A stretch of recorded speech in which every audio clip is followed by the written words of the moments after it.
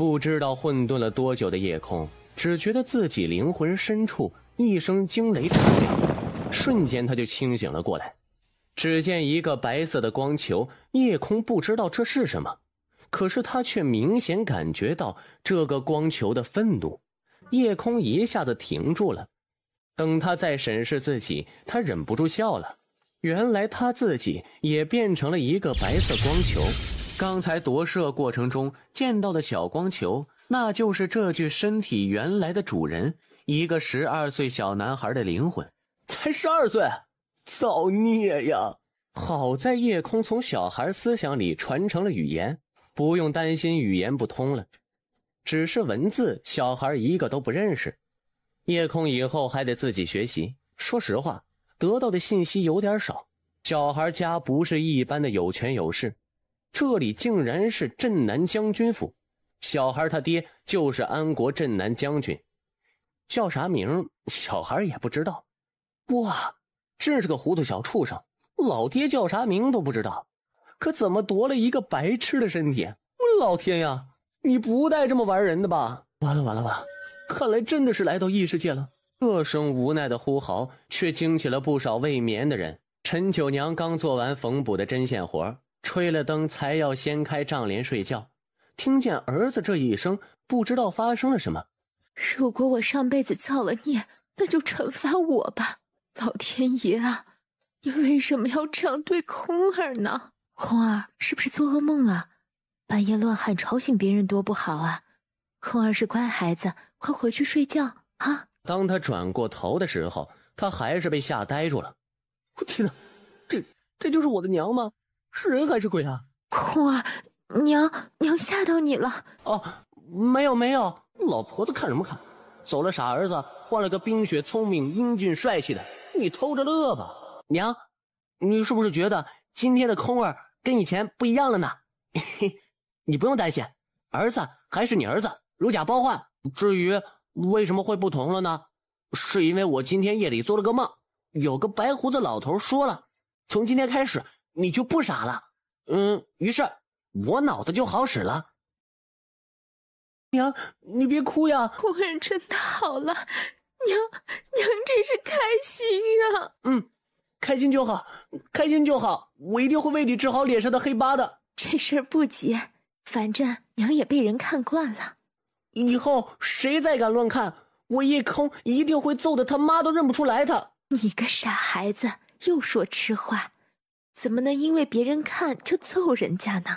那是他们欠揍，这大半夜的，是谁又哭又嚎？妈的，老子刚打了3更回来，想和婆娘搞上一回都不得安生。还不是隔壁那个女鬼跟她的傻小子。我来吼2声，让他们消停点。嗨，老四，你这样一喊，他们是消停了，可我们又落啥好处呢？我们还有好处？你怎么这么笨呢？管家叶才每个月都贪他银子，膳房马姐也隔三差五敲他一笔，就你白痴。嘿，还是家里老婆精明，看我去狠狠敲他一笔。这么丑的女人，还有个傻儿子，要银子有鸟用，还不如敲过来给我们家小三找武士。老婆子，你就等着吧。是李管事啊，对不起，空儿刚刚神志正常了，忍不住开心就喊了一声，真是对不住了。活见鬼！白天看你这鬼脸，晚上还有鬼叫，那个白痴除了会吃猪屎，还会正常吗？李管事，放心，以后不会了。你以为我容易吗？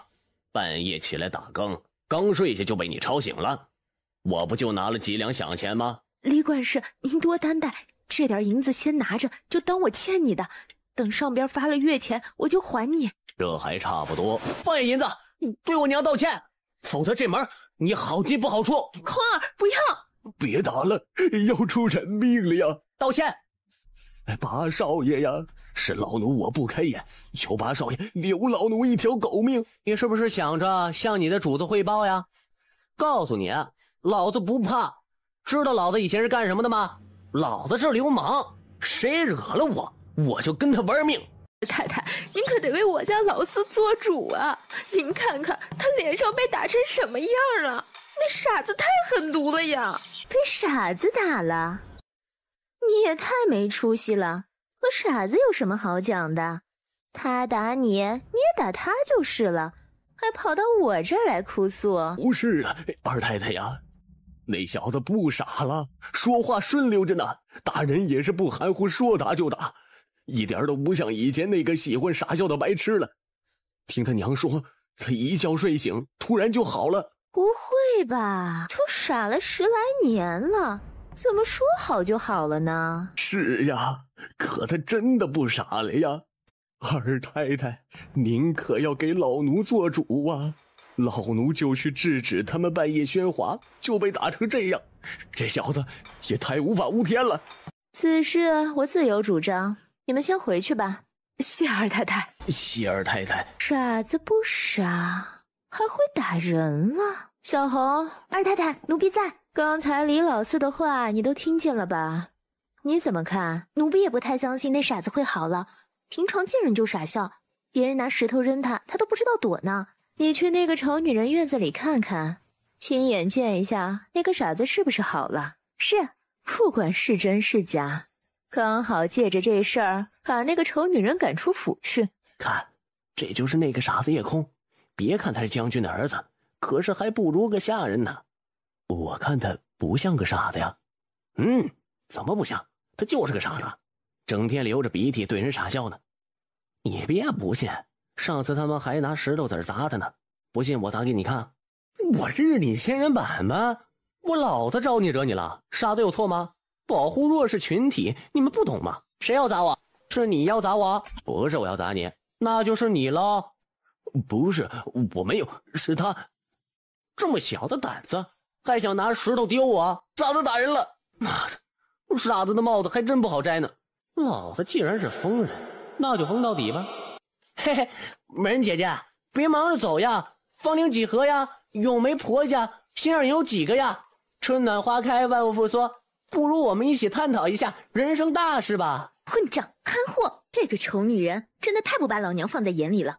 还有她那杂种崽子，瞎了她的狗眼，竟然连我这儿的大丫头都敢调戏。二太太，你消消火，跟这种人气成身子不划算。既然这小子都会调戏丫鬟了，看来这傻子还真的不傻了。是，一点都不傻，说话流利着呢。娘，这次我一定要好好教训一下那个傻子，不管他傻不傻，都得让他吃点苦头。你可别鲁莽。根据李老四所说，这傻子不但不傻，还刁钻精明了，言辞是滴水不漏。你可别让他钻了空子，生出很多是非来。嘿，那孩儿也有法子揍他，还揍得他无话可说，就当着爹面也没有关系。说说看。叶文凑到二太太耳边一阵嘀咕，说的二太太眉开眼笑，不住点头。娘，我要练武，我要识字。空儿，放心，娘一定会努力做绣活。我已经拜托李大姑他们，让他们帮我在外面接点绣活，这样啊，咱们就有钱请舞狮了。娘，你也别太辛苦了，这事儿不急，儿子的教育老爹也不管的嘛，还得娘出钱。那其他房的都是怎么学习的呢？二太太家2个是从她娘家请来的高等武师，听说1个月的教习费就是100两银子呢。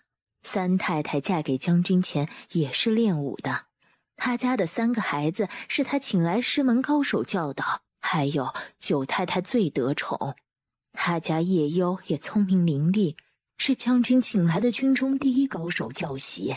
个个都有高等武师，还军中第1高手。妈的，老子穷的低等的都请不起，这也太不公平了吧！是娘没用，空儿，你受委屈了。娘，你也别担心，别着急，绣活也别接，孩儿自有办法。孩儿要找一个不花钱还比他们都强的武士。空儿，你真是越来越会逗为娘开心了。比他们都要强的武师还不花钱，哪有这么好的事啊？空儿，难道你要偷师？这可万万使不得呀！谁说我要偷师了？嘿，娘，你想差了。我想跟着爹练习武功。若是将军肯教你，那再好不过了。不试试又怎么知道能不能成呢？空儿，见着你爹可千万别惹他不高兴啊。知道了知道了，我去了。2位大哥，请通融一下，让小弟进去。谁是你大哥？闲杂人等不得入内。2位大哥，我是叶空，叶大将军的8儿子，你们就让我进去见爹吧。我知道你是夜空，夜空夜空，脑袋空空吗？哼，你小子说什么呢？信不信我现在就让你挨打？来人呐，快来人呐！有人擅闯内院了！何人擅闯内院？莫非不知道叶家规矩？擅闯内院者以刺客论处。嘿，原来是二哥，小弟我想要见一下爹地，可这恶奴居然不长眼，试问哪有不让儿子见父亲的道理？阿弟啊，你还真的好了啊，为兄心里甚慰啊。你不知道，你神志不清的时候，为兄不知道多关照你。是啊，关照就是辱骂加拳头。叶空心里恨恨，不过脸上也没表现出来。既然二哥来了，那小弟是不是可以进去见父亲呢？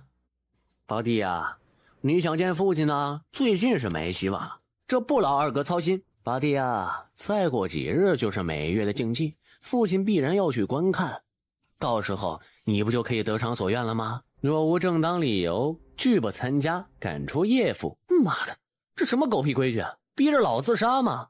我要学习，我要变强。空儿见着将军了吗？他怎么说啊？叶空可不能跟他提起竞技的事，否则老娘要担心死。娘，父亲他看见我好了，不知道有多开心。他说我目前身子骨弱，不适合练武，让我自己先锻炼锻炼，等健壮些再教我功夫。从现在开始我就开始锻炼身体了，我一定要变得更强。哥，他这是在干什么？莫非他傻得更厉害了？哼，他在锻炼体魄，想要在竞技中获胜。哥，这次挑战他的机会就让给我吧，我很早就想揍这傻子了，当着所有人的面揍他，肯定很爽吧？1个月一次，放心，你有机会的。不是呀，我听说三房的叶龙叶虎他们也想趁机当众揍他取乐，我怕被他们抢了先。傻子就是傻子，谁都想揍他取乐，也不知道他会死在谁的手里呢。娘，我去内院见爹了。空儿啊，看见你爹不要惹他生气，他如果骂你2句就忍着，千万别顶撞他。你放心吧，娘就别唠叨了。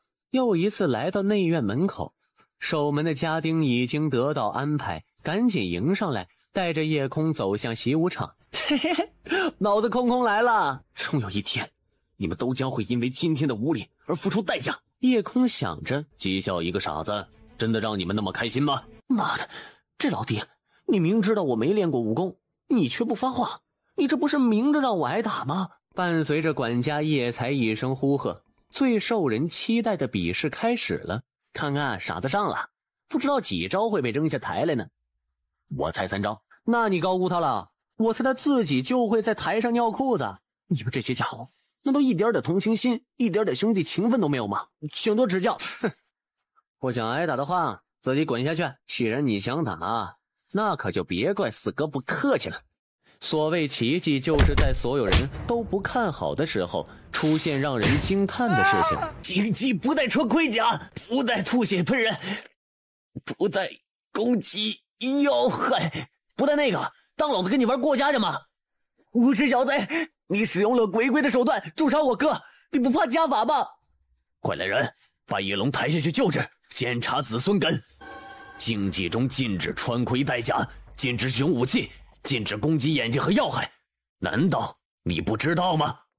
爹，我真的不知道，没有人告诉我这些。当时我就听二哥跟我说，规则是根据年龄段捉对厮杀，他也没说什么规矩，我哪知道有这些规矩呢？禀报父亲，我没说捉对厮杀，我说的是捉对比试。你说了，你少血狗喷人。我问的是你有没有告诉他竞技规则？父亲，我只是告诉他这个消息，我也不知道他不知道规则。就算叶文没有对你说这些，你也不能违反规则。要知道，这些规则是安国所有擂台上都禁止使用的。父亲明察，因为从来都没有一个人对我说过。父亲若是以常人之力责罚我一个傻子，叶空不服。你，将军，四少爷身体检查完毕，轻伤，指节受损，其他无碍，子孙根没有明显损坏，休息些日子当可康复。叶空，念在你不懂规则，这违规处罚这次就免了。叶文，你既然通知，就要通知清楚，这事你也有责任。1000遍竞技规则，罚你抄写。孩儿认罚。傻子，别高兴得太早，看你今天怎么死的！叶狐，你就不用留下了，回去陪你四哥吧。父亲，孩儿不走，孩儿今天要挑战夜空。父亲，我也要挑战夜空。根据规则，多人挑战，年龄最长者的挑战有效。叶文对夜空。喂，还没有征求我的意见呢。鉴于我今天体力严重透支，所以我拒绝挑战。不可以拒绝。这的新人版本竟然都不可以拒绝。叶文，你早计算好的吧？不过你可以从众兄弟里找一个帮手，让其帮助你应对挑战。找帮手？那我是不是可以认输啊？可以认输。认输有惩罚吗？没有，不过你小心被别人唤作懦夫孬种。打赢了有奖励吗？有，为父可以奖励你一件任何你需要的东西。好，我应了。来人，带夜空去换身衣服。你们说这次傻子会不会又搞出什么事端？我看不可能，他衣服换了也知道了规则，就凭他那2下子，我都可以轻易击败他，又何况叶文？挑战赛，叶文对夜空。傻子，你等着挨打吧，跟我娘斗，今天让你逞逞厉害，任你惊似鬼，也要喝老子的洗脚水。你来啊！你叫我去我就去，我多没面子啊！此刻还要面子啊？你这个傻子！妈的，庆功，你别跑！我打不过你，还跑不过你吗？你以为躲就躲得过去吗？夜空，原来你就是练的逃跑功夫！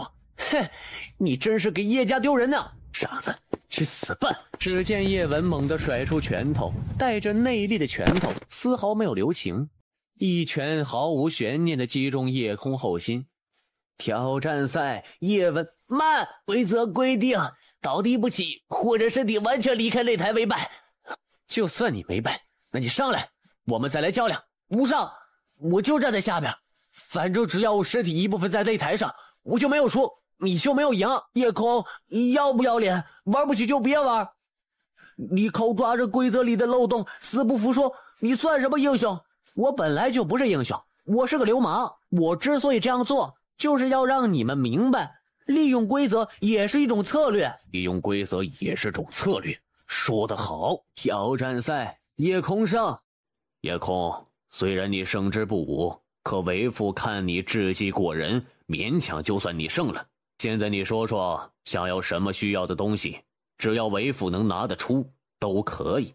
我要学武，我要父亲教我。孩儿现在脑子清醒了，也想奔个前程。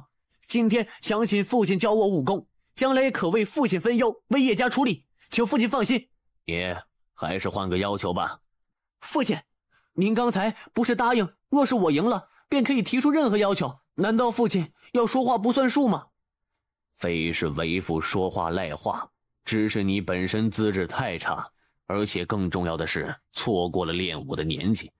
学个武功自保可以，想要在武道一途有所发展是绝不可能的，就算付出再多努力也难成大器。其实你也不用沮丧，为父见你口齿伶俐，才思敏捷，不如弃武学文，做一手锦绣文章，将来考个功名。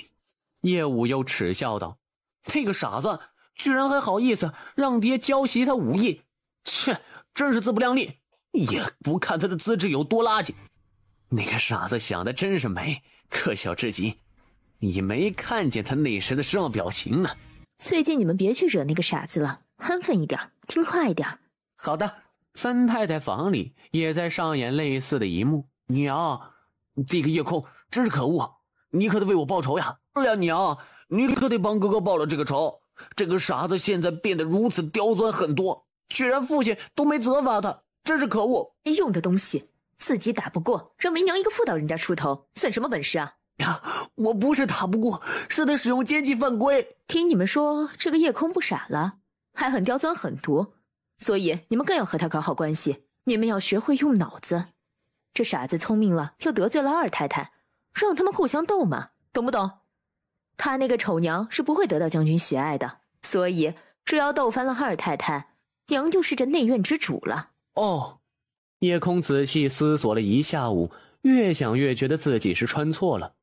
学个武功自保可以，想要在武道一途有所发展，是绝不可能的。就算付出再多努力，也难成大器。这2句话已经彻底把叶空打垮了，失望了，沮丧了，心灰意冷。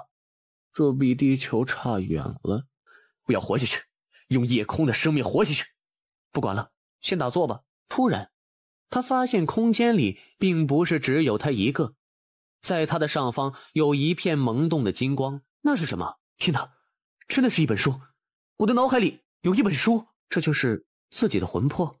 任叶空拼命玩命的去翻，那书就是翻不开。更让叶空惊喜不已的是，这书页上金光灿灿的4个大字分外清晰：符咒大全。这时叶空突然觉得自己大脑有些眩晕，叶空的瘦小身体轰然倒在床上。贝尔啊，你此刻应在军中，又怎么回来了呢？回来有2件事，一件是军中有些消息，蛮族经历了10来年的励精图治，实力又有所恢复，最近又出了一个志向高远的察哈大汗，我觉得我们迟早要与其一战，如果不趁早出手，不出10年，他就会统一蛮族各个部落，怕那时我们就不是对手了。此事不急，等我奏报陛下以后再做计较。那第2件事呢？第2件就是孩儿听说万玄真人会不会贪图我家传之宝，不想归还。不得胡说，你说话小心点。万玄真人那是仙人，还不是一般的仙人，那是有大神通的筑基期，千里外就听得见我们谈话。筑基期是什么意思啊？听字面意思，铸造基础而已，应该不会那么厉害吧？放肆！仙人的事也是你谈论的，他再基础也不是我等凡人可以抗衡的。我上次听万玄真人说了，这1万个普通人里才会出1个有仙道资质的人，而这1000个有仙道资质的人里边，才能出这么2、3个筑基期仙师。你算算，这种几率1000万分之1啊，那还能不厉害？我倒是希望万玄真人可以参透我们叶家宝贝的秘密，就算送给他也没什么。父亲，这可是我们叶家传了好多代，收藏好几百年的宝书啊，怎么能白送他人呢？收藏几百年有屁用，对我们来说一文不值，还会引来灾祸。如果万玄真人肯收下，那就欠了我们叶家一个人情，必定会保我们叶家100年平安，你懂不懂？那如果我们也投靠一家修仙门派呢？所以我才希望万玄真人可以欠我们叶家人情啊！要知道这些仙家门派不是你想投靠就投靠的，但是万一万玄真人也参悟不出来呢？要知道我们叶家得到这东西几百年了，无数祖先想从里边研究出修炼成仙的秘密，可都是无功而返呀。不过我还有后手。父亲，不知您刚才所说的后手，如果咱们叶家自己也有一个修仙者呢？那至少陛下动我们之前必定得斟酌斟酌。哈哈，对。5年前万玄真人来家里借阅宝书时，我就想请他收俩叶家子孙为徒，不过刚认识就提请求，必定让真人心中不快，所以也没说出口。这次真人前来，不管那宝书对他有无帮助，为父也都要趁此良机提出拜师请求。2人聊了一会儿，叶浩然又突然说道：你回头去看望一下老八，他最近突然脑子清明了，还有了不错的智计，这让我百思不得其解呀。八弟身体康复了？你看到就知道了。大哥，我这2天都在自己家，赶紧来看看你。上次就听说你神志清醒，也没来得及和你见一面。上次听父亲说你习武已经迟了，准备要刻苦习文，所以我去买了些笔墨纸砚、文房四宝。谢谢大哥。不客气，自家兄弟。那我就先回去了，八弟安心静养。夜空的学习生活就此开始了，眨眼10天就过去了。刚走出小院门，就看见叶浩然带着叶薇和二夫人快步走了出来。门外一个须发皆白的老者淡然站立，哎呀，仙师驾到，快里边请。不客气，5年未见，将军风采依旧呀。哪里，老了呀，我等凡人哪里及得上仙师呢？我看仙师风采更胜当年，必定是修行又有突破了。叶将军，你又如何知道仙道艰难？像老夫这般，基本也就到了修行顶端，想要再行突破，没有点巧合奇缘，是没有可能更进一步了。仙人命大寿长，比我等凡人寿限长久很多。修仙者寿元确实比凡人长久很多，而且很多修仙者是不能凭面貌来猜测年纪的。而这一刻，一心想要修仙的叶空还一无所知，依然在张武德那里翻着书呢。先生，为什么苍南异志里说大陆四周是无尽的洪荒？那洪荒里又有什么呢？是不是仙人都住那里边呢？不知道，洪荒内部危机四伏，各种妖兽横行，没有人可以深入内部，没有人知道洪荒内部的情况，也不知道洪荒尽头是什么。哦，原来是这样。那么在那儿可以找到仙人吗？空儿，做人不是想象中那么容易，就算你找上门去，人家也不一定就收你。修仙是需要灵根的，虽说有灵根者万中一二，可其实这灵根是有着传承因素的。像你们叶家祖辈也没有任何仙人，就算是10000个叶家人站出来，也不会出1个灵根。修仙之路，你还是不要妄想了。叶家宝叔，万某参阅5年，感激不尽。现在原物奉还，请叶将军查验一下。哎，真人太客气了，我叶家都是凡人，要这物也是无用，如果真人需要，尽管拿去。叶将军客气了，不过这玩意儿对万某来说也是百无一用。参阅了5年，期间也给不少长辈看了，他们也不识得这宝书上的文字。照万某看来，这也并不是仙道的书籍法宝。叶将军，这东西确实对万某无用，还是叶家妥善保管吧。叶将军，不管怎么说，你肯将书借我5年，就当老夫欠你一个人情，以后如果有所需要，直接开口就是。真人，叶某还真有个不情之请。叶将军开口就是，何必行此大礼呢？真人，在下对仙道向往已久，想请真人不弃收下叶某为徒。叶某自知资质愚钝，不过为真人端茶送水，叶某还是干得来的。哈哈哈，叶将军乃是国之栋梁，又怎么能断绝红尘上山修行呢？而且刚才我已给将军测试过，你没有修仙资质，纵使随我回山，也不会在仙途迈出一步。那就请仙人劳烦查看我叶家子女的资质。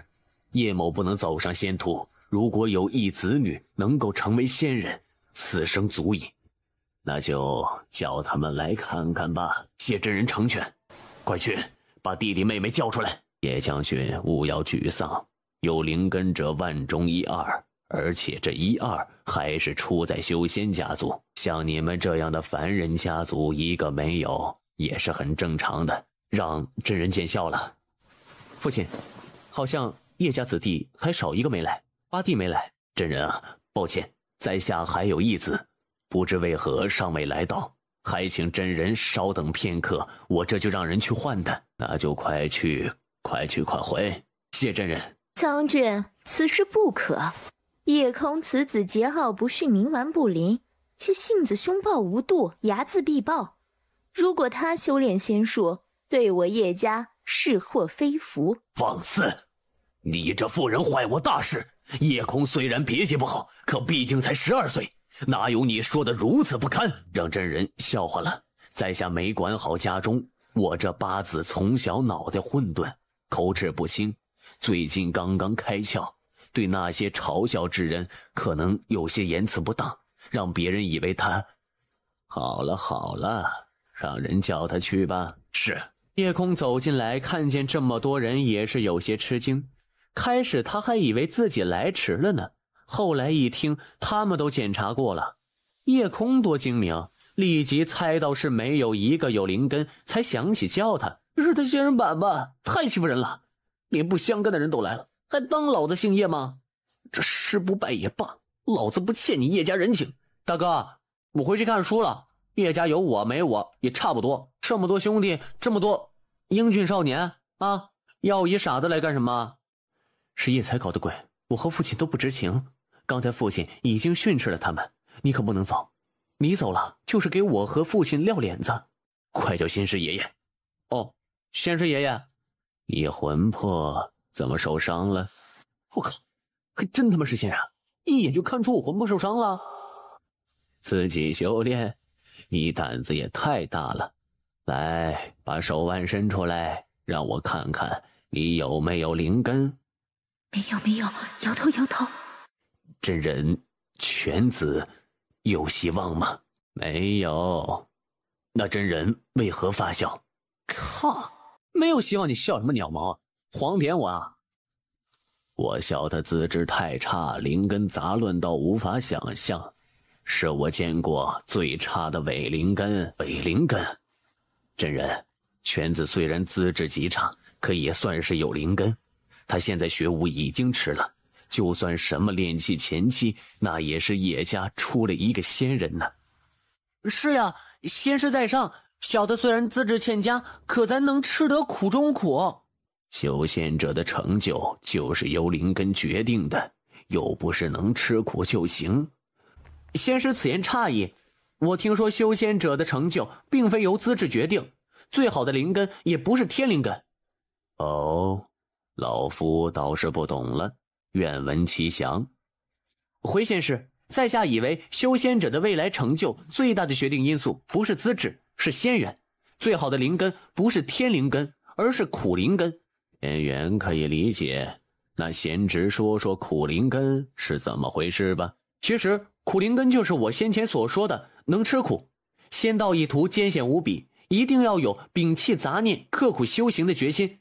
纵然你灵根再好，仙缘再佳，不刻苦不努力，懈怠于玩耍或者其他，到头来也只能是一事无成。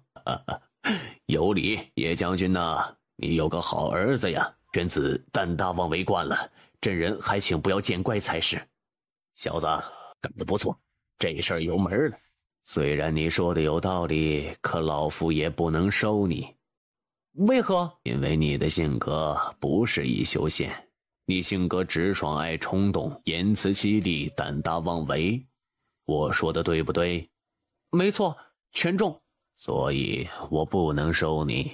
修仙者讲的是淡定平和，无欲无求，在修仙界混，讲求的也是藏拙隐忍，凡事顺乎自然。像你这种性格也极不适于修仙。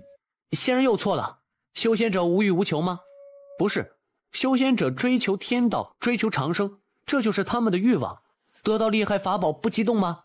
仙人自己不是这样吗？放肆！你这混小子怎么能如此责问仙师？知道我为什么不收你吗？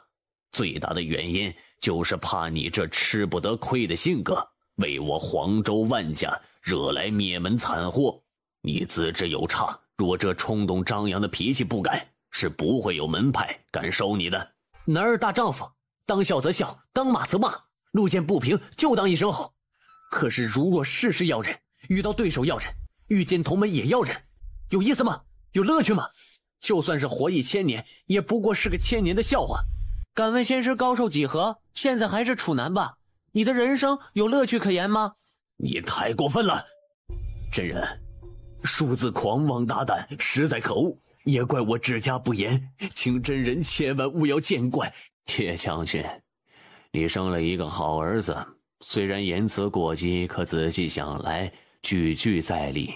老夫这辈子前150年毫无乐趣可言，这回回去定要娶个娘子，哈哈，还是此子点醒于我呀！叶将军，我来意已了，这就告辞了。混账，还不谢真人宽宏大量！真人原谅，真谢谢，我这人就爱胡说八道。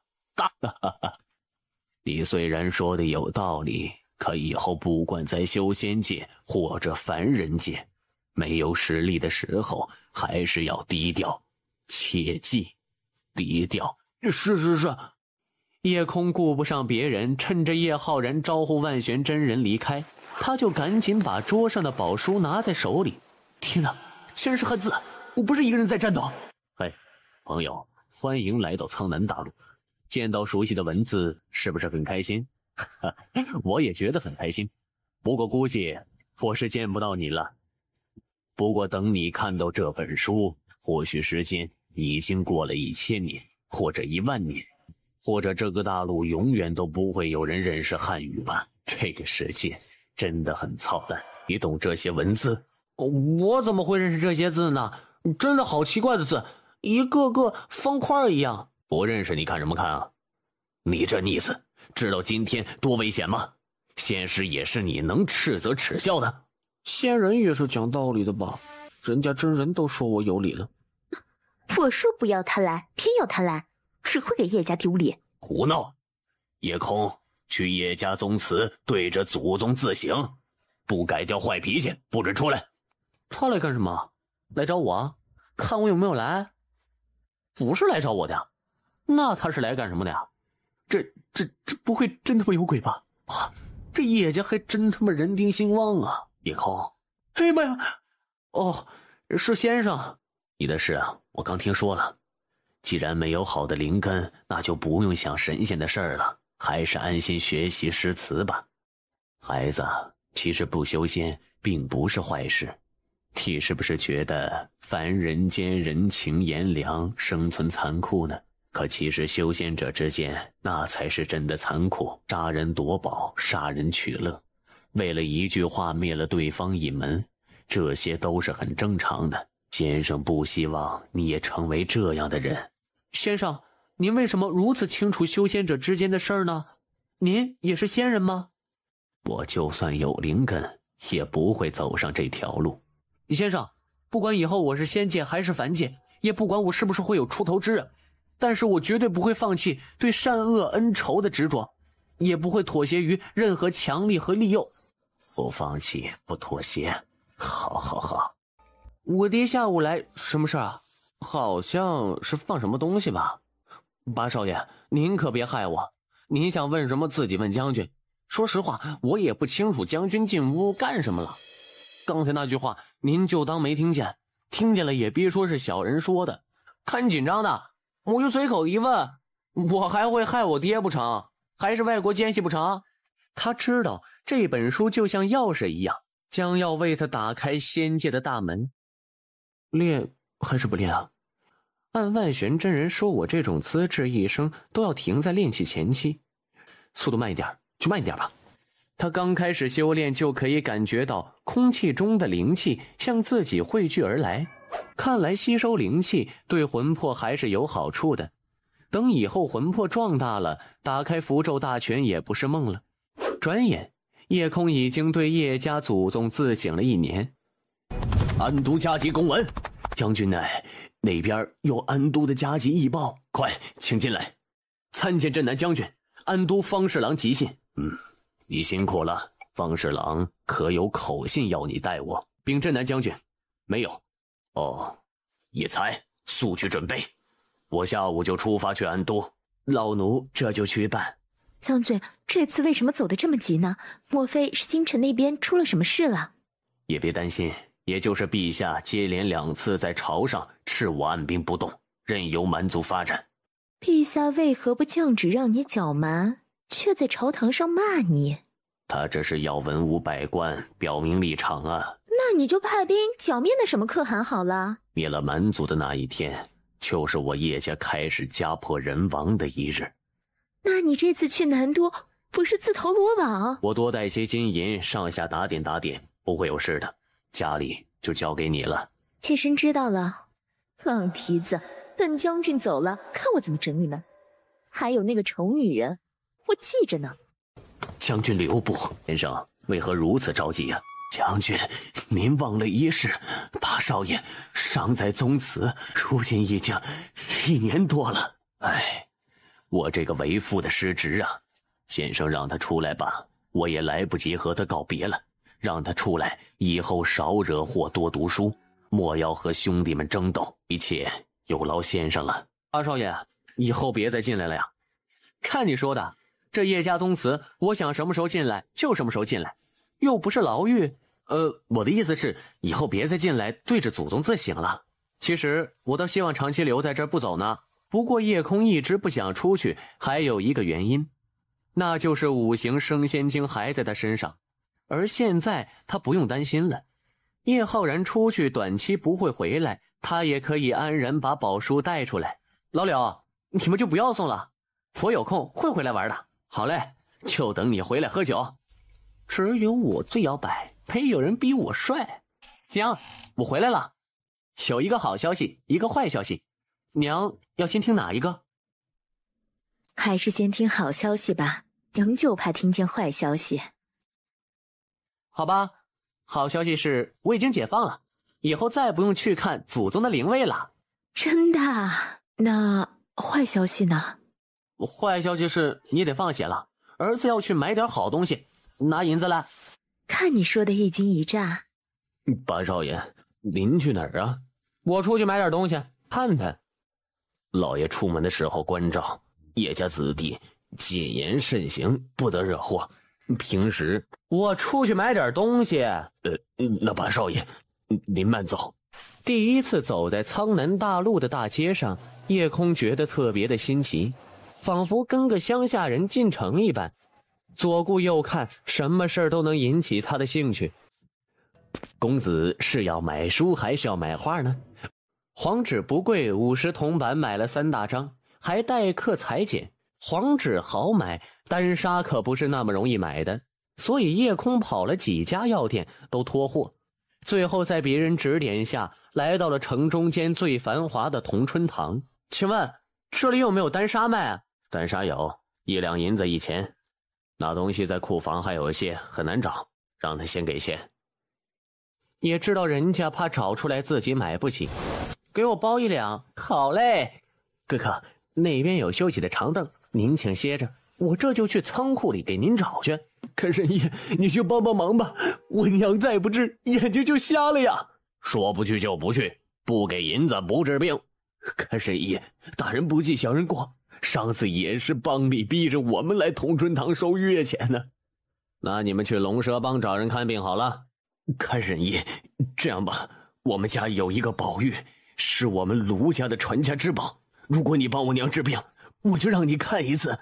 早听说你家那个宝玉了，不就是月光一照，里边隐隐约约的有小儿跳舞吗？有什么好看的？10两银子看一次，看某去赏春楼看一晚姑娘，也不要花10两银子。你们家那宝玉听说可以从跳舞小人里看出高深的武功，可你们兄弟俩怎么没成高手呀？你们看不出名堂，不代表哥们儿看不出吧？他们也没办法，只好低头准备离去。陆家兄弟，请留步。谁家倒霉孩子，没你事儿，滚！是的，信任本本，好心当做驴肝肺，既然不要我帮忙，那就算了。公子，在下卢俊。刚那是在下兄弟卢毅，家中老母病重，他脾气不好，还请见谅。我这有9两多银子，勉强可以借你们个急。不过我想见识一下你家的宝玉。刚要离开，就听卢俊又低声提醒道：“要不小的送八少爷回府，后边有几个龙蛇帮的尾巴，几个混混而已，不用你操心。小朋友，哥几个借你点银子花花。光天化日，朗朗乾坤。你们不怕我报官吗？报官？我看你们还是放我走吧。小家伙，放你走是没有可能了，别怪哥哥们，要怪就怪你自己这张嘴。鞭子扎手，一起上！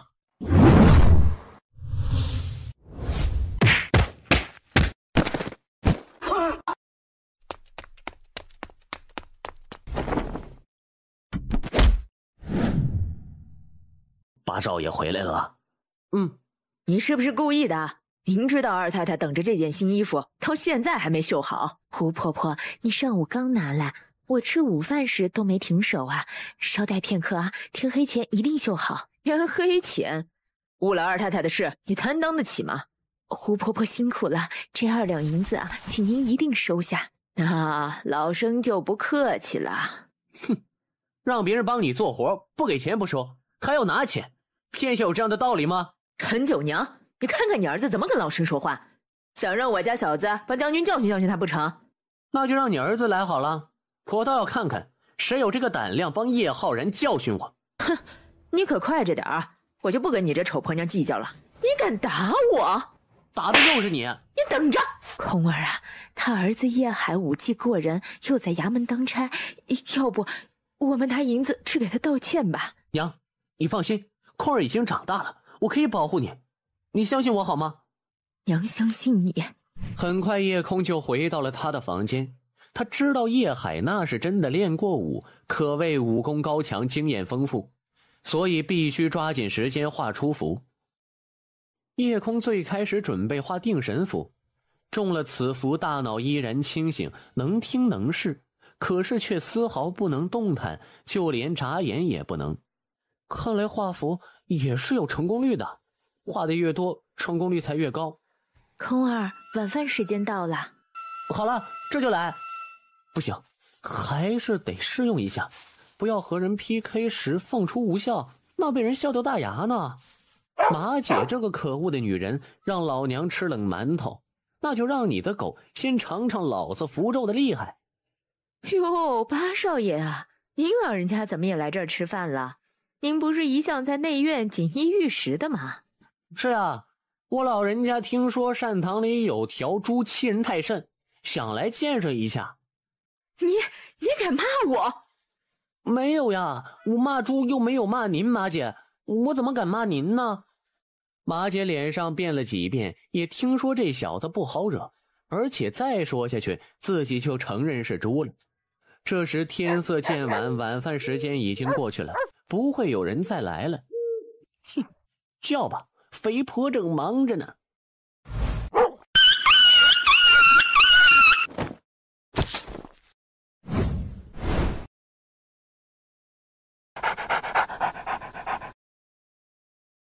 耶，有笑呀！空儿，娘，有事吗？莫不是胡婆婆的儿子来了？胡婆婆的儿子倒没有来，是李老四来了。啊，他来干什么？又想挨板砖了？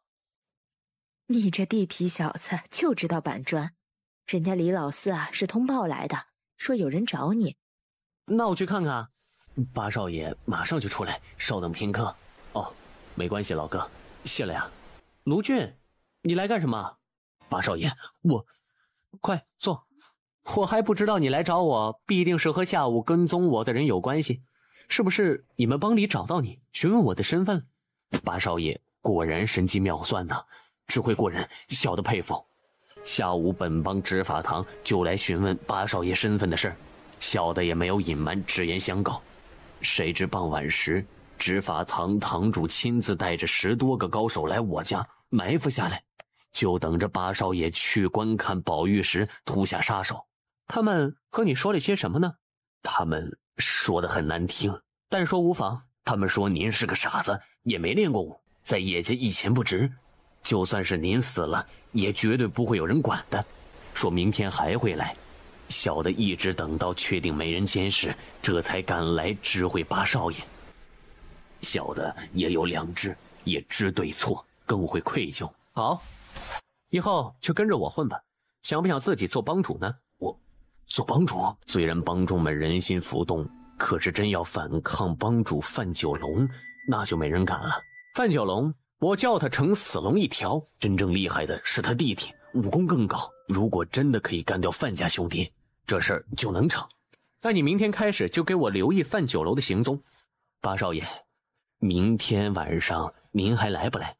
去，怎么不去？人家都准备2天了，不能让他们白等吧？小妹妹，你是谁？哥哥只要你回答几个问题，这银子就是你的了。你问吧，别过来，就站那儿问。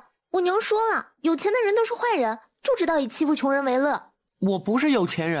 那你动不动拿银子出来，没钱的人不会掏钱问路的。我娘也说了，咱家虽然穷，可出门还是要舍得花。小哥哥，你问吧，我不要银子。小妹妹，你们这儿是不是住着姓卢的兄弟俩呀？是呀。这俩兄弟是地痞吧？是不是很坏啊？说话算数吗？你才很坏，他们都是好人。哦，我瞎问的。那我再问你啊，今天上午都有谁去他们家了呀？哥，你来了。我倒看看是哪个小贼敢欺负我妹妹。这是你妹妹？是呀，她叫卢琴。哥，就是她。她刚才还说你坏话，还问早上都有谁来咱家了。八少爷大驾光临，快里边请。八少爷是咱家的恩人，不可无礼。还说是穷鬼，叶家八少爷那么有钱，骗子。不准胡说，没有规矩，让八少爷见笑了。卢毅呢？哦，他去和帮里兄弟吹牛去了，顺便打听点消息。八少爷，晚上您准备带多少人手过来？对付几个小角色还要带人吗？八少爷，您一个人？他们可不是街上的泼皮混混，那些都是高手呀。哈哈，高手能有多高？放心，我必定让他们有来无回。不用说了，你娘呢？眼睛怎么样了？哎，还能怎么样？看不见呗。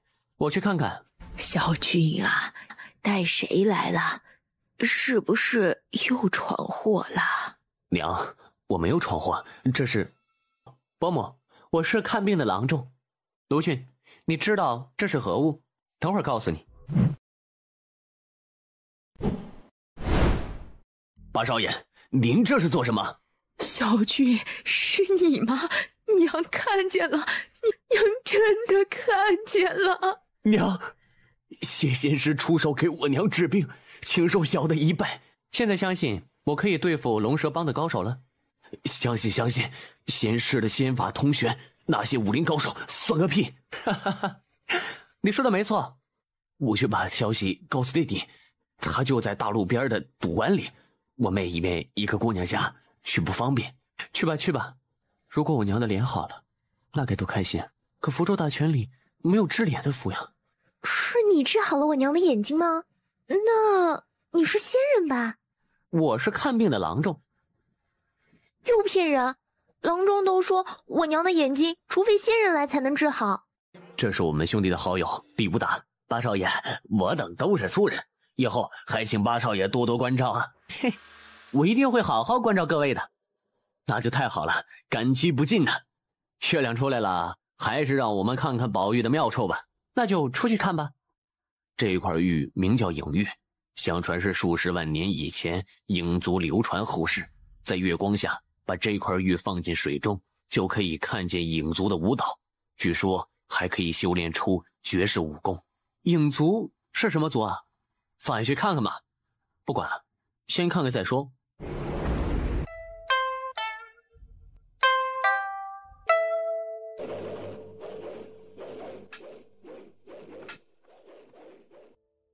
祖上传下这块玉石，说了，若有人参悟了这块玉里边的武功，那这块玉就成了普通的白玉，再也看不见其中的舞蹈了。李兄，看来你今天来得值啊！参悟了影玉，以后武功更上一层楼，可别忘了教小弟两手啊！没有呀，我除了美女啥也没看见呢。诸位，这里我武功最差了，肯定不是我参悟了。我看厉大哥你参悟了就承认吧，别藏着掖着了呀。参悟了是你的运气，别人也抢不去。呵，那就称兄弟吉言了。这影玉武功高深莫测，我回去再研究研究，等有了成果再跟各位分享吧。那既然这样，小弟就先行告辞了。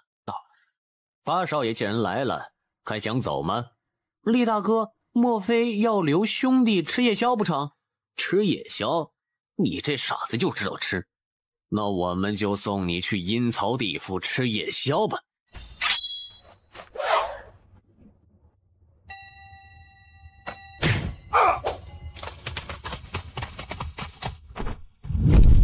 不好，有名堂！怎么这么黑呀？我他妈都看不见了，我肚子好痛啊！傻子，想不到你还会点蛮族巫术。傻子，嘿，很快我就会让你们明白什么是傻子。那要看你有没有那个本事。哼！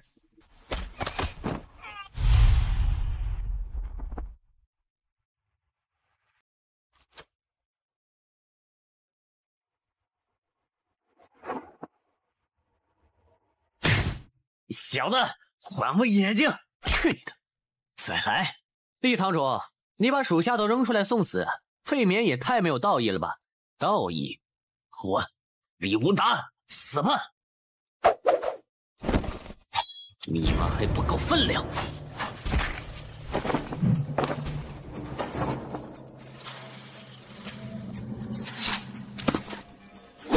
我听说杀过越多的人，就是越怕死。不过害怕，也依然难逃一死。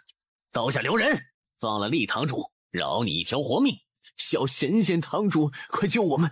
他有妖法。小神仙？八少爷放心，他叫许攸，不是仙人，只是读书读得多，喜欢出谋划策，向来算无遗漏，大家这才叫他小神仙。他是执法堂的堂父。许堂主，为何你刚才不现身？等到厉无达被我拿下，这才出面，莫不是觊觎正堂主之位？那叶某就帮你一个忙好了。果然都小看了八少爷，就算本人在设下第2道埋伏时，也想过对付一个乳臭未干的小子，是否需要如此隆重。八少爷的心机，连我们这些大人都自叹不如呀。看你们这些大人，就放过这小孩吧。当然，你必须先放了厉堂主，然后我就不杀你。是秦板板，你还是把我当做小孩呀？我放了厉无达，你会放我吗？不杀我，是不是就可以抓我拿活口？你好回去邀功请赏呀。八少爷果然聪明过人，说的一点都没错。那些说你是傻子的，估计他们都是瞎。不过我可没把你当做小孩。我之所以提出这样的条件，是因为你别无选择。怎么可能？你怎么知道我就一定不会杀厉无达呢？因为你不是小孩。如果你答应我的条件，让我绑你回去见帮主，你还有活命的希望。否则几十杆弓箭也不是你可以逃脱的。知道我为什么之前没有出手吗？因为我要看你速度最快，是不是可以逃脱这弓箭。不过很遗憾，你没有那么快。我想你不会孩子气的用性命来试验吧？你2人背叛龙蛇帮，你犯了灭门的大罪，速速将夜空绑来，我也好在帮主面前给你们说好话。小叶，八少爷祝我兄弟在先，为母亲智眼在后，恩情深厚，无以为报，怎能临危忘恩，对恩人下手？恩人法术高强，你怎吝地糊涂？八少爷，小的错了。卢俊，就凭你这一句话，我保你卢家一门富贵。谢八少爷。你们先回屋里吧。小神仙，听说你算无一策，你是不是算准我不能逃出，必定放了厉无达，求得暂时偷生呢？嘿嘿，你算错了。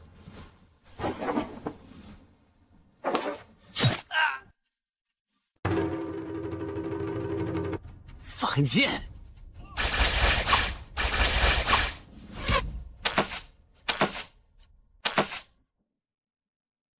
隐身符，只符最后一页的符果然非常好用。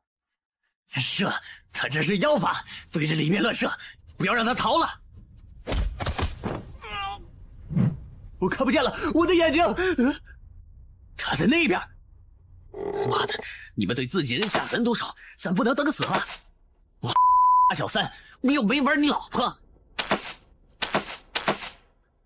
妈的，周二狗，你不就是想射死老子，好勾搭我老婆吗？操你个小兔崽子！你射到你爹了！战场无父子，爹，你忍忍吧。停止放箭，不要再想残杀，夜空要跑了。小神仙，你又算错了，我不是要逃跑，我是要全歼你们。仙师在上，小人有眼无珠，求仙师留小的一命，小的必定结草衔环，为仙师鞍前马后，永不背叛。仙师饶命啊！八少爷，都逃了怎么办？先生饶命啊！小的以后不敢了。陆毅，你打听了有什么收获？那些人一散了，很快就要被范九龙知晓，等他有所防备，就能动手了。我还没打听到，我的朋友都是下层人员，我又不好那么直接。小人知道，只要先师饶小的一条性命，小的愿效犬马之劳。哦，那你说说。我是执法堂副手，也是帮里高级人员，我当然知道。帮主最近迷上藏春楼的小桃花，每天晚上都宿在那里，一般他会带8个属下，到了3更会有4个去睡觉，这时候下手最好。范帮主虽然武功比厉无达高许多，可是和仙师比起来就差远了。仙师啊，其实小的有个方法更简单，不如我和仙师同去，谎称是小的抓了您，然后仙师突然出手，必定轻易击杀范九龙。小神仙，你的主意不错，可我却不能相信你。那仙师要小的如何证明呢？不需要你证明。为什么不给我一个机会？因为你有胆害我1次，就有胆害我2次。我回去黄泉路上等你。这里不能再住，赶紧换地方，安顿好你们，我就去杀范九龙。八少爷，您小心呐！我看许攸临死时好像话里有话呢。现在弦上不得不发，我这就去了。那八少爷小心行事。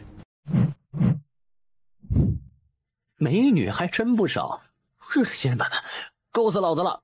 得先干掉范九龙，再使用点符咒找点乐子吧。帮主在不在？我有事禀报。是鲁长老呀，现在是急事吗？是急事。那您稍等。什么事儿啊？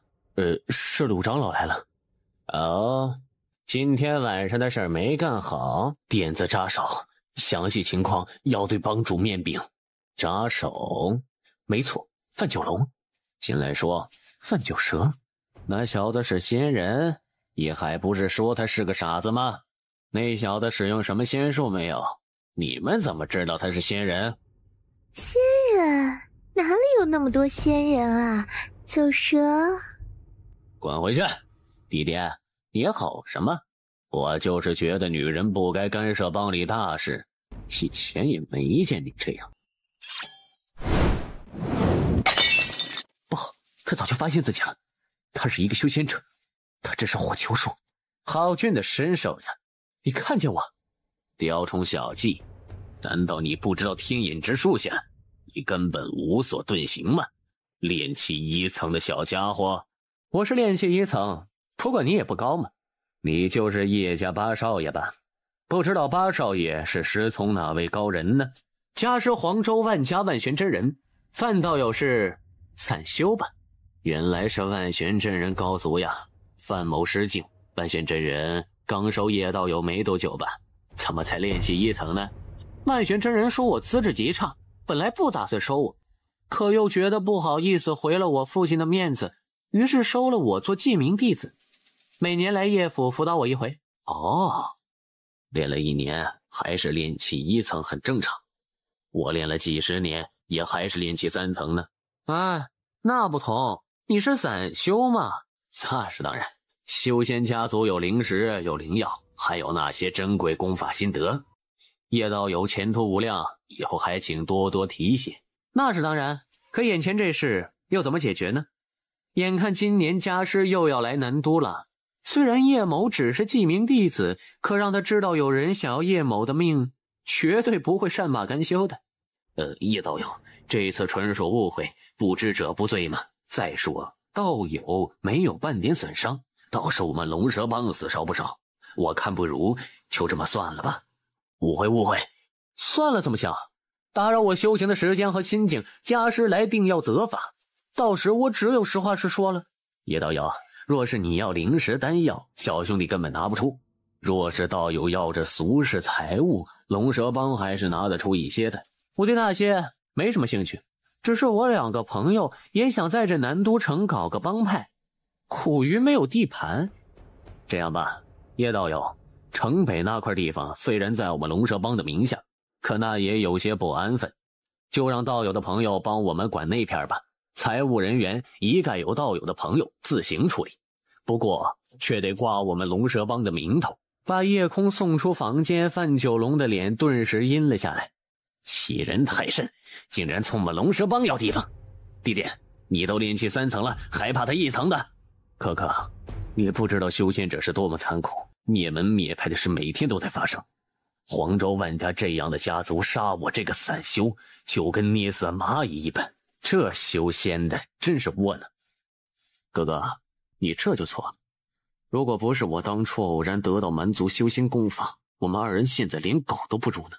如果我没有修仙，哪儿来这些钱财美女呢？可惜这蛮族功法太过可恶，哥哥我这辈子是无缘修得了。哥哥莫急，说不定哥哥的机会也要来了。哦，此话怎讲？哥哥，你觉得那小子话里有几成是真的呢？他说的是假的？不会吧，我看他气势那么嚣张，多半是真的，否则怎么有胆那么欺人呢？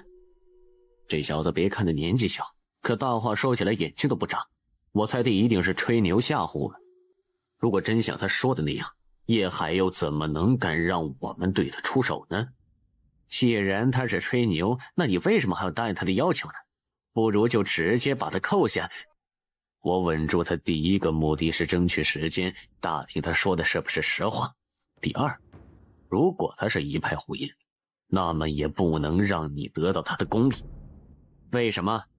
别问了，还是先去打听消息吧。如果那小子真是黄州万家的弟子，说什么都是白搭。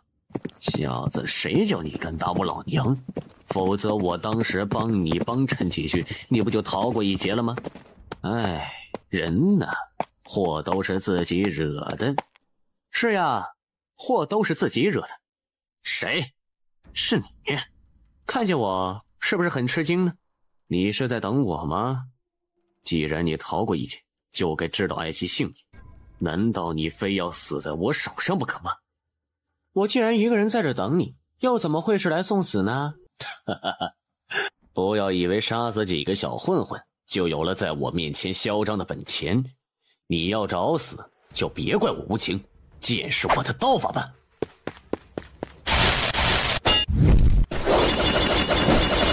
动作挺花哨，可对上我还是一个字：死。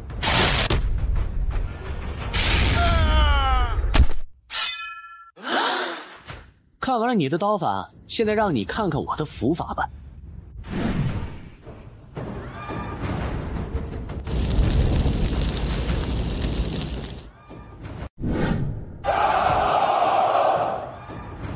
哥哥，告诉你一个好消息，叶海被杀了。是他干的吗？当然是。叶海死的那么诡异，除了他还有谁？他这就是杀人灭口呀，那就更加说明他的心虚了。看来什么万玄真人的徒弟都是假的。弟弟，你昨天为什么说不让我吸收他的功力？是这样，你别急，听我慢慢道来。哥哥，就算让你吸收夜空的灵气，充其量你就是一个炼气1层，再加上我这个炼气3层，以后我们还是抓不到修仙者，还是不能提升。弟弟，是不是有主意了？有话但讲无妨。哥哥，从蛮族修士骸骨里边找到这支法器已经20年了，可一直不能使用，那是因为炼气中期才能使用法器。我的意思是，让我吸收了夜空的灵气，这样我说不定就能冲上炼气4层。到时候炼化了这柄小剑法器，我的实力必定大增。到时候我就可以出去猎杀那些小家族门派的低级修仙者，我们兄弟需要的炉鼎就不用再愁了。还是无地的办法更为稳妥。哥哥等了10多年，不介意再等一等。夜空，还是由你吸收吧。炼气3冲炼气4，需要的灵气非同一般。叶家那小子刚修炼1年半载，我怕吸收了他也不够，这有何难？等呗。他现在炼气1层，我们等到他炼气2层再行出手，反正不超过炼气3层，弟弟都不用怕他的。弟弟，那小子精明过人，滑得很，会不会夜长梦多呢？放心吧，哥哥，我这还有个宝贝，下品中阶灵符火鸟术。别说炼气1层，就算他达到炼气3层，他也躲不开。嘿嘿，好。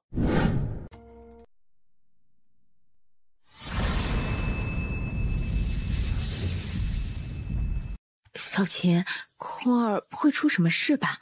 这太阳多毒啊！猫狗都知道找个遮阳的树荫休息，它却每天中午都在这太阳下暴晒几个时辰，不会中了暑气吧？干娘，你就放心吧。您注意没？夜空哥哥额头上都没有汗呢。唉，男孩子啊，就是喜欢逞能。以后你要多照顾你夜空哥。我知道的，干娘。知道就好。再过2年，把空儿给你照顾，我就可以省心了。干娘，我们还是做绣活吧。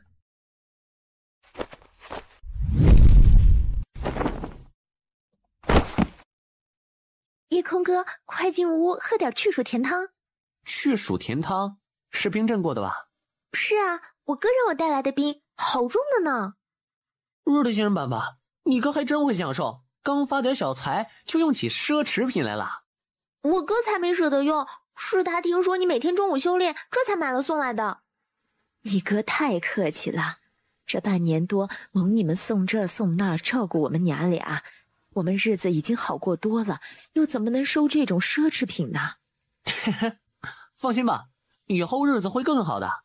现在哪叫什么好日子啊？以后你们才会明白啥叫好日子。小子又吹上了，这日子不变回去就不错了，还想更好，要多好啊！我去练书法。夜空哥，我跟干娘都是开玩笑的，你别生气了。我跟你们生气干什么啊？我只是提醒自己不要安于现状。我老家有句话，弄上了床才是你的女人。夜空哥，你说什么呢？我是流氓嘛，说习惯了。就是提醒我们不到最后一刻千万不要松懈，现在不能享受，时刻要记住，还有人对我们虎视眈眈呢。跟你说了也不明白。谁说我不明白？不就是小心范家兄弟吗？你知道就好。总之就是不干掉范九龙兄弟，千万不要掉以轻心。让你哥别忙着享受，要扩充实力。你也要努力练武，这样才能以防万一啊。我知道了，要不我再连贯的舞一遍给你看看。也好。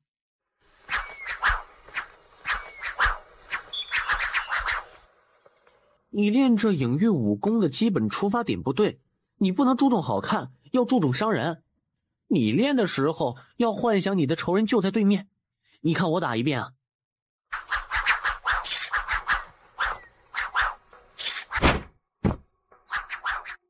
鹦鹉，这绝对是鹦鹉。老夫有生之年能看见真正的鹦鹉，死而无憾了。是先生，先生，这武功是来自一块玉佩中，那玉叫影玉，不知道和先生说的鹦鹉有啥关系啊？也亏老夫昔年博览群书，换个人还真无法回答。这影鹉也称作影鹉，既是一门高深莫测的武功，乃是已经灭绝的影族所创。影族？对，影族。这影族人的生活一定都很美好吧？你说的没错，影族的性格就是过分善良，还很热血，比较情绪化，开心时仗剑狂歌，不平时一怒拔剑。哪怕你不干他的事儿，他看不过眼，也会跟你拼个你死我活。这性格倒是有点像我，岂止男儿本当如此。这种性格在这个大陆会有苦头吃的，影族就是一个例子。根据后人猜测，上古大战时影族死伤过于惨烈，而且他们人口基数较少，再少也是控制着一个大陆的人，难道这么容易就死光了？而且奇怪的是，所有古籍关于影族灭绝的记载都语焉不详啊！在那种浩劫的年代，又该发生多少血与火的交锋？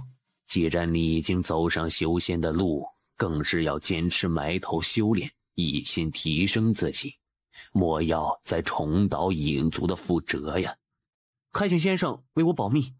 保密可以，不过你自己也要低调。一个散修是非常危险的，以前我经常听说那些杀人夺宝的事。嘿，我屁宝都没有，他们想夺也不会找上我的。糊涂！我听说那些修魔者杀人夺取功力是每天都要做的。你是一个修仙者，本身就是他们觊觎的宝物，怎可如此大意？先生，我错了，我知道要把握好一个度。先生，您对修仙者的很多事情又为何如此熟悉呢？干什么？怀疑我也是修仙者？我说过，就算我有资质，都不修仙的。先生，您刚才说这影武就是影族的武功，难道影族就是用武功去对付魔族妖族吗？北族的修仙者都对付不了魔族，这武功可以吗？我既不是修仙者，又不是武林高手，我怎么知道呢？相传影族战斗都要有人在后方以琴笛或者鼓点相合。对啊，音乐，既然这是武功又是舞蹈，那配合音乐肯定会力量大增啊。时间不早，老夫这就回去了。本来是想让你多去上课的，现在看来你还是安静的在家修炼吧。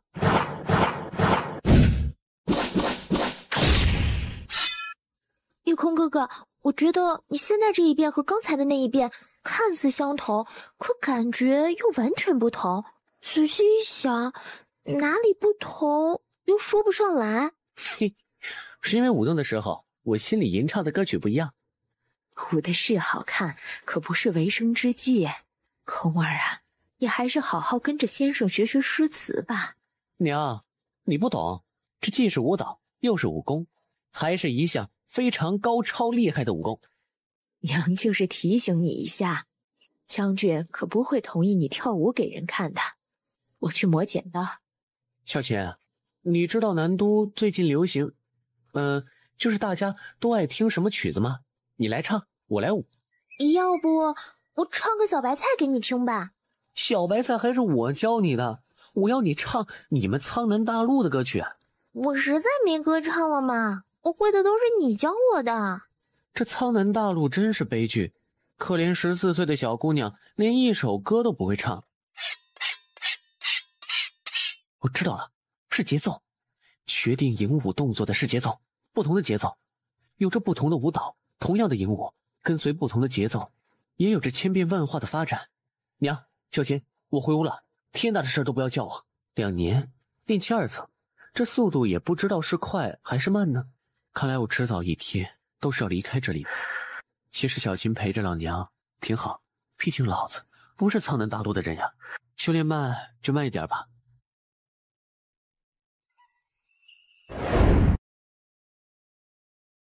打开了灵符，下品低阶灵符，老子今后再也不怕谁了。同级别符咒法术无法击破，维持时间由施展者法力决定。不日之新人版本太牛逼了呀！夜空哥哥，你醒了吗？5天不醒，真是吓死人了。放心吧，我这只是练功，以后说不定还要打坐更久，你们就别瞎担心了。是呀，5天不吃不喝怎么行啊？饿都饿死了。以后啊，可别这样了，怪吓人的。娘，小琴，你们不懂，我这是修炼吸收天地灵气，几天不吃不喝算什么呀？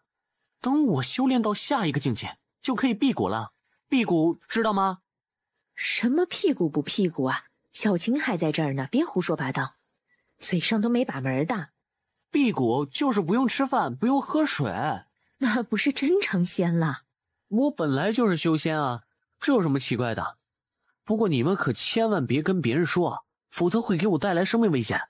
不是说万玄真人说你资质差到可笑，怎么又可以修仙了？哦，夜空哥哥，我哥说范家兄弟要请你去藏春楼喝酒。是吗？不去，这范家兄弟俩不是什么好人，宴无好宴。可是来传话的人说范九蛇说了，是对你有很大帮助的大好事，让你一定要去，不然他们就来叶府请你。妈的，威胁老子！八少爷，2位帮主已经酒后多施了，这边请。好，有劳。叶道友大驾光临，九蛇荣幸呀！半年未见，叶道友又突破了，哈哈，快请。道友，我听说有重要的事找我，还是大好事，不妨说来听。还真的是大好事，叶道友听了一定开心。不知道叶道友有没有去过方士呢？就是修仙者互通有无、交流丹药材料的方式。哦，在何处？修仙者的方式，酒蛇去过一次。各种符咒、丹药、灵气法宝，还有各种你想都想不到的修仙材料。不知道范兄可否告知在何处呢？哎呀，这个位置还真是难说了。那方士3个月才开一次，过几天就是开始的时候了。修仙界弱肉强食，杀人夺宝更是屡见不鲜，特别是方士周边。那不如你二人一起前去，如上大家也有个照应。那些夺宝者看见2人就不一定下手了。可我也是刚刚修仙，手中既无灵石又无宝物，我去方士也是白去。哎，叶道友此因诧异，就算不买物品去看看交点朋友，也是对仙人之路大有帮助的。既然如此，那就如范道友所愿，到时候一起前往。那就3天后见吧，到时候叶兄莫要迟到哟。放心，不会。我刚好趁着3天想想有什么东西可以在方式上交换。弟弟，为何不下手？机不可失。今天尽量不要下手。这藏春楼眼线众多，若是跟他打斗起来，难免会被外人所知。既然他答应一起去方士，不如到时候动手，来个神不知鬼不觉。那小子年纪不大，可狡猾得很，精明过人，很可能是发现了我们的埋伏，玩了缓兵之计。如果3天后他改口不去怎么办？不去，那就怪不得我们了。到时候把卢家都绑起来，不行把他那鬼一样的老娘也抓来，那就让他多活3天吧。想对老子下手，小心逼急了跟你们鱼死网破。不行，得想个辙。哎，人呢？刚才看的才进来的呀，见鬼了，一晃就没了。分头找。哇，小琴在洗澡，看看先。谁？八少爷本领过人，上天入地无所不能，我等佩服。八少爷万寿无疆，仙福永享。你们俩现在也会整这些没用的了，不过你要整也得整些别人爱听的呀。你说我上天入地无所不能，是笑话我功力不够不能飞行吗？还有你，千年王八万年龟，万寿无疆是骂我乌龟，你知不知道？八少爷就是水平高，句句在理。就算是八少爷骂人，也是骂得那么动听。是呀，我们要像青莲菜花一样，在八少爷骂声中茁壮成长。八少爷的骂声是土壤，是水分，是肥料。你好，真是怕了你们了。土壤水分再说下去，大粪都要出来了。现在跟你们说点正事儿。我也觉得范九蛇居心叵测，不过他们竟然敢在藏春楼就想动手，看来就算到时候八少爷不去，他们也不会善罢甘休。那怎么办？不提前下手，跟他们拼了也不行。不说范九蛇，就说范九龙也是武功高强，手下帮众更是远超我们。而且这几天他们怕是早有准备，拼命无异于是以卵击石。卢俊，你分析的很有道理。一锅端了范家兄弟，从此南都城就是我们的了。如果这样，八少爷还是要去赴范九蛇之约，万一那范二怕狗急跳墙，八少爷不是危险了吗？是呀，还请八少爷想个法子化解，不要冒险才好。世上哪有不冒险的事啊？如果范九蛇要拼命，那我也只能陪他们一战。哥哥，夜空哥也来了。今天月色好圆，是乘凉赏月的好时候。你们俩聊啊，我们兄弟去赏月吟诗了。是这仙人板板，就你们2个大老粗也会赏月吟诗啊？也不怕把月亮吓得尿裤子？八少爷，虽然你整天对我们说要有文化，可我发现原来最没文化的就是你自己呀。小琴啊，刚好你来了，今天我教你隐身符和穿墙符的咒语，你好好学，3天以后就可以用上了。这次你俩哥哥还有我的性命都交到你手上了。没一会儿，卢琴就学会了。这样就隐身了吗？你看不见我了吗？可我还是能看见我自己啊。你已经隐身了，我也看不见你，除非是修仙者的天眼术，凡人是看不到你的。那夜空哥哥刚才来我们家就是隐身来的吧？是呀。无赖！嘿，无赖那是你哥，我是流氓，我比他高级多了。反正你就是无耻、下流、眼睛长疮。你在这等一会儿，我去就来。好的。用定神符。是。拿刀宰了他。你知道吗？3天后的计划，你是最重要的一环。杀人都是很有可能会发生的，又何况是一条狗呢？夜空哥哥，为了你，小新什么都敢做。那就是龙蛇帮的二帮主范九蛇吗？上次在藏春楼，我听说他们兄弟俩伺候一个小当红，才让那小妞勉强吃饱呢。你们不要命了？范九蛇那是南都城的一霸，快走吧！去，跟上，记下地址，别急着动手。等我回来，我要在他们娇妻美妾身上让他们看看，老爷我到底行不行？我们2个都去，走吧。跟完了就回帮里转告老大，让他完全放心。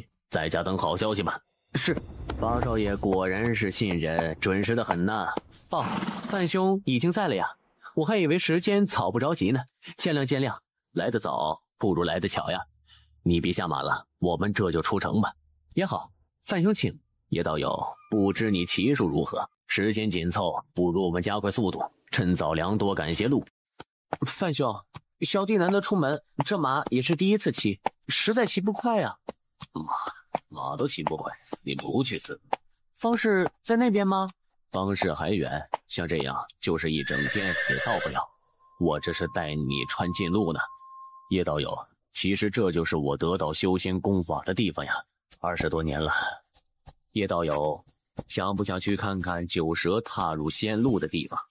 范兄，我胆小，洞里黑森森的，要去你自己去吧。范九蛇也不勉强笑道。我们就休息一下后上路，我去小姐。好小子，原来你一直在装傻。我骗你，你骗我，大家彼此。范九蛇，我们之间没有那么大仇恨吧？何不化干戈为玉帛呢？我没把握杀死你，你也没把握杀死我，不如握手言和，大家和平共处，互不侵犯。5项原则，拉手，做个好朋友。嘿嘿，你想得美！告诉你，老子练的修仙功法就是以旁人为炉鼎的那种，放了你，我又哪来突破？你真的有把握杀了我吗？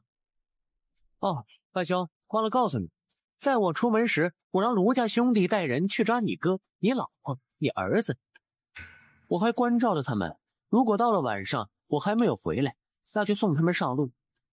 你好卑鄙！料在你不知道我的性格，大家现在停手回城，就当什么都没发生过，如何？太精明的小孩长不大的，这不用你操心。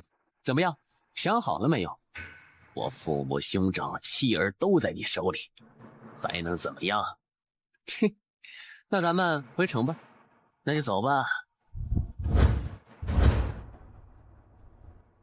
原来你根本不在乎家人性命啊！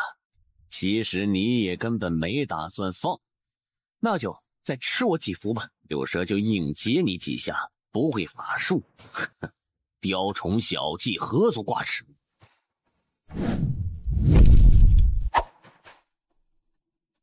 哼，就这也想伤了范某吗？不知道五毒草的滋味如何呢？又上当了，让你看看什么是下品中阶灵符的威力吧。火鸟符，黑的跟风定位了，死就死吧，紧凑。我鸟符都不能伤他，现在想逃了没门儿。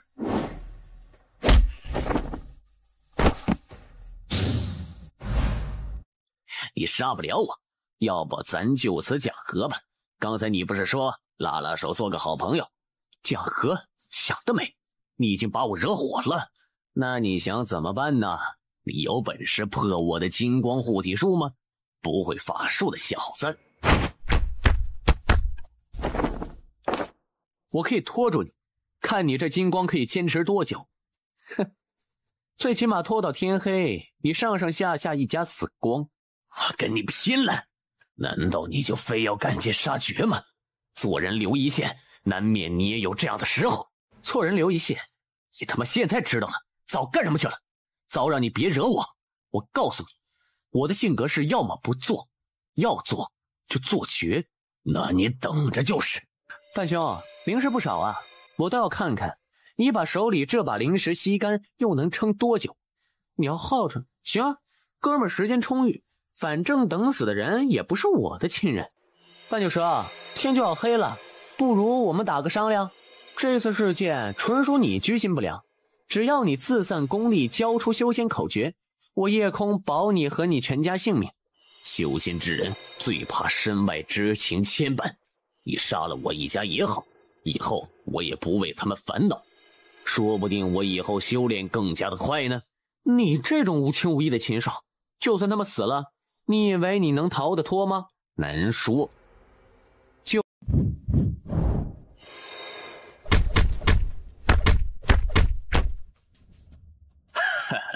你就别白费力气了，就算是筑基仙人也难以脱困。你以为刚才我在打坐耗时间吗？你错了，小狐狸，你终究斗不过老猎人。范九蛇，你这个孬种，你困住我算什么本事？你能杀了我吗？你来呀！我当然能杀了你，就算杀不掉你，饿也饿死你。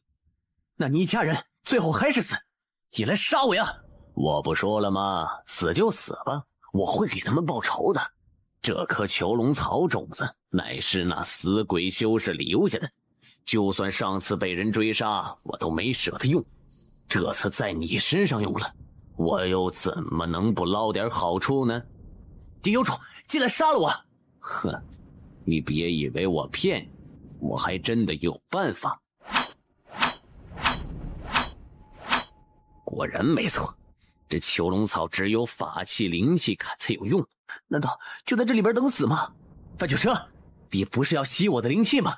你把我逼急了我就自杀，看你如何吸老三的灵气。你不会，你这种人和我一样，不到最后一刻都绝对不会放弃。你倒是了解我，看来最了解你的是你的敌人，这句话还真没错。打通了，小子，你命不长了，老子要将你的灵气来突破炼气4层，到时候我就可以使用法器了。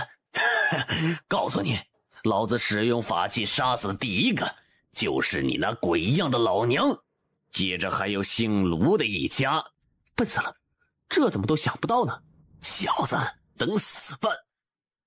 哼，炼气4层，我也要进入中期了。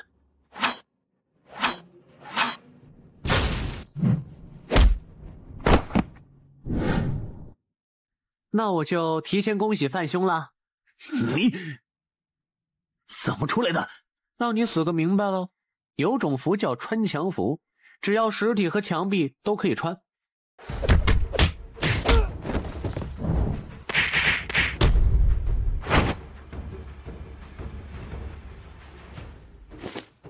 如果到了炼气4层，就可以用上了呀！回顶夺丹大法。从此，我再也不是一个不会法术的修仙者了。怪不得这个大陆人都喜欢杀人夺宝，确实来得容易，需要的东西全都有了。柳长青啊，法少爷回来了！夜空哥哥，挺能干呀！是呀，小丫头这一次立了大功了呢。法少爷，他那些符真的很神奇，他是仙人吧？能不能让小的拜卢姑娘为师呢？拜她为师啊！夜空哥哥，柳长青听令，向后转，回禀将军。来敌生猛，小的们不是一合之敌，索性留给将军一人出击。我等先回营刷锅造饭就是，那还不快走？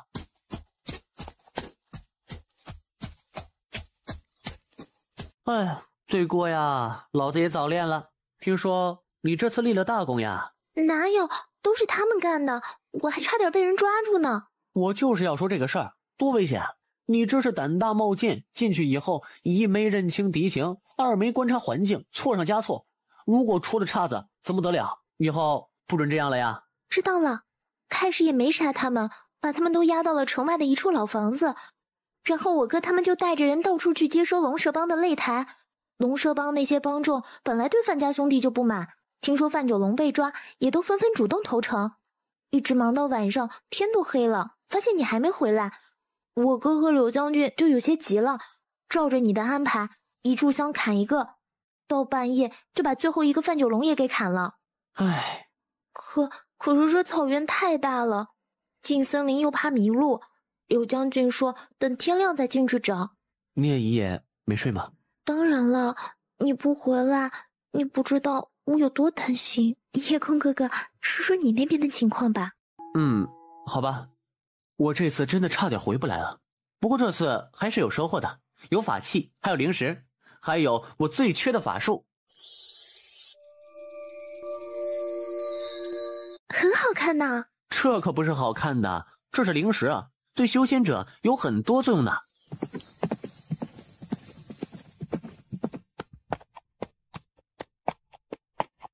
好了，八少爷，兄弟们跟城首府的衙役顶上了。在哪儿？什么事儿？小秦，你先回去休息，我去看看怎么一回事儿。这是新来的陈青天，给这些混混一个下马威。听说这个新来的陈青天很厉害呢。八少爷来了，赶紧让叶空进去。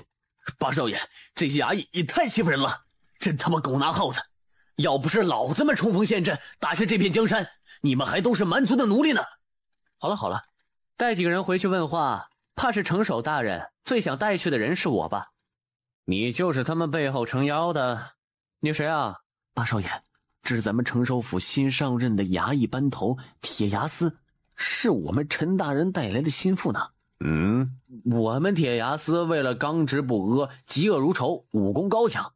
好了，本官行事风格就不要多说了，以后这南都城的混混无赖自会知晓。你就是南都城欺压百姓、鱼肉乡里的叶府恶少叶空。老子难得出门，怎么又成叶府恶少了？这也太颠倒黑白、胡说八道了。老爷，老铁这手玩得不错呀，上来就坐实这小子恶少名号，以后流传出去，人人知道他是恶少，不作恶也是恶少了。呵呵，少师爷，你当本官不知，这计策还是你教老铁的？好计策呀！好，欺压百姓，鱼肉乡里，不知铁牙司说的话可有证据啊？没有证据，本官也是听说。你待如何呀？我待如何？你信口雌黄，就别怪哥们打你嘴。你敢打本官？你算他妈什么鸟官？爽！八少爷就是爽，以后跟着八少爷混了。揍的这个满嘴喷粪的鸟官，胡说八道，侮辱八少爷就该打。胆大妄为，无法无天。老爷莫急，依小的看这是好事，当众殴打朝廷官员，这更证明了此子恶少之名。有理，此子如此猖狂，真是自寻死路。若铁牙司聪明的话，此刻应该冲到楼外，让围观者都看看叶府恶少之恶行，拿下这厮，去问问城守大人是怎么管教属下的。兵哥，兄弟，我也是公务呀。柳将军，我们以前还喝过酒的，今天就此接过吧。刚才也没听你说一起喝过酒，全部拿下。各位父老乡亲，你们都看见了吧？叶府八少爷叶空大白天带着亲兵嫖妓宿娼，败坏军纪，我等衙役看不过眼，说了几句便遭殴打。此等恶少殴打朝廷官员，还要妄动私情，请各位父老乡亲做个见证。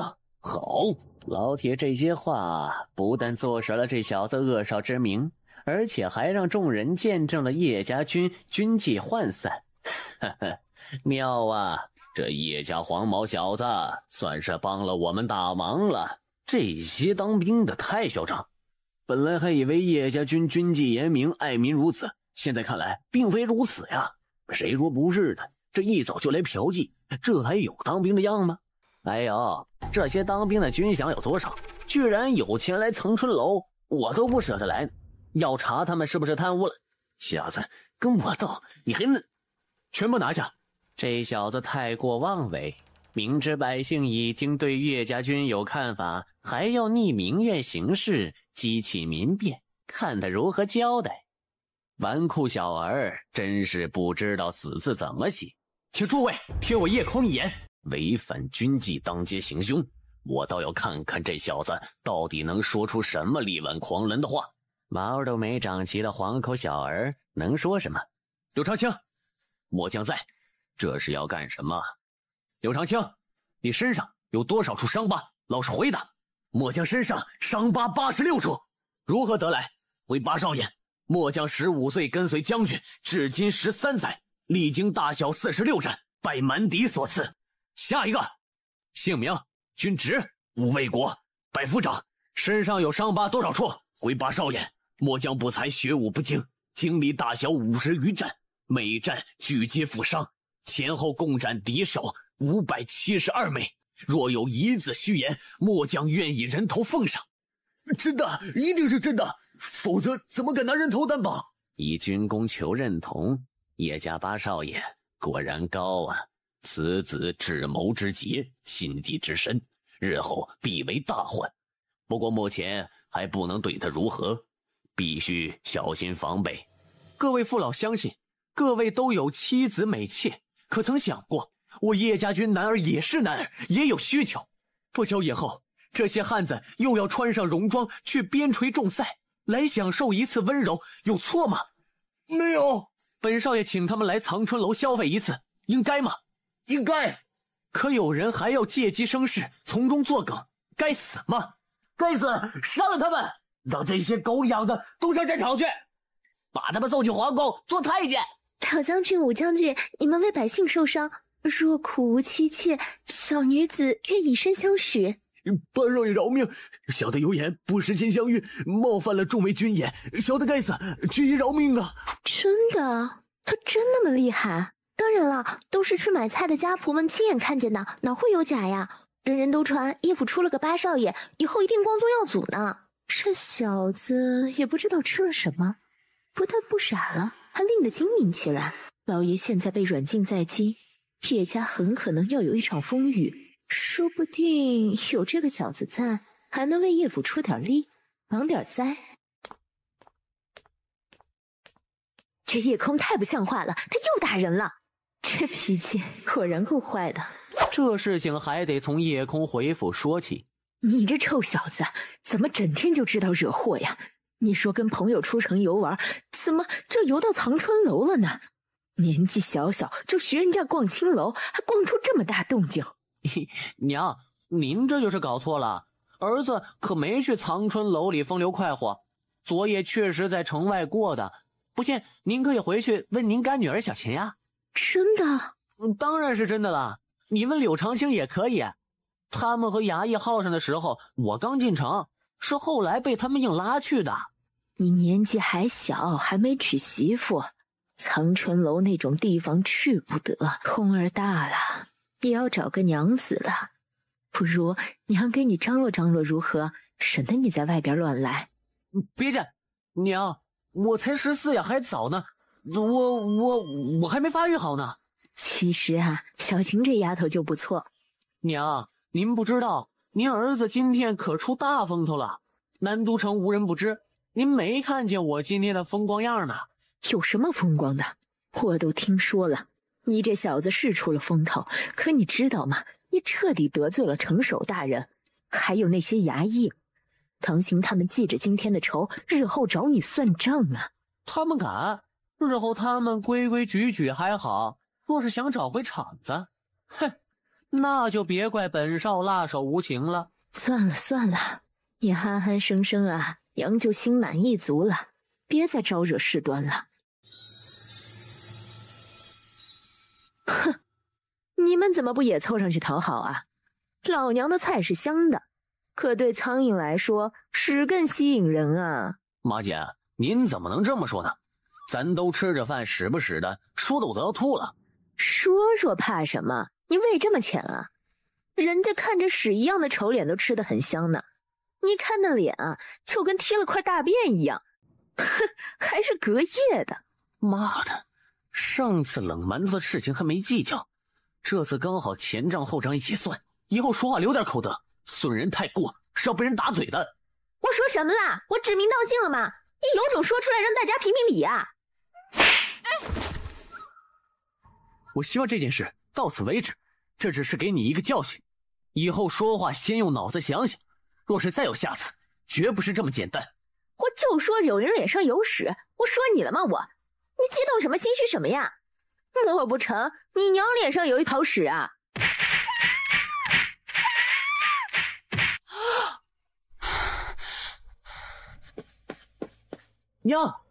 娘，您别跟那种人一般见识，都胡说八道呢。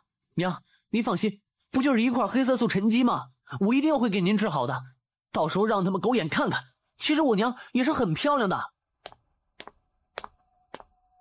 哟，九娘还在做绣活呢，你这绣得越来越好看了，就算京城大方子里的师傅也不如你呀。二奶奶，看您说的，我这就是自己随便绣绣，哪能跟大方子里的师傅比呢？九娘，大家都是姐妹，您可别这么客气啊。哦，这就是空儿吧？我忙，都没时间来看望你。越大越有出息了，看着眉清目秀的。这些年啊，我确实没好好照顾你们，莫非还生二娘气不成啊？这不是2年前调戏的那个丫头吗？2年没见，还是那么漂亮。二奶奶，我和我娘想搬出叶府，请二奶奶成全。为什么？是因为马姐吗？哎呀，这你不用担心，我已经下令把她一家都赶出府了。这种恶奴不处置怎么得了啊？真是反了。可是我还是觉得我们已经不适合住这儿了。我知道你是觉得你娘在那些人面前丢了脸，以后不好意思再去吃饭。这呀，你也不用担心。后院的一间院子啊，我叫人去收拾了。以后啊，咱吃后院，饭菜都送上门，还可以随时吃，不用在前院和下人挤在一起了。二奶奶，还有什么事吗？没事儿啊，你就回屋跟小红玩去吧。我们姐俩谈点体己话。小红姐，他们在谈女人家的事儿，你怎么不去谈呢？跟我出来干什么？他们是女人家，当然谈女人家的事儿啦。我又不是女人家，所以我就不谈女人家的事了。说什么呀？跟绕口令似的。你不是女人家，那是男人家啊。原来大少爷你什么都不懂啊？什么都不懂，还学人家去青楼？告诉姐姐，你去青楼都干什么了？去青楼帮着柳长青他们斗坏人了。我还以为你去青楼寻欢作乐了呢。大少爷，你今天在藏春楼好聪明，让柳长青他们展示军功，是有人教你的吗？没有呀，如果不是我去，他们谁能想到这个法子？为什么你会觉得是有人教我的呢？你是看不起我吗？啊，不是，那你还那样问？你就是摆明了看不起我。不是的呀，我也相信你很聪明的，只是……切，这是二太太让你问的吧？老子套人话的本事比你强多了。二奶奶让我转告你一句话，就算离开叶府，你也是姓叶的。好吧，我要休息了，你回那边屋去吧。他们聊女人家的事情，我去干什么？不如带你去内院看看你们的新院子，看看满意不满意？也好。空儿啊，娘是享了你的福啊，要不是你出息了，娘这辈子又怎么能进叶府的后院住这么大的房子呢？娘，看你说的，这不算什么，等以后孩儿给你治好了脸，叶老头回来又认不出你呢。臭小子说什么呢？将军头发都没白，怎么会是老头呢？八少爷、陈姨娘吃饭呢？才叔呀，这么晚来，有事吗？坐下说吧。老奴还是站着说吧。二太太怕这边没人伺候不方便，所以让老奴送俩使唤丫头过来。哦，那就谢谢二奶奶的美意了。不过我们这自己忙活惯了，不需要人伺候。是老奴该死，八少爷金枝玉叶，怎么能让自己做琐碎活呢？以前有怠慢之处，还请八少爷不要跟老奴计较呀。才说，看你说的，你每天忙里忙外也够辛苦的，我跟你计较什么呢？不过这俩丫头，我们确实是不需要。这老家伙该不是等着要小费吧？八少爷啊，以前老奴怕您大手大脚，所以从您列钱里偷偷结了一点。其实老奴也是好心，一直给您存着，老奴动都没动。怕我大手大脚，现在还拿来干什么？继续存着好了呀。他本来不知道这事儿，我这拿出来不是自己给自己找麻烦，不打自招吗？八少爷，老奴一时糊涂，起了贪恋，望您看在老奴为叶父辛辛苦苦几十年的份上，放老奴一马吧。空儿啊，财叔对我娘俩也是不错，现在银子也拿回来了，就别再计较了。是呀是呀，谢谢陈姨娘，以后不敢了。有首歌唱得好，吃了我的给我吐出来，拿了我的给我还回来。不过你也别舍不得，要知道有机会让你吐让你还，这还是运气好的。若是你想吐都不要你吐，那你才真的麻烦了。是，老奴以后不再贪，谢八少爷不追究。好险呐！吃了我的给我吐出来，拿了我的给我还回来。后这种歌，写这歌的缺大德了。你以后啊，没事就去他那院子玩，多看看他在干什么。任何事都不是无缘无故的。哦，如果得了叶空的办法，也让我叶文叶武武功大增，那对叶府对你我都是有利的。夫人请放心，小红一定好好办事，不让您失望。二位帮忙去通报一下吧。江妹妹，没看我们正忙着呢吗？忙完就去啊。二位大哥，我没看见你们忙啊。实话告诉你，我在这儿等一个重要人物，若是我给你通报时重要人物刚好来了，出了岔子，你负责吗？是呀，我们看门的也不易呀。姑娘，我们一不小心就得受罚呀。二位大哥辛苦了。嚯，有钱人呀。小姑娘，要的。你们知道他是谁吗？收他的银子，你们也不怕被人打断腿？原来是小红姐呀。她是八少爷的干妹妹，你们敲诈了他干妹子的钱，你们想想马姐吧。姑娘，甭客气，这点小事儿哪用您解囊呢？我们收谁的也不会收您的呀。没关系，拿着吧。你们在这儿等大人物为我受罚，我怎么能袖手旁观呢？妹子，他们那是吹牛呢，快把银子收起来，姐姐带你进去。哦，姐姐，你叫什么？我怎么好像不认识你呢？我叫小红。卢姑娘，你不嫌弃我是个下人，就叫我小红姐吧。我经常听陈姨娘说起你呢。呀，这怎么这么多人啊？这些愣皮子，他们是春天来了呗。什么？他们跟春天有啥关系？现在是夏天吧？姨娘正忙着呢，我们去看八少爷怎么样？是呀，不好吧？怕什么？你是他妹妹，还不能进哥哥的房间啊？你们来了。夜空哥哥，你们家今天有什么事吗？好热闹呀！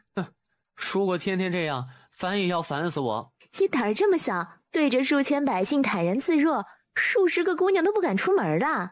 还别说，我还真的怕他们。那些百姓的眼神都跟刀枪似的，我只要用盾牌一样的眼神，就可以把他们全部挡住了。刀枪再厉害，也伤不到咱。那他们的眼神呢？他们的眼神呀，那一个个媚眼呀，就跟飞刀似的，嗖嗖嗖的飞过来，让人防不胜防，射得我是体无完肤呀。那你盾牌呢？明枪易躲，飞刀难防，挡上挡不住下，挡下又挡不住上，实在头疼。哎，你们谁去给我拿馒头呀？我去吧。这丫头是二太太的人，说话小心点。哦，那些丫头，你准备怎么办呢？哎，我也不知道。看来这苍南大陆真的要低调，刚出名就惹来这么多麻雀。如果再让人知道我是修仙者，惹来一大堆蛮族修士，那就惨了。他们是麻雀，我是什么呀？他们是麻雀，你是老鹰。不要，我哪有那么凶？怎么没有那么凶啊？就跟老鹰抓小鸡一样，一把抓住我的心，让我挣扎的机会都没有。哇，多浪漫啊！谁说他不懂讨女人欢心？如果是对我说的该多好！我也想做老鹰。吃馒头啦！哦，你们也吃点吧。夜空哥哥，你的18式打狗棒法练得怎么样了？打狗棒，还在练。那你练好了一定要给我看，还要教我哟。放心，一定教你。可惜咱这玩意儿只对付女孩子，不对付狗。这个咸菜没有了，再去拿一点。小红姐，帮忙。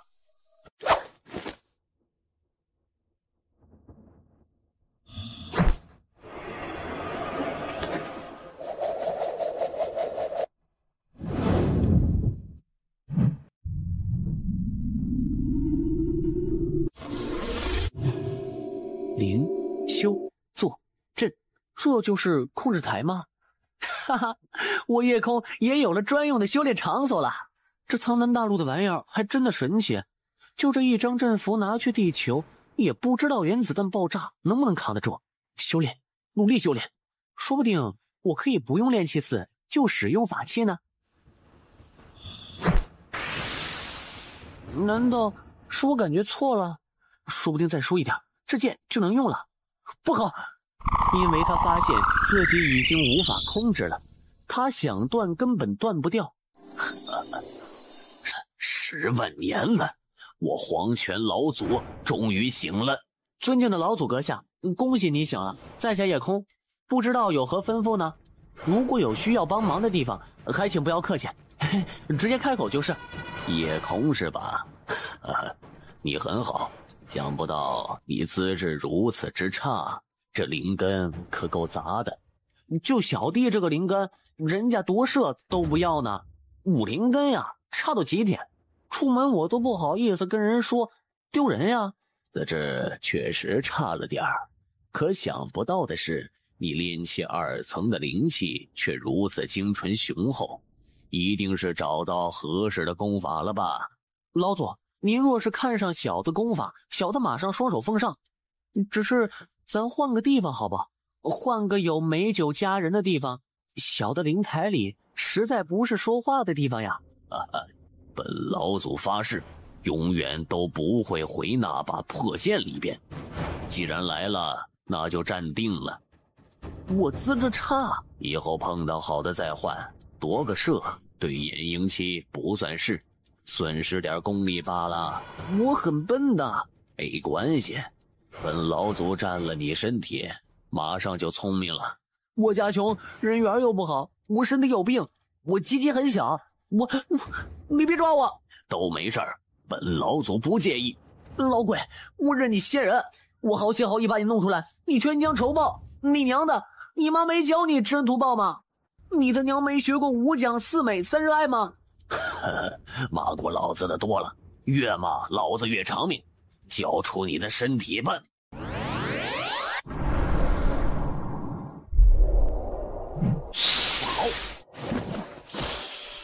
混货，你这什么玩意儿？怎么人脑子里还有法宝？嘿，咱一个炼气2层，如果吸完一个元婴期的灵血，那会跳几级呢？黄泉老祖，你不仁，哥们儿也不义。你刚才吸干净我的，现在轮到我了。放心，我不会给你留下一点一滴的。你想爆体而死吗？到时候我们谁都活不成。我元婴期灵气岂是你一个炼气2层吸得完的？说的也是哈。现在我改主意了，我吸吸停停，慢慢吸。老祖，谢了哈。我元婴期的修为存进法器中时，已经损失1半，在10万年的沉睡中又消耗了9/10。不过就这些已经够你升到筑基了。难道你有什么条件啊？不如你把我放回小剑，这样灵气保存住了，你随时都可以来吸，而我呢，也不用待在你脑袋里了。黄泉老祖，刚才我好像听人发誓说永远都不回小剑了。我发誓了吗？这你也信呢？我发誓就跟放屁一样。哈哈，放你回去，我下次吸你功力不给你搞死才怪。那我再教你一个办法，你可以施咒，让出窍的元婴无法控制灵气，这样我就不能对付你了。说来听听。那你可以放我回去了吧？可我还是不放心。你好无耻！你不放我回去，又为什么学我法术？卑鄙，太卑鄙了！如果我毁掉这把小剑，再把你赶出我的灵台，我听说很多修魔者都喜欢炼魂幡，我想一个元婴级的魂魄，他们一定会开心死吧？你一个刚入门的修仙者，很多地方都不懂，如果自己摸索又浪费时间又费力气，若是有本老祖帮忙，可以让你事半功倍的。若是你真心助我，日后我必给你找一个灵根优良的修仙者，让你夺舍。可如果你若是要想什么鬼主意，我宁死也要拖着你垫背。你放心，不会。你发誓就跟放屁一样。总之我不会的嘛，我们和平共处，相亲相爱嘛。娘，我最近要开始闭关了，我想闭关5天出来1天。哦，好的，你自己也要小心啊，别饿着了。练功啊，也别太辛苦。娘马上给你准备点换洗衣服，还有干粮。如果饿了，就啃个馒头。还有啊，不用了，我都准备好了。娘，你要做就是别让人去我房间骚扰我，那些丫鬟能推走就推走。我是修仙者的消息得保密。知道了，你比娘还要唠叨呢。陈姨娘，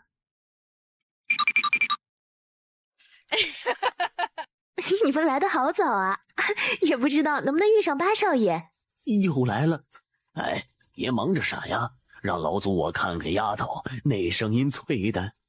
有什么好看的？就俩府里的丫鬟。你当然无所谓，老祖我10万年没见女人了。你还10万年没看见大便呢，要不要去看看？看你这素质，整个就是没文化。老祖，为什么你会钻到法器里边呢？哎，那些丫鬟有什么好看的？再说你看见又能怎么样？你有那功能吗？所以我就只是看看呀，这点小要求都不满足我，还问这问那，没门。不问就不问，老子不求你。夜空哥哥，听干娘说你要闭关了，我是来和你说一声，你放心闭关吧，我不会让人打扰你的。啊，闭5天，休息1天。我要修炼一种独门武功，千万不能让人偷学了。哇，他真的很厉害呢，还有独门武功啊！我这丫头好，我喜欢，这身材好辣呀，衣裙都包不住的。你看她那屁股又圆又结实。你他妈再说一句，老子跟你拼了！我不说了，我，八少爷饶命，是小红不懂事，小红应该主动为八少爷分忧。你这是干什么？我不是说你，我也不是说你。我知道你没说我，不过小红姐也是好意，你就别处罚她了。八少爷，奴婢错了。没错，哎呀，我真的没说你，小红姐，我真的没发脾气。你不是想学武功吗？别说乞丐帮打狗棒，就是降龙18掌、9阴白骨爪，我都可以教你。来，你快起来，来。奴婢不敢。起来吧，只要你真心帮助八少爷，他会教你的。谢八少爷。我也闭关了，你没事不要骚扰我啊。有事让小琴来叫我，等我功力大成，自然会叫你们。怪不得发那么大火，原来你也喜欢那丫头呀。我才不是，你少胡说。不过老祖我也是太久没有女人了，若是以前凡人女子再漂亮，我也看不上。告诉你，老祖连影族美女都玩过。影族？10万年前影族还没灭亡吗？当时我被8个影族高级战士围攻，老祖我一时不察，被抢走储物戒指。那场架打的是昏天黑地，到最后他们人多了，老祖我寡不敌众，法宝都被打坏了。不过我还硬是击杀了2个影族战士，还逃脱他们的包围。那储物袋又是谁的呢？当年我刚好逃到那个山洞，发现有一个蛮族的修仙者，我刚好干掉他，抢了他的东西。不过我的肉身实在撑不下去了，最后只好把元婴和功力都存在那件垃圾小剑里喽。原来是这样啊！灵气可以存进法器里吗？还有元婴期，也就是800到1000年的寿元，为什么你可以沉睡10万年呢？因为老祖我厉害了，我本事大嘛。哎呀，没灵力，想多聊会儿都不行。我睡了啊。小红，今天什么情况啊？今天八少爷开始闭关了，闭5天关，出来休息1天。听说要练什么功夫，任何人不得靠近他的房间呢。任何人不得靠近？你趁那个姓卢的丫头不在的时候，偷偷去看一下嘛。卢晴她寸步不离，现在还临时和陈姨娘一起住了。八少爷他精明的很，奴婢怕打草惊蛇。说的也是哈，他那都是什么武功啊？你再给我说一遍。是，奴婢听了3种，第一种是丐帮打狗棒法，第2种是降龙18掌，第3种是9阴白骨爪。棒法、掌法、爪法，他会的还不少啊！真想看看这小子打狗棒到底有多威风。五儿，你觉得这夜空的武功有多少可信度？儿子觉得，8成还是可信的。你听啊，乞丐打狗棒法必定是从乞丐打狗中所受启发演化而来，不过孩儿却觉得并没有什么了不起。我也觉得这小子确实不是虚的，这些武功名字也不是他能凭空杜撰出来的，也不知道他到底得了什么奇遇呢。老天真是不公，让个傻子得了奇遇。若是让我得到这些武功功法，我必定要比他强上100倍。那是当然，放心，功法呀，我们会得到的。哼，嘿嘿，娘，小红啥时候给我？她都16岁了，可以那个圆房了。你小子就知道把眼睛放在小红身上，如果你认真练习武功，又怎么会比不过夜龙夜虎呢？还是等小红从夜空那里得到功法再说吧。干嘛非要小红去啊？我半夜去夜空那小子屋里把功法偷来不就得了？糊涂，那小子现在武功高强，若是让他发现，打你一顿是轻的，让他有借口搬出夜府，以后就没机会下手了。不准给我添乱啊！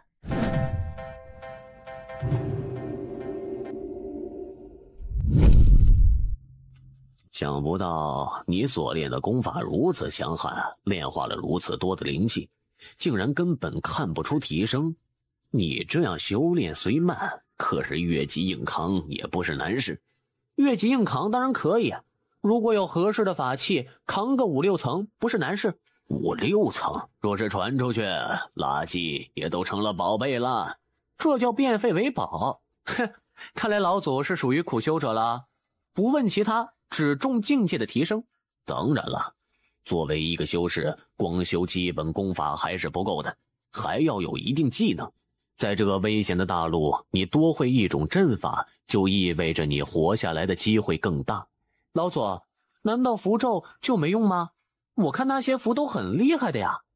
无知，不过我建议你以炼丹或者阵法为辅助技能。不是吧？你说的都是下品符咒，当然不能对付元婴期啦。可上品符咒远古就失传了，中品符咒流传的都不多。哦，原来如此。看来不是因为符咒不厉害，而是高级符咒都失传了。可少爷我，嘿嘿，莫非你知道那些失传灵符的治法？哼，你还是小心点，老祖我无时无刻不在想尽各种方法脱困。你自求多福吧，幼稚又无知的小子。等你有了实力出去行走，就快点凑齐制服材料。我真想看看那些上品符咒是不是真那么厉害。放心吧，凭我们的关系，到时候一定让你第一个看。切，我们什么关系啊？本少爷可不像你们苍南大陆的人那么忘恩负义。本少爷言出必行，行必果，答应别人的事就一定会做到。那么好吧，本少爷就等着你夺舍强顶了。喂，是这样啊，你上次不是答应本老祖要帮我寻一个灵根优异的身体让我夺舍的吗？是呀。能不能也给我找一个5行灵根混杂的呢？难道你也想修炼5行升仙经？是呀，小兄弟果然聪明过人，我第一眼看见你就知道你英明神武，必有不凡之处了。切，少来这一套。其实要答应你也不是不可以，不过我明白的告诉你，那经书只有我一个人可以看懂，若是我死了，你就永远不能飞升了。当然，本老祖以后一定全心全意，鞠躬尽瘁。小兄弟，你就是我再生父母，本老祖生是你的人，死是你的鬼。好了，活了那么久，拍个马屁都拍不好。夜空哥哥，我没事儿。夜空哥哥，是不是耽误你练功了？我真的没关系，我就是受了些风寒而已。天气这么热，你怎么会受风寒呢？肯定是怕热贪凉吧？八少爷，才不是贪凉，小青受风寒还不是为你。小红姐，告诉空儿又有什么关系啊？你这丫头怎么不会照顾自己呢？半夜连鬼都没有，你还守在门口，你说你傻不傻？夜空哥哥的事，小青一定会尽心尽责，就算吃点苦也不算什么。以后可别这样了，就算被人打扰，其实也没关系。可是我怕有坏人趁你闭关对你不利。怕什么？你还不知道你空哥哥的厉害吗？空儿，别忘了吃饭啊！小红，我们去空儿屋里看看是不是要打扫吧。去八少爷屋里？姨娘，您歇着吧，让我一个人去给他整理屋子就行。好吧，那就劳烦你了。姨娘，看您说的，这些都是弟子应该做的。哦，原来是这样啊，那你还要我们别让人靠近啊？就是怕人知道阵法，那阵法一开，任何人走到我屋子门前就会被一股大力推开。若是让人发觉这种奇异现象，就会怀疑我是修仙者了。哦，你还是把身体养好吧，以后白天看着就行，晚上没必要。若是有人晚上来，必定心怀不轨，我也不会对他客气。小琴，风寒不是问题，等我回去给你画一个祛风佛，马上就好。喂，你是男人吗你？你掀被子算球毛的呀？你应该掀掉被子铺上去，让老祖我看个痛快。我日他仙板板，你不出声我还真忘掉你了。切，我老祖活了那么大，啥玩意儿没看过？老祖，等你夺舍重生，也给你介绍个有情有义的女孩如何？老祖我可吃不消。莫非秘密就在这些看不懂的花纹里？你在这儿干嘛？八少爷，是你娘让我给你打扫屋子的。我这屋不用打扫。哦，他心里有鬼啊！不就是看我突然厉害，想探点内幕吗？没什么。其实这丫头对你也有意思，不如直接按住她取了红丸，她就对你死心塌地了，也不必防着她。你算什么黄血老祖？你简直是黄色老祖，变态狂，教唆犯！好了好了，我就是建议，听不听随你，快点画符吧。我倒要看看这祛风符是什么玩意儿，治病的符。老祖我活了10万年，还第一次听说。八少爷要写字啊？八少爷，这是什么？硫化汞。硫化汞？告诉你也不懂，这些都是化学名词。他懂得可真多，我听都听不懂。这什么汞是干什么的呢？小红，上次不是告诉你我会治病吗？现在让你看看少爷我的本事，给小琴治病。有用吗？有用没用，等会儿就知道了呀。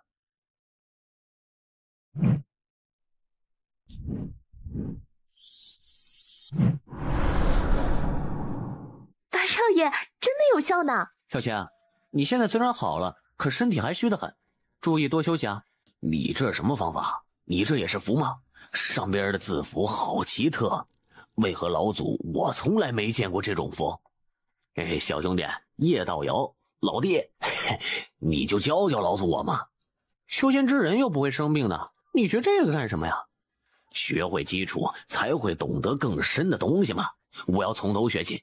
不教，我又没有什么好处。谁说没有好处？我现在就给你点好处。啊，是什么好处？说来听听。你现在闭关5天就要出来一次，太麻烦了。老祖我帮你练些辟谷丹，这下你就不用为吃饭烦恼了。辟谷丹那感情好呀，炼制麻烦吗？不难练，只要准备一些熟米的种子，再找点康梁树的果实，老祖我就可以帮你炼丹。康梁树那是什么玩意儿？康梁树就是康梁花呗，我们府后花园就有这种花呢。你们这些大少爷当然不知道康梁花了啊？为什么？康梁树上结的果实可以作为食物，而且只要吃上1点就会饱。是不是很好吃啊？我都没吃过呢。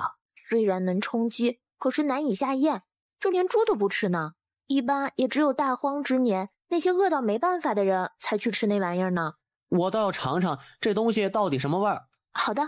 好高呀！是呀，想摘到也不容易呢。小子，还是别看了，你不用法术摘不到上面的果实的，还是等老祖我晚上来摘吧。切，你真当老子是银枪辣样头？呀，好帅呀！影武，这是影武，你到底是什么人啊？放心，我不是影族人，我只是在一次偶然的机会参透了一块影玉上面的武功而已。哦，原来是这样。大少爷，我可以上去吗？当然可以啊。囚龙草的藤给你用来泡妞，你还真想得出。好高呀！小红姐，你今天知道我不少秘密吧？八少爷，小红永无害您之心。你若是继续这样，日后必定会知道我更多的秘密。我看你还是回禀你的主子，以后不要再来打听什么了。小红愿意为八少爷保守秘密，小晴能做到的，我也能做到。那好吧。八少爷，好看吗？今天是小红这辈子最开心的一天。好看。小红，既然你一心要为我保守秘密，那我告诉你，其实我是一个修仙者。你的诡计和毒辣远超乎我想象。只是一个小测验，换作是苍南大陆人，怕是比我毒很多吧。可我经过这段时间的相处，觉得你不是会给人下套的人，你应该是像影族人一样。影族人什么样啊？耿直，讲情义，够朋友，有正义感。我只知道看得惯的我会帮他，看不惯的我会揍他，想害我的、背叛或者欺负我的，我也不会手软。看来你不是怜香惜玉之人啊！那就只有祈祷小红不会出卖你了。哎，你这二娘也是美女啊，还是个贵妇美女。我最喜欢贵妇了，她们在人前越高傲，在榻上就越是荡。如果小红向这个贵妇汇报你是修仙者，你真的要杀掉他们吗？没错，我已经给了他们一次机会，已经很仁慈了。那到时候杀之前，能不能放我出去摸摸他们那几个好地方呀？杀完再摸也可以。你改名叫黄色老祖吧，或者变态老祖。你知道我多久没碰女人？10万年呐！换成你，估计来块磨的石头也能被你钻出个洞来。嘘，别吵。小红，今天是那小子出关的日子吧？是。那你有什么发现吗？没有，他很精明，还防着我。你每天都去，可每天回来都是这一句，什么都探听不到。你真太让我失望了。他躲在屋里不出来，我也没办法。你想不想做主子啊？跟你说了多少次，你能不能成为叶府三少爷的宠妾，从此成为人上人，以后开府做主子？可你却一点都不尽心。怎么啦？你说话呀！其实我今天也是有点发现的。说。我今天发现八少爷他还会治病，卢晴他受风寒生病了，八少爷就给他治病了。谁要你说的这些啊？说重点。武功的功法，那个什么打狗棒呀、18掌，还有白骨爪。婢子还没有打探出来，婢子一定努力，请二太太再宽限些日子吧。没屁用的东西，一点事都做不来，滚！谢二太太。怎么了？为难了？杀还是不杀呢？若是杀，人家也没出卖你；若是不杀，他很可能马上就出卖你。其实我真的不想杀他，可是他既然对二太太的条件动心，那就说明他是保守不住秘密的。我看你跟着小红往外走，就知道你动了杀心。算了，本老祖帮你一次怎么样？用搜魂大法把他今天的记忆都删了。还有这种办法？那太好了呀！老祖，能不能就把我是修仙者的记忆删了？其他的就别删了。他说今天是他最开心的一天。我靠，你还真够虚伪的，你都要杀他了，老祖我好心救他一命，你居然还要我给他留下最开心的一天。好吧，就按你说的办。八少爷，小红说了一点点你治病的事，你可别怪我。小红不是贪图攀高枝儿，小红只是不能忍受从此见不到你。原来他泄露一点秘密啊，不是惦记着攀高枝儿啊，而是怕那个女人不让他再去找你。小子，你这下心里爽了吧？不错，他通过了测验。嘿嘿，既然通过测验，那你就别耽搁了，直接拖到榻上剥了小红丫鬟的裤裙。打住！我说你能不能不要这么粗这么俗啊？我才14岁半，拜托你不要如此锲而不舍的毒害未成年人好吧？那你说他通过测验，总得给人家一点奖励嘛。奖励是有的，通过测验我可以让他观看我的丐帮打狗棒。我靠，你小子比我还粗还俗还下流。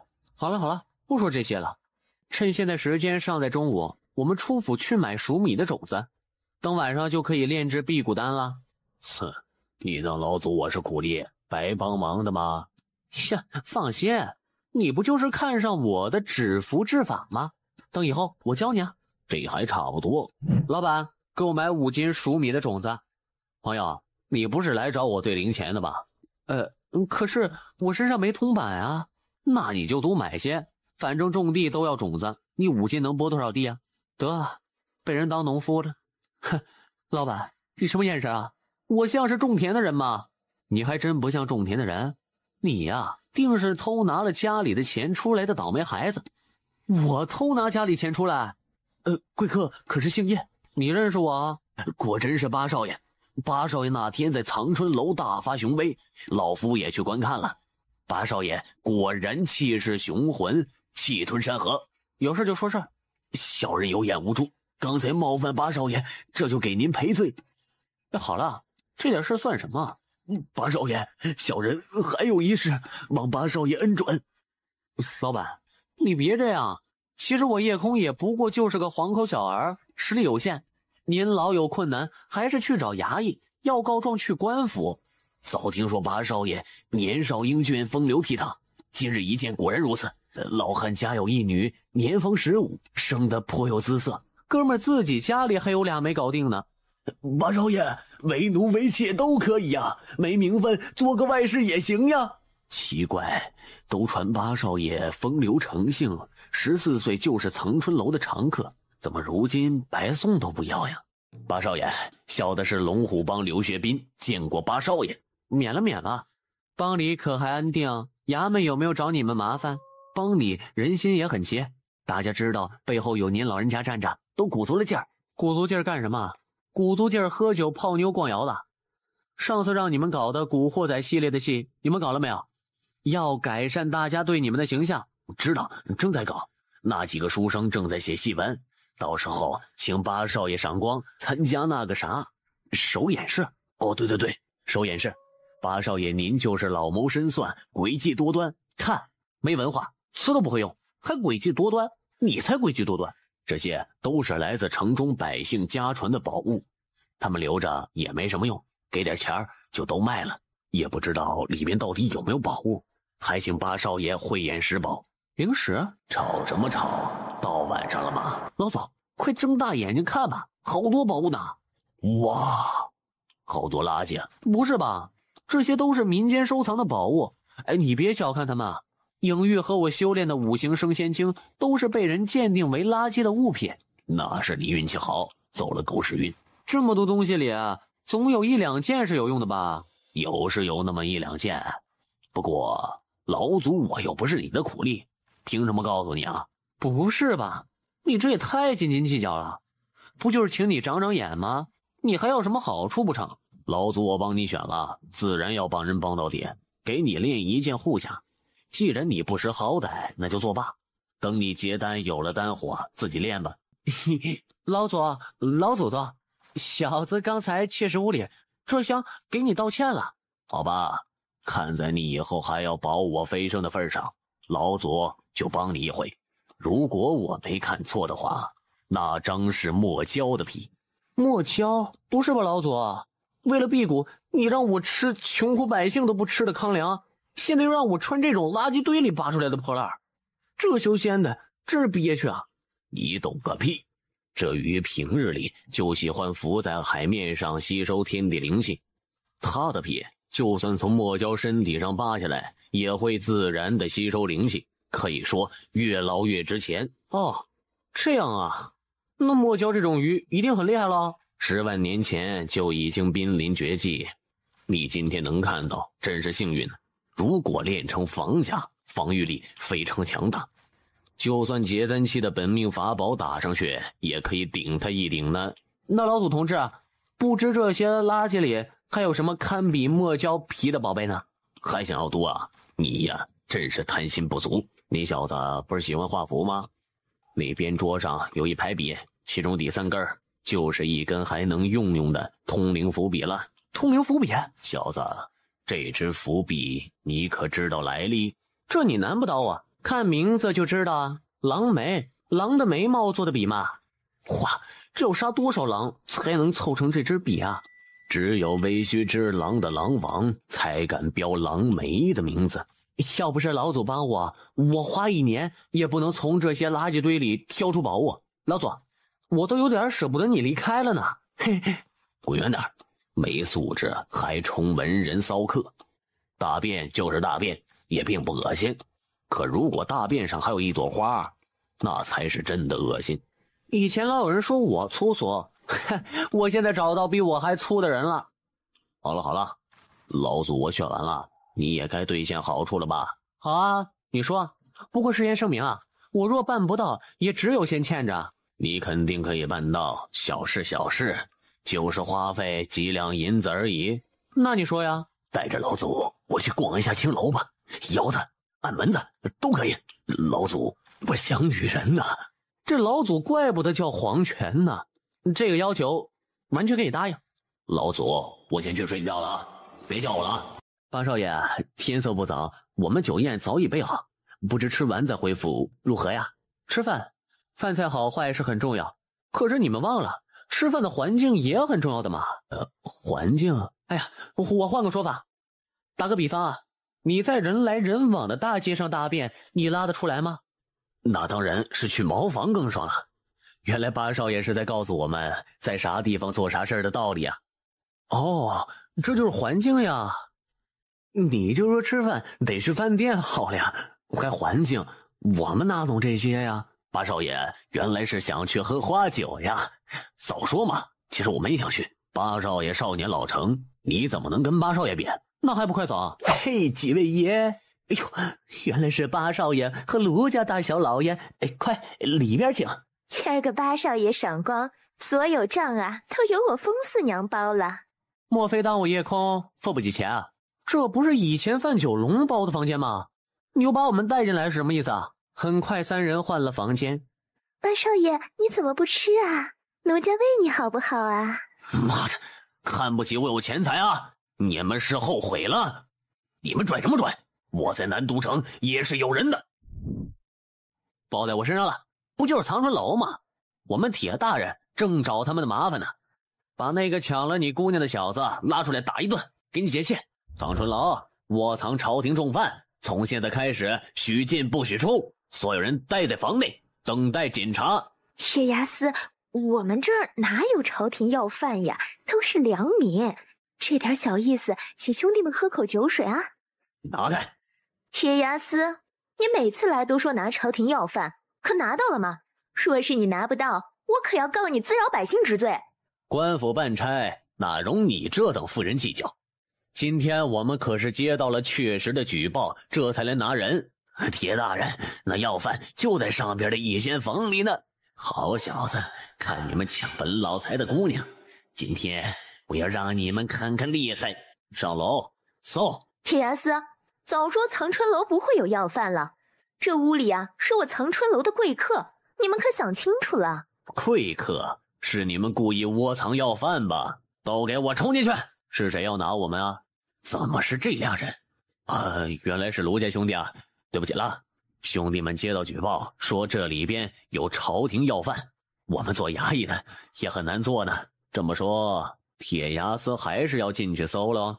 铁牙司，我兄弟今天请一位贵客吃饭，既然是误会，我看这就算了。如何？误会？你说误会就是误会，藏头遮面不敢见人，必是匪类。搜！好大！好大什么呀？你说呀。你进来摆了架势就一动不动，玩行为艺术啊？妈的，没心的杂碎！再溜吧，赌瘟神！喂，你们出门没带耳朵啊？问你呢。好大什么呀？八少爷，小的是想说，好大一只苍蝇。我们藏春楼虽然不是饭馆，可也安全卫生，饭菜干净，怎么可能会有苍蝇啊？那就是只臭虫。我们藏春楼虽然不是……小的说的臭虫就是小的自己。八少爷，小的不知道您老在这儿啊，冒犯了大家，还请您老放小的一马吧。自己说自己是臭虫。那你去把你们臭虫头给我叫进来。还好瘟神今天没发飙，真是老天保佑呀。一场误会，回衙。铁大人啊，我明明看见里边有朝廷通缉要犯，怎么会是误会呢？老畜生，竟敢暗算于我！爷大人，我没有啊。八少爷，您是不是已经听到风声，早知道铁牙寺要带人来啊？没有啊，我下午都跟你们待在一起。你们看见有人来给我报信了吗？八少爷果然神机妙算，我卢俊今天算是彻底服了。服了。好了，众位回去吧，我也该回了。小子，想就别憋着，回去好了。刚好老祖我也刚醒，精神正好呢。哼，你可醒得真及时。我也去过藏春楼了，你没醒，别怪我。既然你精神好，那就回去给我炼丹吧。不是吧？你去过了，老祖我可没去过。过时不候。二太太，还好她没看见我，要不然又要废话。他这半夜又要去哪儿啊？准是去偷野男人。你别胡说，谁敢给叶浩然戴绿帽子？不要命了？你才多大？你知道老祖我多大？10万年。还知道，千年王八万年龟嘛。你就是只超级老龟，绿毛龟，行了吧？你老爹才是绿毛龟，不信啊？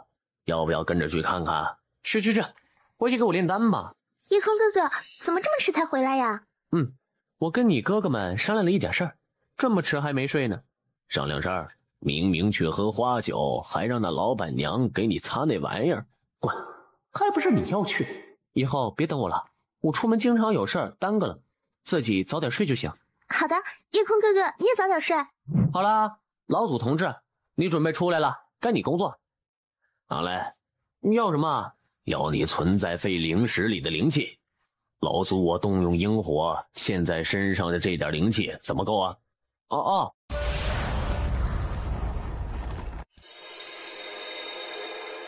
啊，是他仙人板板。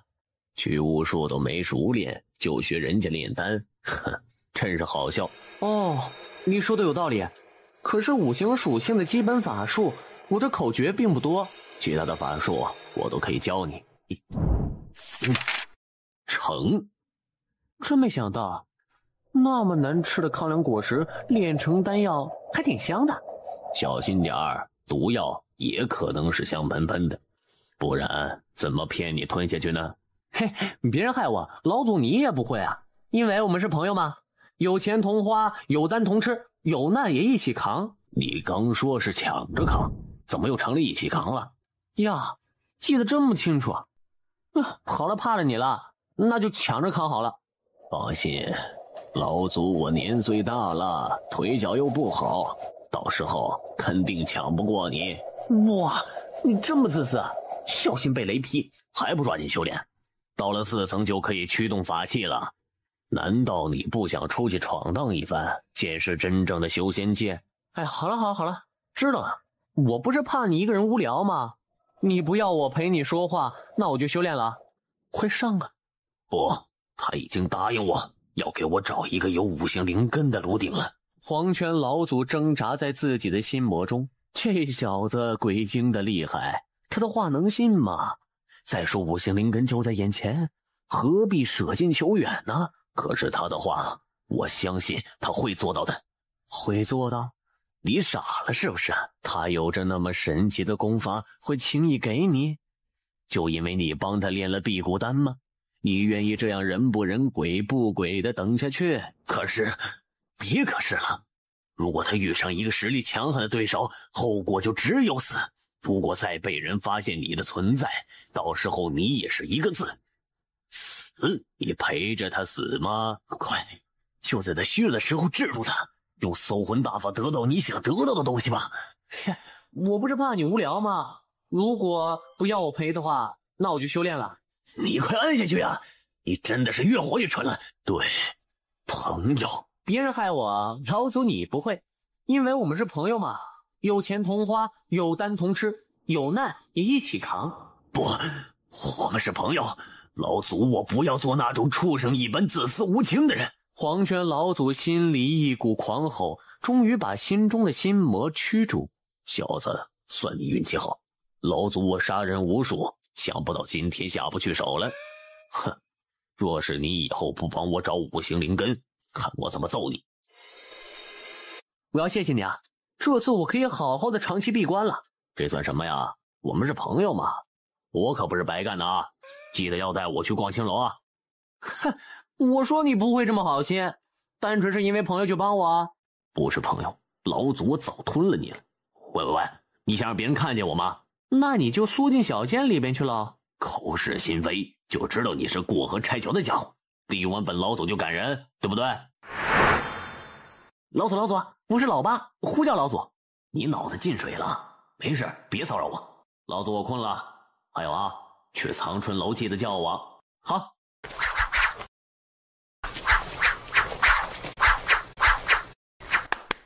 好，月空哥哥，你现在可真是高手了，卢俊、卢毅加起来也挡不住你这一击。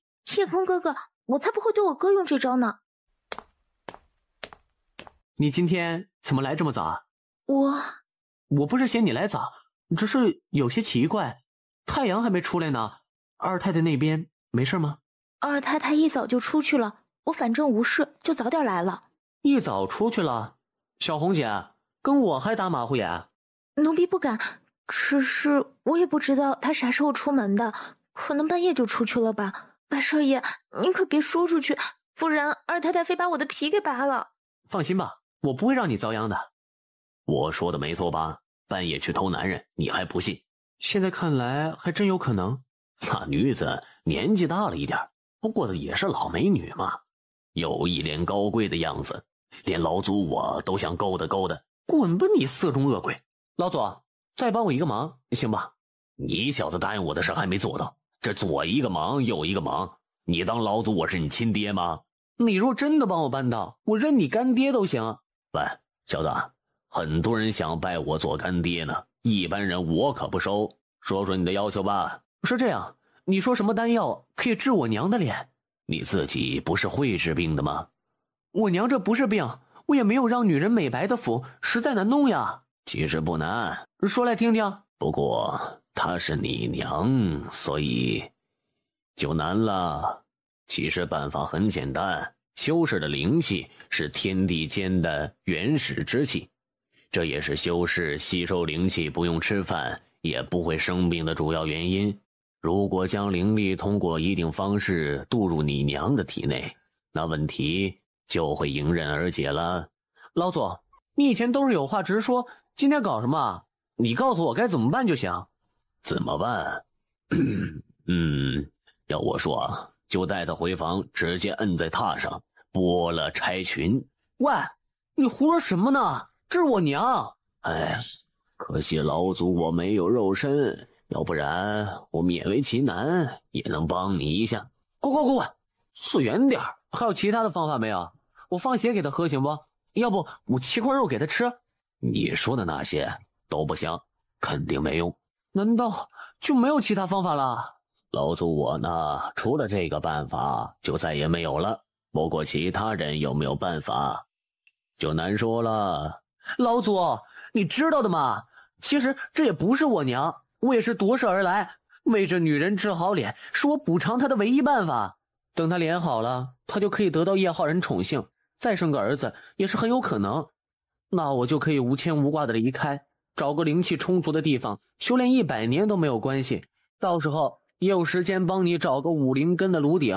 为什么你不早点告诉我你已经夺过一次舍了？吼什么啊？这很重要吗？如果被别人夺了你又夺，那身体就吃不消了，很可能大家一起玩完。也不是很重要，我就庆幸当初有那道金光锁住了我，不然当时我们俩都要魂飞魄散了。哦，原来如此啊。那你说说正题吧，我娘的脸到底还有啥办法呀？治好她与你与我都有好处。我说了，我没办法，可是别人有办法。如果找到那精通炼丹之术的女子，8成那就没问题了。不过找谁就别问我了，老祖我认识的人不死也非生了。为什么非要女子呢？你不就懂炼丹之术吗？你笨啊！修仙中人，男人一般都无所谓相貌，可那些女修士却注重得很，所以他们会弄出奇奇怪怪的丹药出来，甚至还有的丹药可以让女人的变大。要搞出治你娘的脸的丹药，那不找他们找谁呀？嘿，夜空哥哥，你笑什么呀？没有，我就想到一个开心的事儿。开心的事，开心的事也说出来让我们听听吧。这个，巴蒂有什么开心的事啊？也说出来让你二哥三哥也开心一下。哦，是二哥三哥啊。哼，还认识我们呀？听说你出名了，我们还怕你不认识人呢。好俏的女孩，年纪又小，我喜欢。叶空，你怎么回事？没事啊，这张不是你该坐的椅子。不过，就算是兄弟，有些事情也是要分清的。刚才那张椅子是我坐的，我坐过的椅子不喜欢别人坐。嘿，希望三哥明白兄弟的意思。二哥怎么有空来我们这儿闲逛呀？莫非有事不成？否则耽误了二位兄长的正事，我可担待不起啊。当然，没事我来干什么呢？你当我没事找事吗？眼看小五就要快到18岁了，也是到了举行成年仪式的时候。哦，是这样啊。可这事儿跟我有啥关系啊？我的成年仪式还要等3年半。我是想请老爸你帮忙的呀。早听说你学了神奇的武技，武功了得，不找你找谁呢？请老子帮忙也得有个请人的样子吧。我已经成年，也完成任务了，就不允许帮忙了。二位哥哥，这事儿啊，恕兄弟我要说抱歉了。最近二哥不知，郎中说了，我这是慢性病呀。郎中说3年5载也只能治个表，10年8头才可以根除。叶空，你别给脸不要脸！你当我们求你吗？你知不知道夜龙夜虎他们都抢着去呢？身体不行呀，谢了。我去散了，胆小鬼。胆大鬼就不用到处请人帮忙了。我看你就是嘴上厉害，我厉不厉害不是凭你说的。好了，二位兄长我也要吃药了，就不送了。哼，小红，走了。小红不能走。莫非巴蒂还要白日抢人不成？这也太不把我们放在眼里了。跟我回去，否则我要你好看。二少爷，空儿啊，小红毕竟是2房的人，你不好强留的。二少爷，能不能你们先回去？待会儿我把小红给你们送过去。外界传说叶府八少爷如何厉害，原来只是个躲在女人背后的孬种。哥，我早跟你们说了，你们还不信。他就是个只会耍嘴皮子的懦夫。不准你们这样说夜空哥哥，你们才是胆小鬼、懦夫。奴家妹子，看你也是习武之人，为何不认一个武功高强的干哥哥？这样对你以后也是有好处的。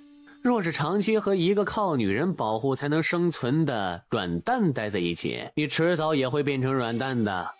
去你大爷的！弱者！你大爷！你们才是弱者，还弱智！抄袭！你这不是正规打法！你们不但武功差劲，连脑子都差劲。打架就打架，你当是他妈拳击比赛啊？空儿，别打了，娘求你别打了！你等着，我们会收拾你的。娘，你莫要糊涂，他们何时把我当做兄弟？你忍让换来的只有屈辱，对他们就只有以牙还牙，以眼还眼。是呀，干娘，夜空哥哥说的对，这些家伙只有把他们打沉打服，我们才有好日子过。大少爷，我有分寸。哎，这下闯大祸了。娘，你就放心吧，我敢说二太太回来肯定不会让我们离府。还有那些3太太4太太以后都上杆子跟你拉扯关系。你打人还打出理来了，谁要跟你这样的坏脾气拉关系啊？3太太来了。哎呦，我说九娘妹子呀，住到后院怎么也不去我那儿串门呢？要我说，那俩小子就该打。上次仙人来收徒的时候，就是2房那女人从中作梗，让人别通知你家夜空，这事儿别忘了啊。娘，3太太你们聊啊。我和小红回房谈点事儿，你去陪我娘吧。我才不要听他们说那些家长里短，我要和你们一起。不行，3太太也不是好人，你去盯着点，别让我娘乱答应她什么。报告哥哥，保证完成任务。走，去我屋里说，是不是心里很害怕二太太会惩罚你？是不是怪我让你为难了？不敢。小红，你应该知道我今天为什么跟他们翻脸。为了我。那你就该知道啊，我必定已经有了对付他们的办法。你当我是那种只图痛快不计后果的莽夫吗？真的？当然真的。你死小鬼，不这么精明也会死呀！你让我看看有什么呀？太无法无天了！这个混账小子，老娘迟早要他后悔。娘，他还说就算二太太在也不怕，也要打死我们兄弟俩。你可要为儿子做主啊！我迟早要让他和他那个丑娘知道厉害。娘，你说你去哪儿了？到现在才回来，否则儿子也不会丢这么大人，出这么大丑呀！没用的东西，老娘的事你也要管？儿啊，娘知道你受了委屈，可是你还是得忍着。你放心，娘迟早会让那小子跪在地上求你。啊，还要忍啊娘？难道你真的怕他不成？我要帮人验证一件事情。去洗把脸，换身衣服，等下午那边没人了，娘带你去认错。还要跟他去认错？记住，能忍者才能成为人上人，等到时间必要让他百倍偿还。八少爷想什么呢？什么都没想。从此以后，小红就是八少爷的人了。八少爷，你准备怎么跟二太太说呢？哦，简单。降龙18掌，八少爷，你真要把这给我？不是给你，是拿这个跟二太太换你。真的？奴婢自知远不如这本秘籍值钱，若是拿这换奴婢，那八少爷还是收起来吧，太贵重了，奴婢当不起。夜空本想说假的，可看他如此感动，他也就忍着没说。在我心里，这本秘籍又怎能比小红姐珍贵呢？所以我准备了2本。天哪！等会儿二太太如果真的有诚意，一定会主动来，到时候我就表达下诚意，把这2本书拿给她，然后向她提出要人的请求，她必定大喜。我这次闭关的时间要长一些，可能有好几个月，本来今天就开始的，可惦记着你的事儿，所以推迟了1天。没关系，小红守了10多年，几个月又算什么呢？八少爷，二太太怎么还没来呢？放心吧，我说她来就定会来。二太太心眼极小，又注重面子，平常那些家丁得罪她，哪个有好下场啊？哎，这次啊，你可给娘闯大祸了。干娘，你别叹气了，夜空哥哥是仙人，他说没事就没事。哟，吃午饭呢？是二太太呀，失礼了，快这边请。舅娘啊，打扰你们吃饭了，我刚回来，听说我那2个小兔崽子给你们这添麻烦了，这俩不成器的东西，我带来给妹妹发落。算了算了，我们家夜空也有不对，就此作罢吧，还不快给姨娘道歉？姨娘，是我错了，请您原谅。不敢，不用，我们家空儿也有不对啊，他也应该来赔个不是。我们谁跟谁呀？其实啊，我就怕这事儿啊影响了我们的姐妹之情，所以这才带着小五来道歉的。空儿，快过来给二太太道歉。道歉就道歉吧，可妹子啊，你千万别让空儿跪我啊，我承受不起。那怎么行啊？你家业务跪下道歉，他也得跪着道歉。办不到。看老八气的，哎呀，二娘和你开玩笑呢，还当真了。二太太，请原谅，大家都知道我夜空脾气不好，可其实熟悉的人都知道，别人敬我，我加倍敬他，若是不惹我，我也不会发火。当然了，今天也确实是过了，请二太太不要和我这小儿计较。哟，看你家夜空真是会说话啊，二娘我怎么会责怪你啊？这确实是我们家小文小武有错在先，不过夜空啊，你可有一样不好，不是二娘说你，那藏春楼可不是正经地方，以后少去为好，惹上脏病怎么得了啊？又去青楼，下次啊，那些朋友邀请你喝酒，不准去那个地方了啊。是，二太太您慢走，有空常来坐坐啊。怎么，生气了？没有，没生气，你哭什么？你太无耻了，竟然还问我哭什么？我什么都失去了，被人骗，被人玩，马上还要回去面对二太太的恐怖责罚，我能不哭吗？小红姐怎么了？没事儿，有点误会。嘿，哎，跑什么？去我房间说。你这负心人，你舍不得就早说，我又没要，你为何要耍弄于我？不是说回屋告诉你吗？我不要听，你放我走，骗子！是千板板，以前怎么没发现你这丫头也挺有脾气啊？告诉你啊，我比你脾气更大。骗子，胆小鬼！你如果舍不得把秘籍给二太太也没关系，那就是提一下也好啊。你为什么提都不提？喂，都说女人心眼小，还喜欢瞎猜，你听我说明白不就行了？我这就告诉你为什么今天没对二太太提这个事儿。我又有了一个想法，我不提，让你拿着秘籍回去，就说你得到我的信任，从我这儿偷去的。为什么要这样啊？取得他的信任呀。我有点怀疑他从我这骗武功的动机，并不是让叶武学习这么简单。你这么说，我也有些怀疑了。他不但在意你的武功，还不止一次问你有什么奇怪的举动。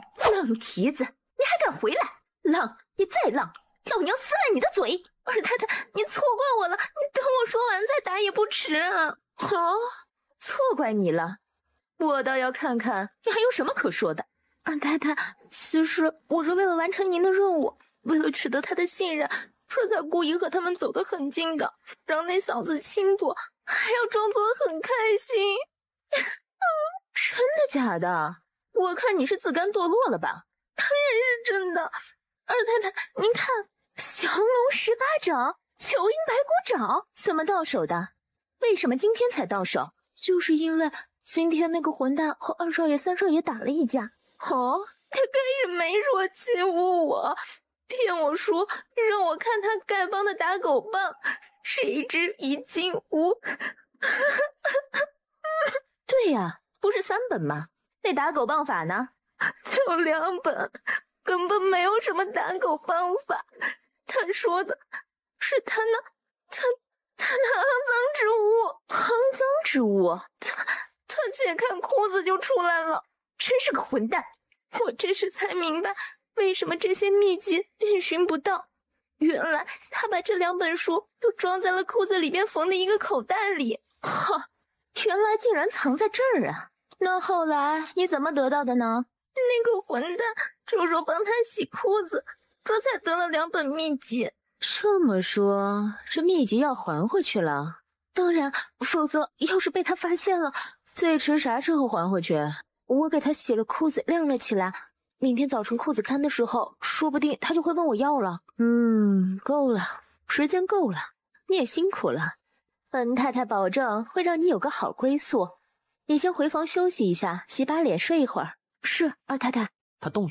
昨天夜里让你跟踪，你不去，今天还是要去。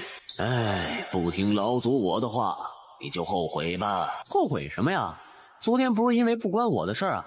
今天跟踪是发现有新情况，都是正确的决定，无可厚非啊。要我说，正确的决定就是把他擒下，用搜魂大法。可若是一搜发现搞错了呢？错了，那就杀了呗。你还真是杀人如麻。这谁啊？如果我没猜错的话，他就是南都城的城守陈清芳大人。哦，对，他是铁牙寺后台老板嘛，怎么忘记了他呢？这小子既然修习武功功法，那就不是修仙者，这下我就放心了。可是我听很多人说，那小子在屋里一下打坐就是几天，这种情况怎么解释啊？大红啊，这你就不知道了。有好些武功还必须修炼内功的，不过那些内功跟仙人一比，就差远了。大红，我土，二太太的闺名好土啊，怪不得给丫鬟取名叫小红呢。是很妥。那这2本秘籍里有内功吗？没有，这都是招式武技。看来还是要小红再去那小子那儿打探了。哎，你今天打探出那小子不是修仙者，那为陛下立了大功，我也会受到陛下的夸奖。我怎么能不奖励你呢？不要，清芳，如果陛下真要治叶浩然罪，那么能不能饶了我和2个儿子呢？叶浩然欺君罔上，拥兵自重，治罪必是株连9族的大罪。大红，你立了功，我必保你和儿子不死。清芳，你太好了。清芳，我还有件事，我要求你帮忙。说吧。到时候你一定得把夜空母子交给我。这个混蛋让我丢尽了脸面，在下人面前都抬不起头，还要在他那丑娘面前忍气吞声，假装亲热，这是我这辈子受过最大的委屈，我要他们付出代价。那你要对他们怎么样呢？我也要让他们母子尝尽屈辱，慢慢的折磨他们，让他们想死都难。这你放心，就算你不折磨他，我也要好好的折磨他。哎，好吧，既然你们如此狠毒，那我就让你们变成一对怨鬼吧。你是人是鬼？哼，你心里没鬼，又怕什么呢？继续啊，怎么不继续了？继续把你们折磨我的想法说来听听呀。叶空，你妄图刺杀朝廷命官，你知道吗？这是死罪。若是你迷途知返，本官就原谅你是初次，就当什么也没发生过。本官保证绝不追究你责任。还有，不许把今天的所见说出去。我说你们有没有长脑子？还顾着脸面，还不清楚事情的严重性吗？现在的问题是，你们还有没有命走出这扇门？还有你居然还要追究我责任，真他妈好笑！你下辈子记得多吃点猪脑，这么蠢还当官啊？还有啊，忘了告诉你，这府里的仆人我已经搞定了，随你怎么喊都不会有人往里跑，我跟你拼了！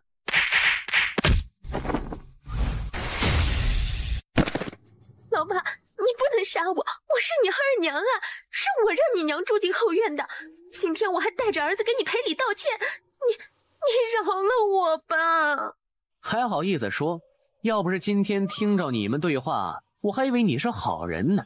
老爸，我知道你喜欢特别的，小红都告诉我了，只要你饶我一命，你怎么对我都可以。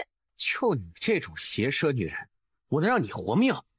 哼，老左，出来吧。袁英姐，你是修仙者，你这个蠢女人，老夫被你害死了。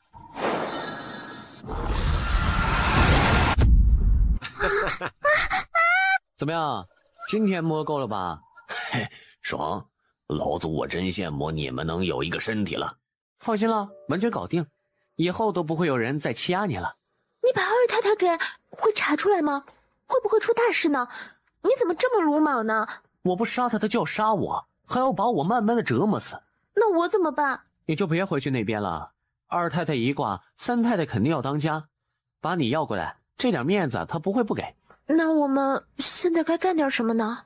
当然是干好事啦。去你的，都这个时候了。我明天就要开始闭关了，要有好久见不到你，让我吃饱一点嘛。坏死了！可恶，你让我开次会死啊！又把我扔进黑袋子，过河拆桥的东西。怎么样，到3层了没有啊？到了。那你试试用去巫术来控制这小件法器啊？不是说最少要炼气4层才能操纵法器吗？你体内聚集了如此多的灵气，灵力和神识自然远超一般人。不如你先试着操纵一下。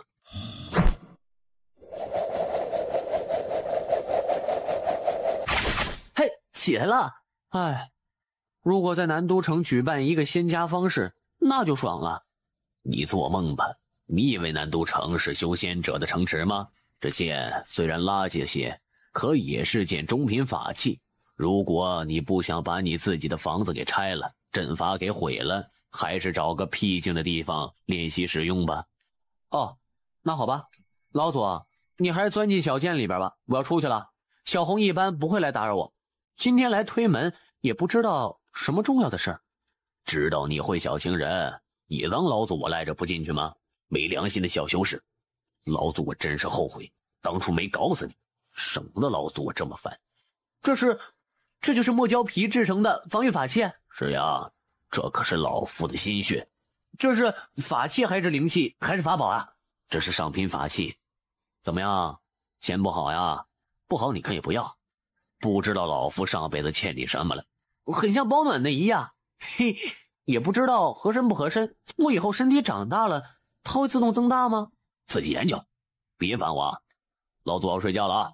啊，拜托，没有美女就不要叫我了。八少爷，请您责罚。刚才谁说要八少爷责罚的呀？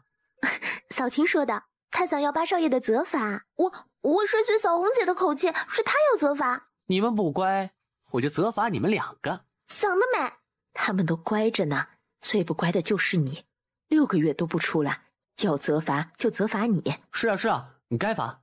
好了，说吧，叫我出来到底啥事儿啊？是不是发生了什么变故啊？是这样。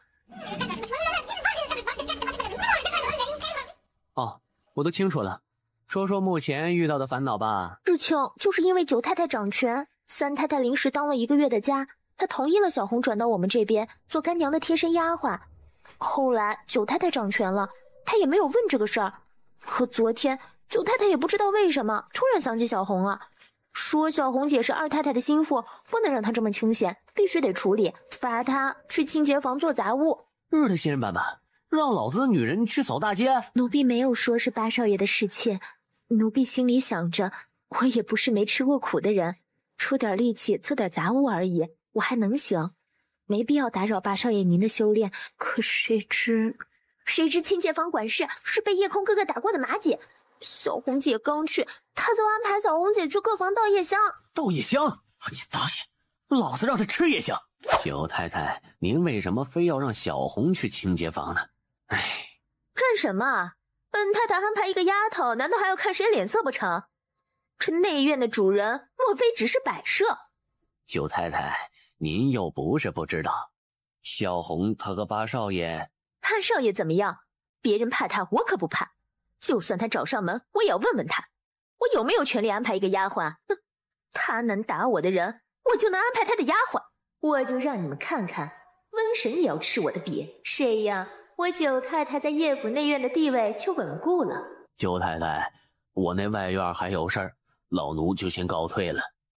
让小红去刷马桶，是不是你的主意啊？惨了，果然他这样怀疑。八少爷，老奴可不敢出这种主意，都是九太太自己拿的主意呀。八少爷明察，老奴今天来找九太太，就是想要劝她收回成命，可她就是不停呀。老奴都说了，小红那是瘟神的人，也是你能动的。可她说别人怕瘟神。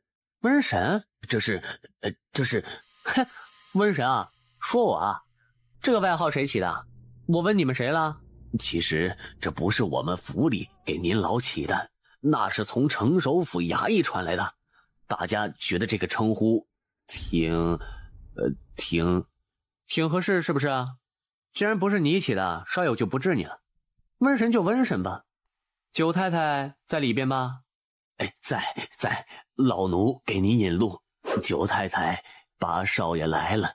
八少爷，我们出去您老。叶才，你也不用走，都听着。哼，你还是怕了呀？你怕我还跟我斗？今天非打掉你嚣张的气焰，怕我打你，还是怕我奸你啊？我的辈分可是你的长辈呀，怎么能当众说出这样的话？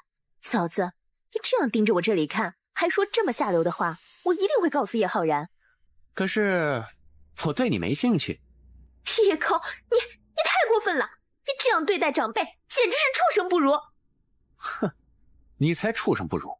你的心眼和母鸡一样狭小，小肚鸡肠。还有你刚才的咆哮怒吼，和得了狂犬病的母狼何其相似！还怕我搞你？放心，你这种女人脱光衣服，我也不会有任何反应。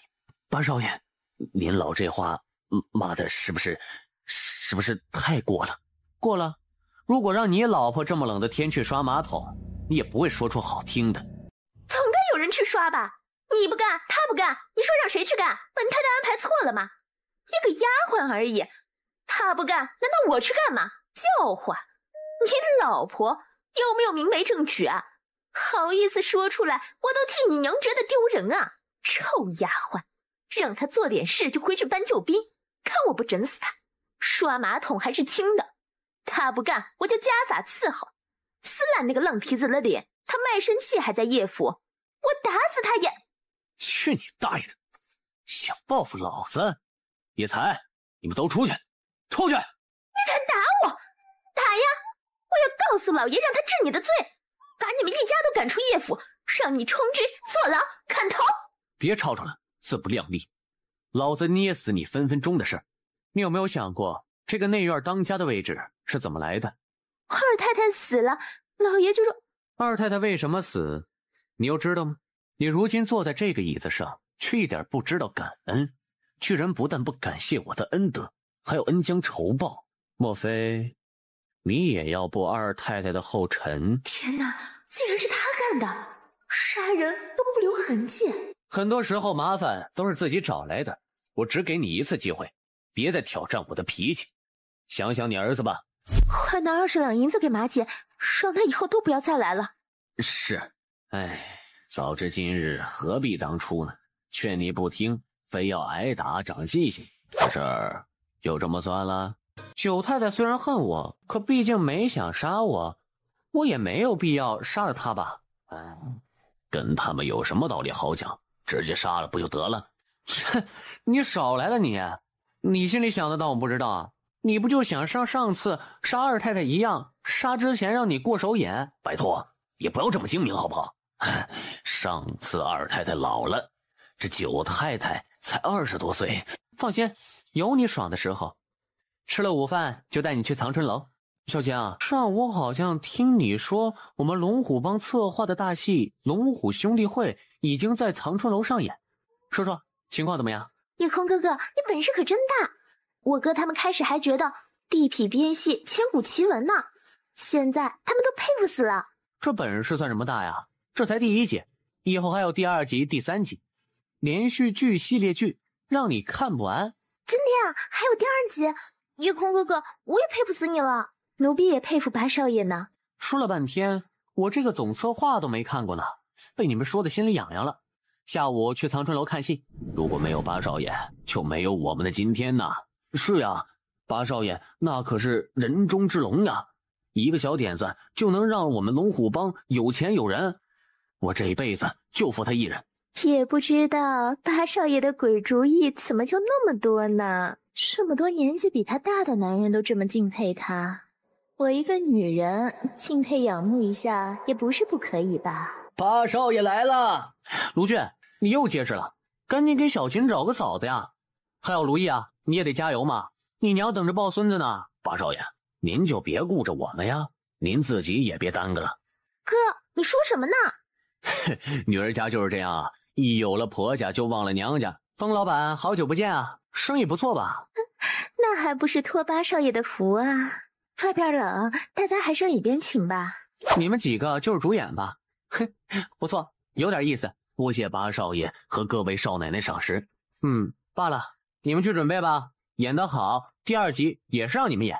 谢八少爷。这女角怎么样？我选的不错吧？不会有潜规则吧？你小子该不是已经上过了吧？哎，八少爷，您还真是神了，这都知道。要不您也试试？嚯，你也不怕小琴揍你？找正经姑娘结婚生子吧，一娘等着抱孙子呢。那个晴梅搞搞就算了，也不是啥正经货色。八少爷，您终于来了。哦，是小英啊。八少爷好没良心，都忘记小英了。怎么会忘记呢？这不是来了？那么八少爷就和小英好好聊聊，姐姐我就先出去了。哦，风老板，你在门口守着，万一他们……八少爷您就放心吧，一出戏要1个半时辰呢，您尽兴的玩儿。这个妞怎么样？不行啊，差远了。想当年老祖我可是连影族女子，那脸蛋儿才叫水灵，那身材才叫标致。好汉不提当年勇，小英这就不错了，是藏春楼的花魁了。不行就算了。虽然比不上影族女子，这女子也可以将就了。谁叫老祖我饿得慌的？切，知道你得了便宜还卖乖。今天让你如愿，明天就准备再给我炼一批辟谷丹，然后我们找个地方练法术去。你这小子拎得精明，像你这样的孩子，小子长不大。这不用你管，你答应不答应啊？答应答应，老祖我真是造什么孽，搞这点事都要被人胁迫。喂，你行不行啊？要不要我帮忙？哎，没关系，看在我们情同手足、情比金坚的份上，我无条件的帮助你，怎么样？你都不让我看，我也不能让你看。你们就守在门口，任何人都不允许放进去，里边有任何声音，你们也不得进来。有解决不掉的情况，就来叫我。八少爷，您去哪儿啊？我去哪儿你们别问。不是，你刚才说有问题去叫你，我们都不知道你在哪儿，去哪儿叫你啊？那就去封老板的房里叫我。这位小哥有事？哦，抱歉，走错门了，右边不对，那就是左边了。谁呀？怎么到现在呀？你就说里边一些，也不说左右。刚才走错门了。当时被你抓的心里乱糟糟的，哪有心思想这些啊？你不知道，刚才那小子可真够俊的，那模样唇红齿白，我差点当成姑娘。男人生成这样，真是没天理。谁说他是来找姑娘的？不能来看戏吗？说不定就是女人呢。看什么？看上人家啦？哼！只有点奇怪而已。刚才竟然感觉到了一点灵力波动。灵力波动是什么？说了你也不懂。我没看错吧？是个修仙者，才炼气3层。没想到这南都城竟然有修仙者的存在，也不知是哪家的后人呢。年纪小小，做这无耻行径如此熟练，以后还不知要祸害多少女子，留他不得。八少爷，知道姐姐好，就快点慰劳姐姐吧。八少爷，狗男狗女，去死！天哪，是元婴血！小子，在你塔边有个筑基期，要杀你！笑毙了，休走！以后有机会一定不杀了他，以报今日之辱。八少爷，怎么了？刚才那个半男不女的家伙想偷袭我，被我打跑了。没良心的小贼！老祖，你完事没？刚才那个偷袭我的到底是什么来路？他为什么要偷袭我？好了，来我这边吧。我也不知道这个女修士是什么来路，不过她必定是大门派的得宠弟子，一般人不会拥有极品法器。极品法器？那你怎么不出手干掉他？极品法器啊！我都没有极品法器，那得值多少钱啊？干掉他，老祖要灵力没灵力，要武器没武器，难道你要我光着膀子和他拼吗？猪脑子，你也不知道多吃点猪脑补补脑。喂，老祖，你说的话是剽窃我的吧？就算能干掉他，也不能出手。这是在城里打起来，多少人看见啊？他必定是大门派受宠的弟子，如果当众死于我们之手，你不怕他门派的报复吗？这倒也是。喂，我好像听说某人最恨杀人夺宝这种事儿，还说自己永远不会做这种事儿。今天看见顶级法器就变卦了吗？谁说变卦了？我绝对不干杀人夺宝的勾当，人不犯我，我不犯人。可是是他先犯我，我就可以正当防卫，抢他的法器。老祖，我困了，先睡觉。若是你想正当防卫，还是先把操纵法器给学好吧。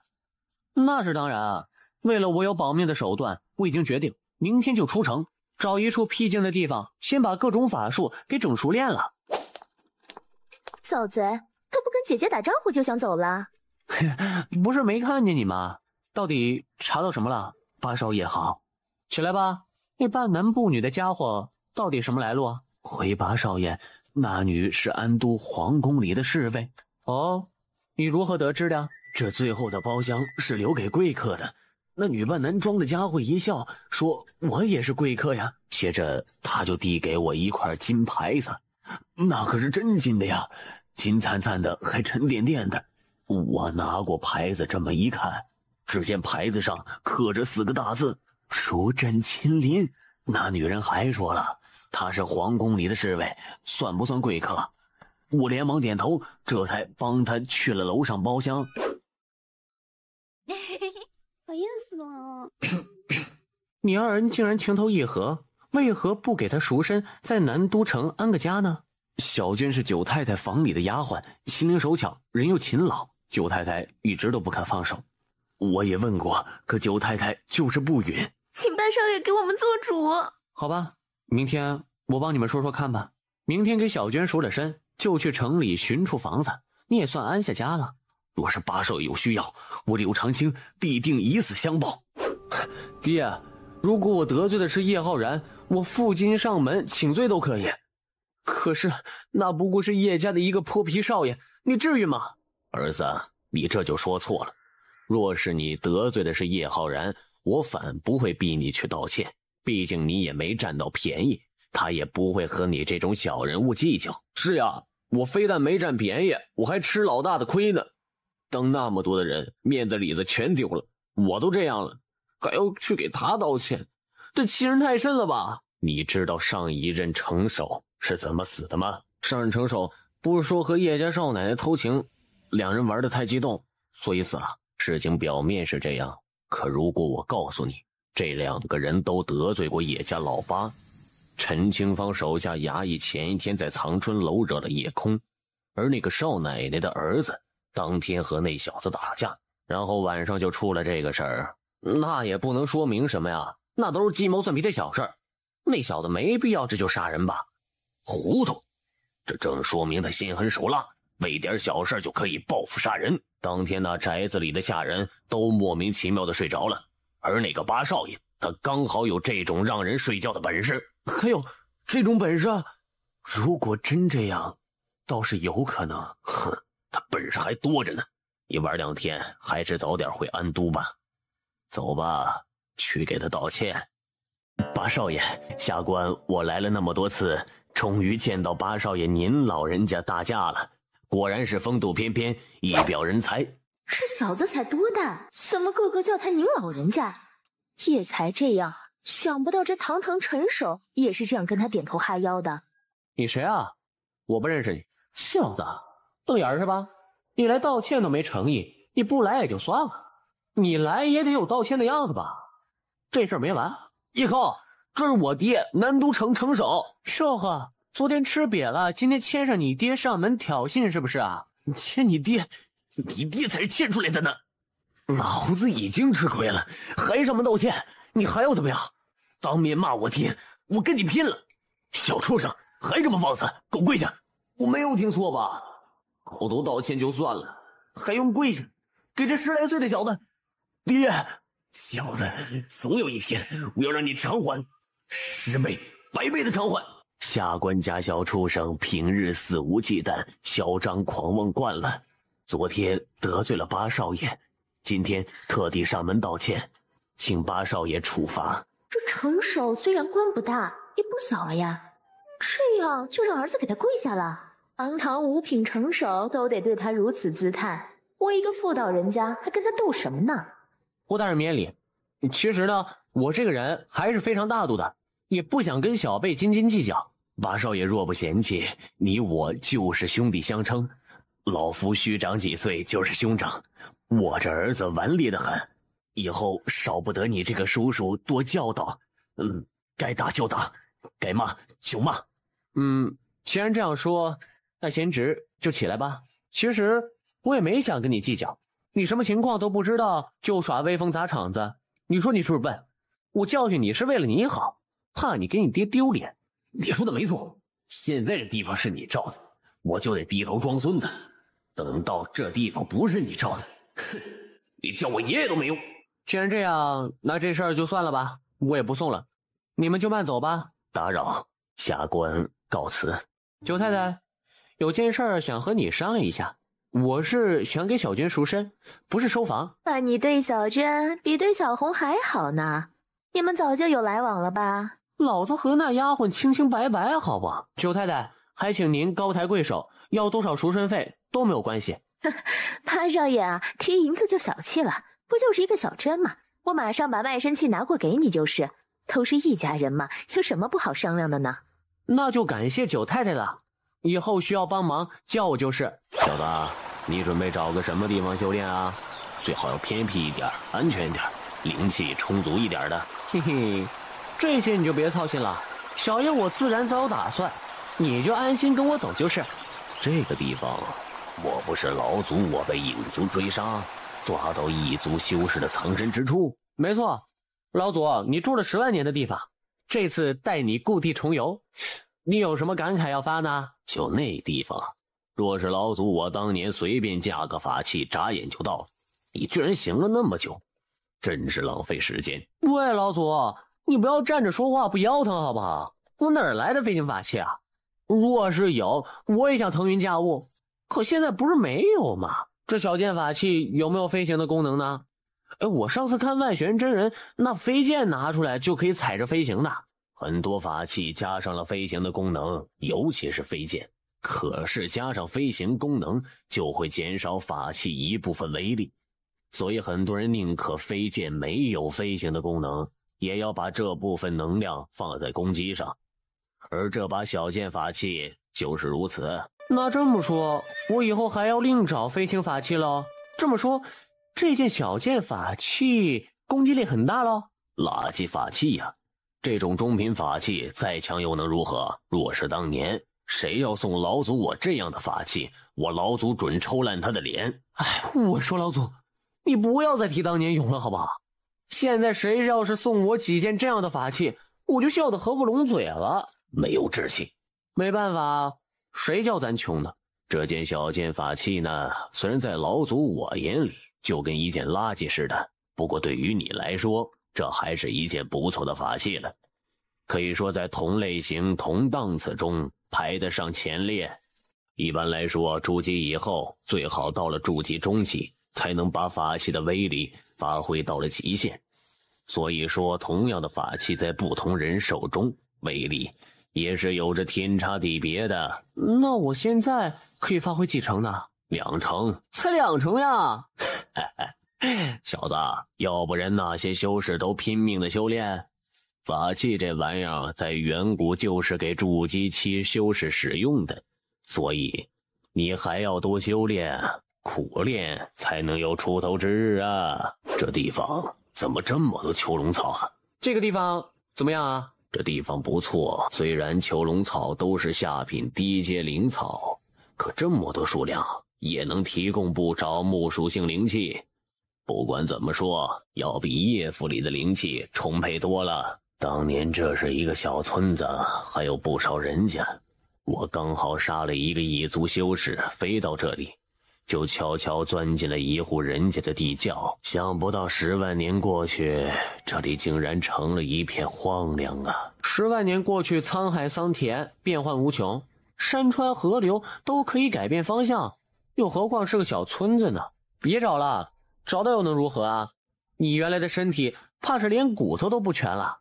还是先帮我炼制辟谷丹吧。想不到老祖我活了10万年，最后沦落成你这毛头小子的丹奴，还专门练辟谷丹这种垃圾，真是明珠暗投呀！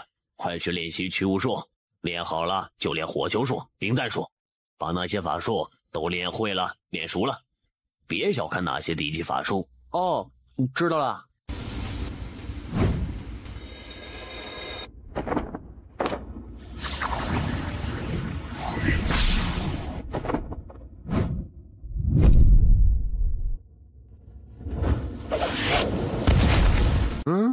那边是怎么回事啊？一个个的小方笼子，是一种奇特的树吗？这次真是交好运了。外边有个炼气6层的修士，你有麻烦了。老子我有点困了，我去睡觉了。如果你打不过，就要我帮忙，不过有条件哦，告诉我地窖在哪儿。朋友，珍重了。喂，你别跑！你这个无耻的老家伙，丢下朋友，临阵脱逃！哼，算我夜空看错人了。你说什么都没用，用火球试试。朋友啊，这片囚笼草是兄弟我种的，还请手下留情。你种的囚笼草？这片树林我前段时间刚来过，也没有看见谁在这里。想不到居然是有人在这里种植的。前段时间是多久啊？我1年前开始在这种植的。哦，原来是这样啊！在下古灵门修士夏辉，敢问道友大名啊？所成何派啊？我叫卢俊，是一个散修。夜空没报真名，他可不想给家里惹上灭门之祸。原来是卢道友啊！这里这么大，卢道友一个人照顾得过来吗？哦，我还有个师傅，元婴期了。道友原来有名师祖相传，不知贵师身在何处，能否让在下拜见一下呢？夏道友，家师正在闭关，不方便见人，还请见谅。贵师既然已经是元婴期大修士，为何不在此设置阵法，也省得闲人骚扰。夏道友打听的这么详细，莫非是想趁我师傅不在欺我一个小修士？不错，你明知修为比我低，却还想独霸这片陵墓，这才编出一个元婴老祖来恐吓我。可你错了，若是你真有元婴老祖坐镇，早就击杀于我，还容我问这么多？你当我傻的吗？夏道友，我说了你也不信，不如这样，你也是想取这些囚龙草种子，我帮你取一些，然后你安然拿走可好？卢道友，若是你见我来了便早早逃走，也还能留一命，可现在已经迟了。嘿，你腰间小剑法器不错，刚好你也用不上，不如给为兄我拿来试试。如果我把这小剑法器送你，那你就放我走行不？嘿嘿，你脑子是怎么长的呀？我既然已经告诉你师门和姓名，又怎么会放你离开？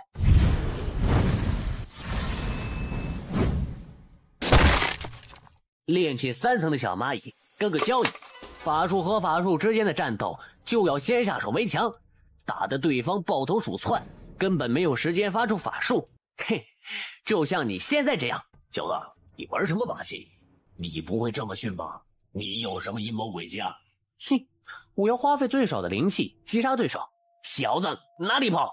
是的，仙人板板，这么容易就上当了？他怎么可以催动法器？哼，躲得倒快，看你这次如何躲。好吧，我承认我轻敌了，这次我不会再轻敌了。小子，我这百魂幡里已经有了99个阴魂，不过以普通凡人居多，最后一个位置我一直空着，就是想吸收一个修士的魂魄。卢道友，恭喜你，你将成为我魂幡的主魂。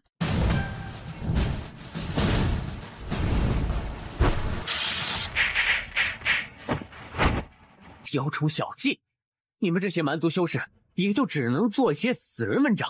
上去，见不得这法器威力如此巨大。夏道友，想走没那么容易。百魂幡，哼，用你自己的魂魄做主魂吧。怪不得人人都想杀人夺宝呢，实在太容易了。这种垃圾都当宝贝，真是好笑啊！你这话不对啊，再见的东西刚好用上，那就是好东西啊。好个屁，就能占一个人的法器，垃圾中的垃圾。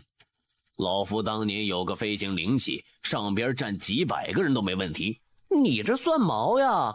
在我们家乡有种叫飞机的东西，凡人都可以飞上天呢。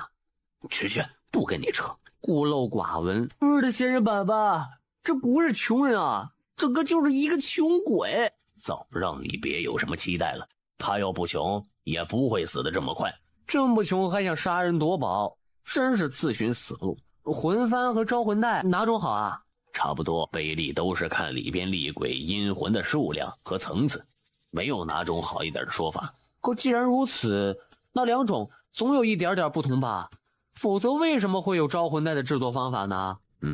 是有点不同。这魂幡呢，吸进去的生魂需要炼化，使之成为厉鬼。若是你一下吸进去太多魂魄，一个个的炼化，就需要大量时间。而招魂带吸进生魂以后，就不需要主人炼制，经过一段时间以后，那些生魂自己就会变成厉鬼。另一个不同，魂幡只能吸进魂魄或者金丹元婴，而招魂带却可以装进活人，慢慢炼死。那还是招魂带比较好。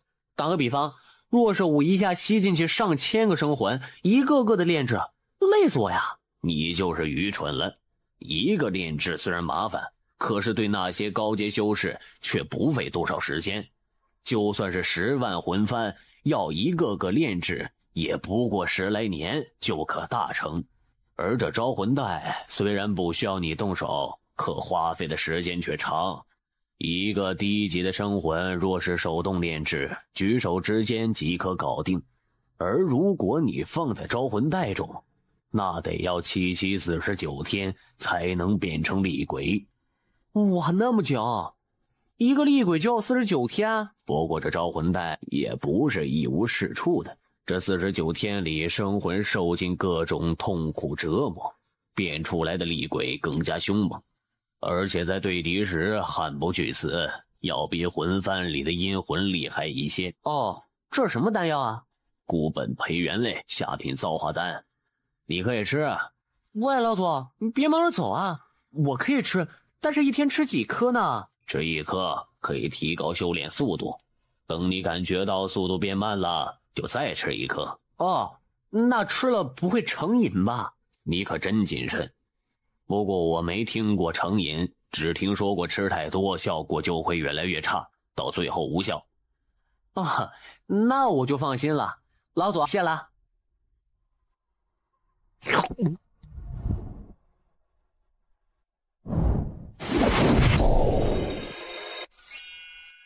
老祖，准备回城。这么快？法器已经炼化结束了，各种法术也使用的熟透，此行的目的基本达到。还有留下去的理由吗？再说我们杀了古灵门的人，我也担心以后会有人来查点，我可不想等人家大人上门来揍我。那地窖呢？我还是要找地窖。那就找呀。可我不知道在哪儿呀。小子，我最近把这里都查探过了，为什么没有呢？你说你知道是不是吹牛诓我呢？别用激将法，我不吃这套。老祖，我说你真是小气的看不开，不就答应我有好处分我些吗？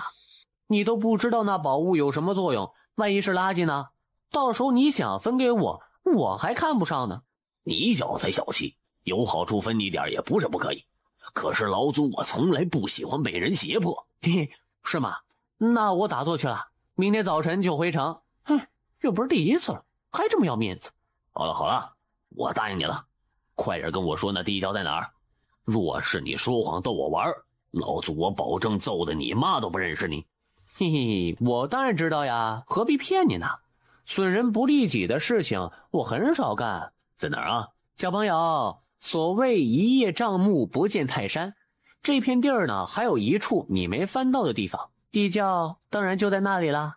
还有我没翻到的地方，我都翻遍了呀。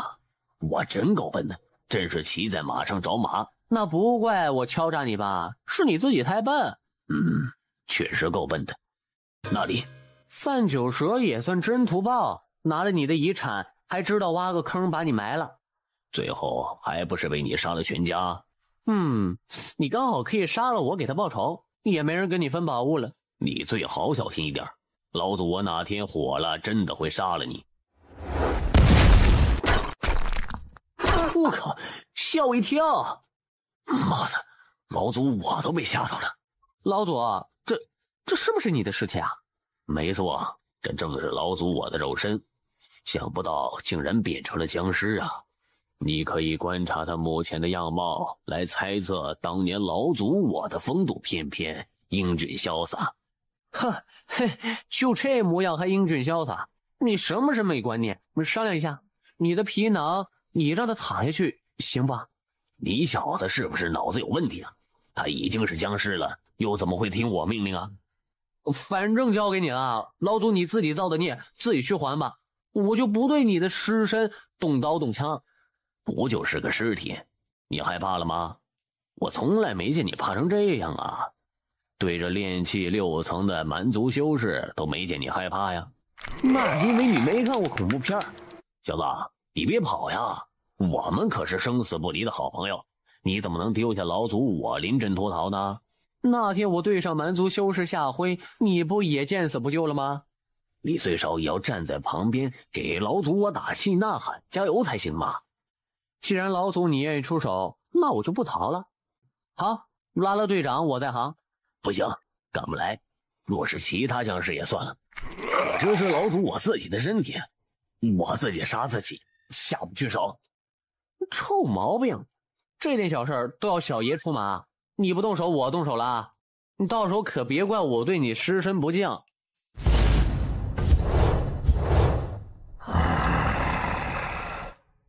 用法器，老祖我尸身10万年都没化，又怎么会怕这些火球啊？笨蛋，快把魂幡拿出来吸呀！这些尸气也能增加魂幡威力的。怎么样，我对付个僵尸还行吧？奇怪呀，按说修炼10万年的僵尸不会这么容易对付的。没有10万年吧？如果他修炼了10万年，那么范九蛇碰到他的时候就会被他杀了呀，又怎么会取得储袋，还把他安葬进土呢？对呀，那个姓范的10来年前到这里，他还没有成僵尸，不会这么快吧？真他妈恶心！死人脑子里爬出的蟑螂，你猪脑吃少了吧你？这可是好东西。哼，蟑螂算什么好东西啊？你猪脑吃多了吧？你才是蟑螂，没见识。老祖，我现在教你，听清楚了啊！这是灵虫，控尸虫。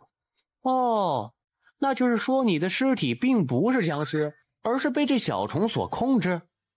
对，否则10万年的僵尸哪有那么好对付？原来如此啊！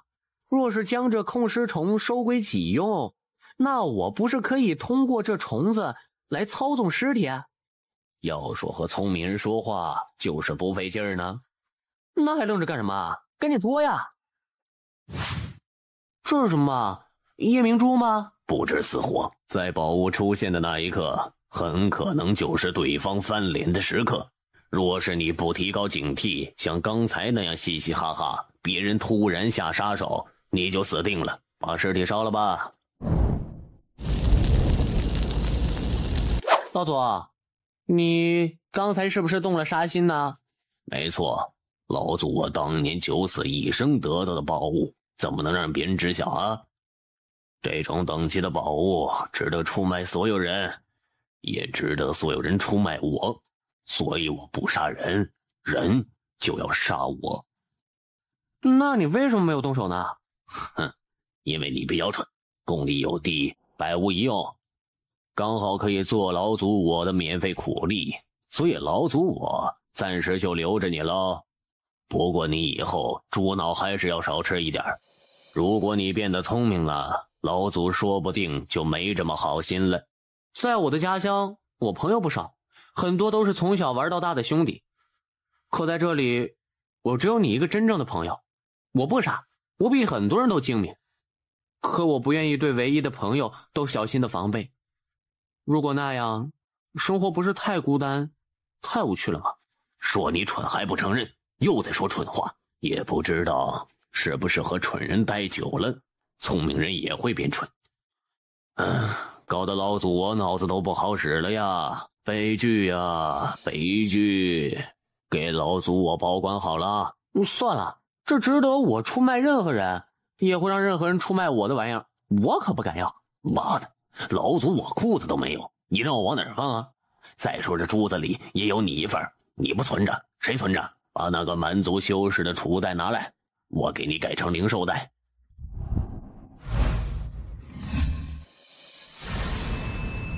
看来和蛮族开战已经迫在眉睫了，不然也不会这样连夜运送粮草辎重。跟你没关系，我也是叶家子弟，怎么没关系呢？那是凡人的战争，如果你要参加，就以一个凡人的身份参加。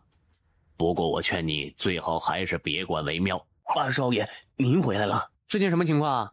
我看很紧张啊。经理老四一说，叶空知道了。目前的形势还不是一般的紧张，不是将要开战，而是已经打过2场小规模的战役了。叶文和叶武前2天也都赶去军营了，这对他们也是磨练，是有好处的，省得在南都城里只知道混吃等死。好吧，时间也不早了，你也该去打3更了，我就先回去睡觉了。我决定还是在家里把剩余的灵气都炼化了，再出去闯荡，刚好也可以看看边关形势，这样最好。老祖我最怕你不知轻重，才炼气3层就想行走4方，就怕出门就被人轰杀纸扎。老祖，你不损我会死啊？我没那么差吧？前几天刚杀了一个炼气6层的呢。那可是穷鬼，杀10个也不算本事。若你遇到那天那个偷袭的女人，境界比你高，法器比你好，你逃都逃不掉。到时候别想老祖我帮你啊！老祖，你说帮我培养一个极品灵虫？小子，别烦我，老祖我忙着研究珠子呢，有时间我会帮你弄。老祖，你说说这珠子的来历和情况，说不定我能帮你研究1、2呢。这个珠子是影族的镇族之宝，名叫琵琶珠。老祖，你果然强悍，影族的镇族之宝都给你抢来了，真是佩服佩服。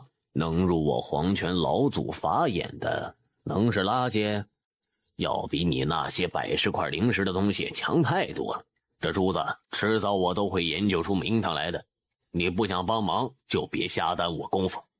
嘿嘿，其实我也是有点想法的。我说说，你看是不是正确？这珠子很有可能是一件珍贵的材料，我不知道你有没有用萤火炼化过，所以我觉得这可能是炼制某种厉害法宝的材料。不可能，作为影族的镇族之宝，不可能是一种材料。任何材料就算再珍贵，在成功炼出之前都不值得称为影族镇族之宝。听你说这珠子叫琵琶珠，那它是不是跟琵琶有什么关系呢？听说影族都热爱生活，酷爱音乐，那么这珠子是不是跟音乐有关呢？是不是拿个琵琶来就有效果呢？有点道理，我怎么没想到这一点呢？明天得找个琵琶试试，那对我不是根本没鸟用？我可不酷爱音乐，再好听跟我也没啥关系啊。明天先找个弹琵琶的人试试吧。小钱，你可真漂亮呀！若我是男人，一定娶了你。可是你不是男人，那你这个小丫头知道男人是什么样的吗？男人不就是夜空哥哥那样的吗？好呀，既然你说我占便宜，那我就占一次便宜。你别跑，让本姑娘好好抓一下。你想得美。夜空，哦，少爷。以后你叫我夜空也可以，看你习惯。少爷，你见过姨娘了？刚从那儿出来。哦，我刚刚和小琴闹着玩呢。我知道。哦，少爷，你干嘛？当然是回房了。现在还白天呢，你别急呀。少爷，你坏死了。小琴，你别走，都是你夜空哥哥使坏。其实我已经是少爷的侍妾了，伺候他也是应该的。可他太坏了，大白天就要，那我就出去啦。小红这丫头搞什么嘛？老子还没想好要不要拿下刘琴呢。你这不是冒夜上弓吗？夜空哥哥，我打扰了你们。没有，我就是气那丫头胡说八道。其实我还是很喜欢小琴的，只是我没有对你动那种心思。小红姐说，男人动那种心思才是真喜欢。不是，她说的不对，男人的心思是经常会活动的，不过这并不能证明这就是真的喜欢，而且真的喜欢也不用上榻来证明的。真正的男人会给女孩脱衣服的时候就会想到责任。他要抱我吗？还要像刚才对小红那样对我吗？好羞人，要拒绝吗？啊，你说什么？看来女人一谈恋爱就变成白痴，这句话还真没说错呀。不是夜空哥哥不喜欢你，是你现在还小呢。这件符画的怎么样呢？引蛇符和定蛇符我都练到10次成功1次了。哦，不错呀，大有长进啊。前些日子我还给老刘家的媳妇儿画了张安胎符呢，也很管用的。哇，那就是神医了。以后夜空哥哥没饭吃，就得靠你这个神医养着了。那还不是夜空哥哥教的好。有件事我差点忘了，我哥他们说，只要你一回来，就让你赶紧跟他们联系。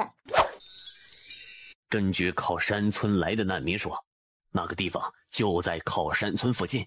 这么偏僻的地方？根据我们打听了好几个靠山村来的难民，这个地方隔这么一段时间就会有村民看见有飞行的神仙经过，有时候还有神仙的打斗。他们村儿还有人在树林里捡到灵石呢。哦，是这样，倒是有点像。八少爷，应该是方士，因为这些神仙出现的日期很有规律性，而且这也是最近几年才出现的情况。若是仙门的山门，必定是10年100年的基业呀。老祖，你看呢？我就是个方士嘛，看你记得。等你境界提高了，只要驾着法器在天上随意飞，老祖我保证每天都给你找到一个方式。那样乱转不是有危险吗？再说哪有那么多方式啊？你动动猪脑子想一想，这个世界多少修仙者，大家都要互相交换物品，方式又怎么会少呢？修仙者的方式对凡人来说当然神秘，因为方式外围都有范围不小的幻阵，可是对修仙者就不同了。方氏就是吸引来往修仙者交易的场所，所以方氏周围的幻阵是专门迷惑凡人的，而让修仙者非常容易看破。飞到上空一看，这个幻阵没有什么攻击性，那必定不会是修仙门派的护身大阵，就只有方氏这一个可能了。方氏如此好找，那你为什么不早早告我？我不是怕你不安心修行吗？告诉你，只要你境界高，方氏随便就可以找到。等以后再说吧，我最近也没空去。八少爷，让奴婢伺候你宽衣吧。少爷我还不急着行乐，你会弹琵琶吗？弹支曲让我听听可否？奴家最擅长弹奏琵琶。快拿出琵琶珠，让他换个曲子。小英姑娘，这曲子太过舒缓，本少爷喜欢激动人心的曲子。小英姑娘，你是否会弹古曲呢？奴家不会弹奏，不过绿荷姐姐是我们藏春楼弹琵琶最好的，我想她应该会弹奏些古曲。好，速速换她过来。八少爷，奴家所会的古曲就这些了。那你回房吧。哈哈，你这叫对珠弹琴，琵琶珠肯定跟琵琶没什么关系。老祖我也真是蠢了，居然相信你小子胡言乱语。我就说试试嘛，试不成功也不能怪我啊。老祖你研究了那么久都没弄出头绪，我试不成功也属正常。我就不信琵琶珠和琵琶一点关系没有。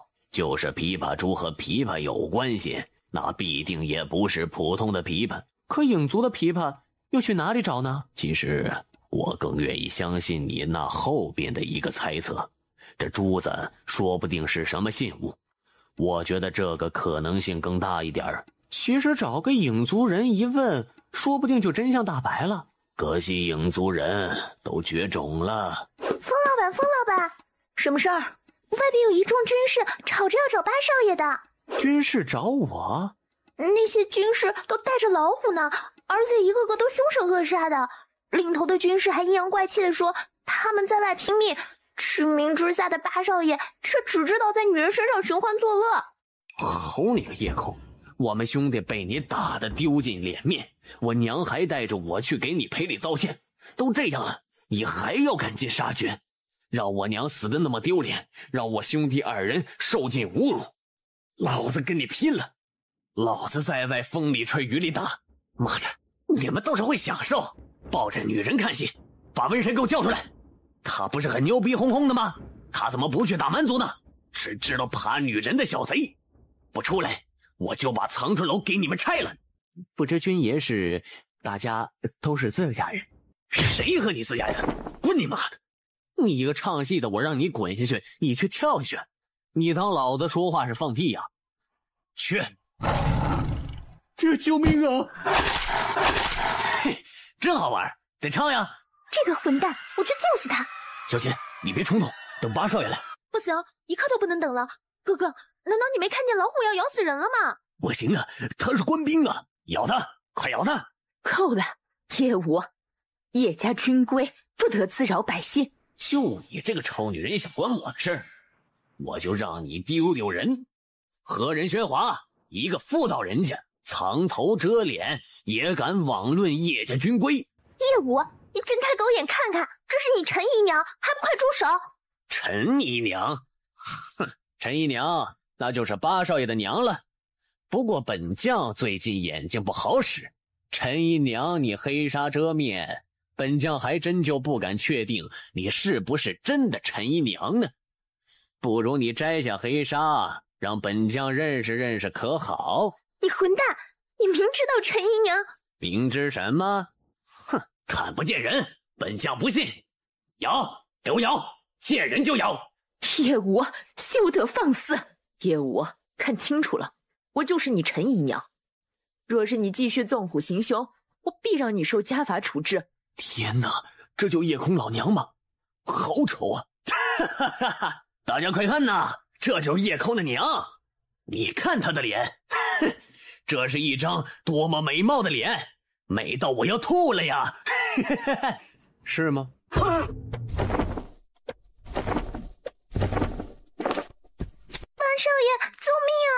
八少爷救命啊！叶武，你看见了吗？就算每个人都知道我娘的脸上的模样，他们依然还是信任我。你想用这种方法羞辱我，我告诉你，没用。我娘为了救人摘下面纱，如果被救的人还要讥笑她，我相信不会有这种人。八少爷，我是谁在背后议论陈姨娘，我们绝不放过她。对，绝不放过她。你要干什么？我娘的脸上有病，我总有一天会治好她。哼，而你病在心里，我现在就来给你治病。你别过来，陈一虎，上！无知小兽，叶空必胜，八少爷必胜。叶家军规，叶家军士当爱惜民力，取信安民，正身律己，滋扰百姓者。臣，你不能杀我，我是军士，我还是偏将，杀我必须主帅同意。你根本不是军士，叶家由不得你做主。我杀人从来不要经过谁的同意。我别，八弟慢。八弟，饶他一命，二哥求你了。哥，你不要跪他，你这混账，给我跪下！哼，自作孽不可活。作为叶家军人，全城百姓就是我们的兄弟姐妹。大阵当前，不知维护爱惜百姓，纵虎行凶，肆意伤人，说不处置他，你问问受伤的兄弟姐妹，他们答应不答应？绝不答应。诸位父老乡亲兄弟姐妹，我带我弟弟给诸位赔不是了。诸位乡亲放心，这混账我一定会处置的，马上我就将其绑了，送到叶家军大帐，交给将军处置，绝不姑息。至于受伤的百姓，全部发放100两汤药费，没有受伤的也有20两押经费。诸位乡亲，就看在他为大家镇守边疆、奋勇杀敌的份上，让他将功折罪吧。这样解决可以了，念在叶武也是初犯，让叶威也不要过于处罚他。我们听陈九娘的。若是老祖我呀，刚才就不必说什么废话，直接杀了这小子。我又何尝不想？只是当众杀兄，就算有理，也要被人耻笑指责的。哼，管那么多干什么呀？小心日后受其所害呀！我会注意着他。希望这2个家伙不要自寻死路。老祖，我造化丹吃完了。吃完就吃完呗。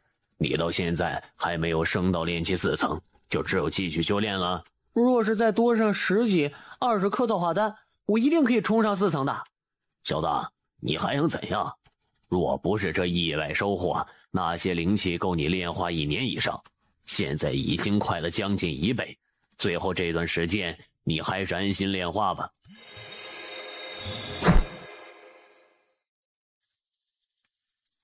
不行，修炼不下去。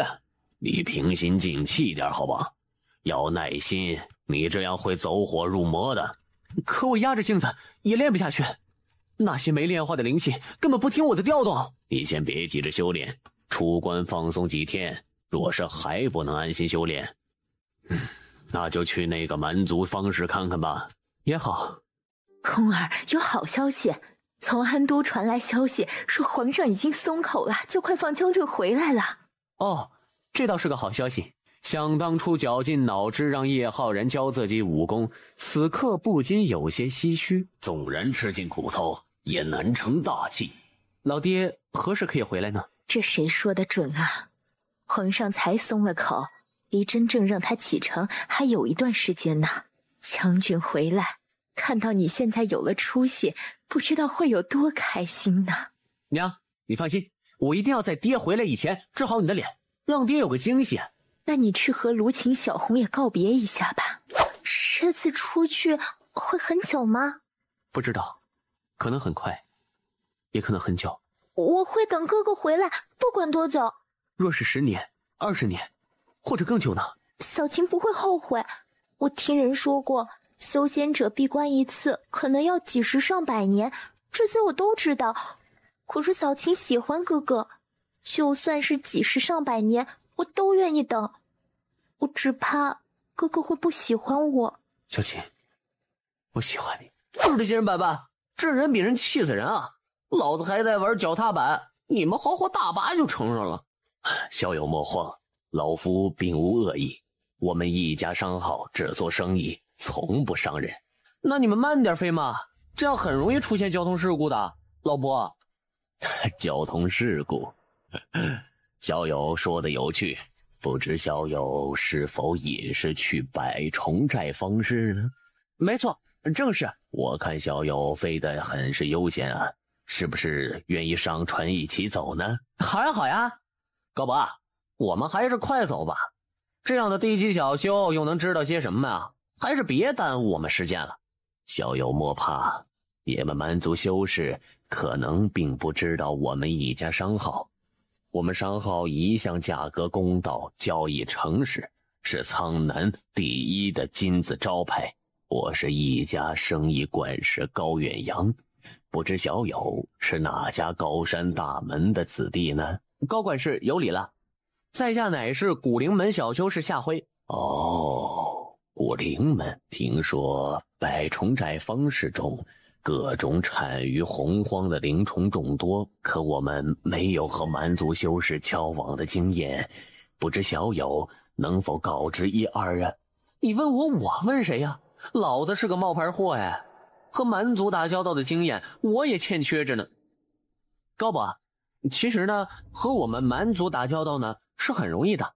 我们蛮族豪爽，为人厚道实在，只要对方给我们下一点套子，我们就很容易相处。特别是讲信誉的商号，我们最受欢迎了。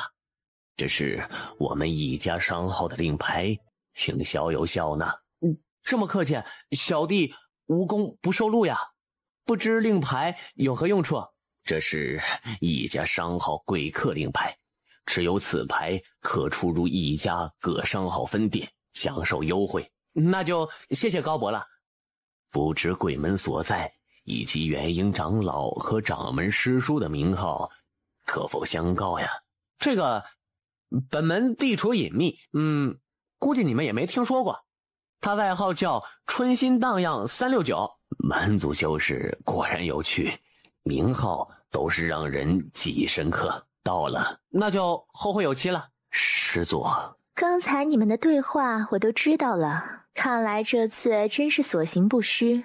我猜的果然没错，蛮族修士比较贫困，灵石匮乏，物价必定也便宜非常。不错，我们刚好可以大量收购灵虫，运去大陆内部，可得数倍的利润呀。不过这小子的话也不能尽信，才出山门的毛头小子，油嘴滑舌，一看就是个混吃混喝之辈。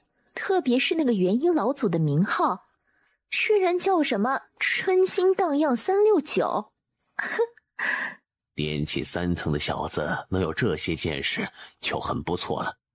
老祖外号怕是碍于师门规定，不便相告吧？你先下去通禀吧。是。嘿嘿，方士我来了。入门费1块灵石，进门还要交钱啊？不想交别进。我又没说不交，就是嘀咕一下不行吗？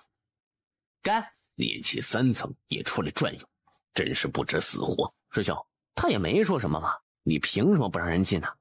我说不让他进了吗？那你收灵石呀？这里就我一个人吗？你不能收吗？本来我可以收，可他先找的你，你就得收。二位大哥，你们有仇报仇，有怨报怨，别把我这个小修士晾在这里啊！喂，你们收了我的灵石，再慢慢吵，好不？你讲不讲理啊？那个妞是我先认识的，可是他喜欢的我。如云说了啊，是你招惹于他。妈的，老子没搞你们的女人啊！你们玩命之前，先放我进去啊！几位小兄前去通报一下，告诉你们管事，就说一家商号长老易曼莹已经到了，在外等候呢。易曼莹怎么像个女人的名字呢？刚才船上的都是男人呀。我们管事已经等候多时，请稍后，我这就进去禀报。夏小友，你怎么还不进去呢？呵，刚才他们忙着吵架，顾不上放我进门。哎呀，小兄莫怪呀，我师兄就是此等不分轻重好歹之人。来，我带你进入。那我就先行一步了。啊，这位道兄，你若是有事就先忙，我自己逛逛即可。无妨。小友既然是跟一家商号一起来的，入门费就免了。那么好吧，道兄，如果在这个租个摊位，要多少零食呢？哦，这些摊位啊，在开市才可以租，每天5块零食，也可以按时辰租。上午每个时辰2块零食，下午每个时辰3块零食。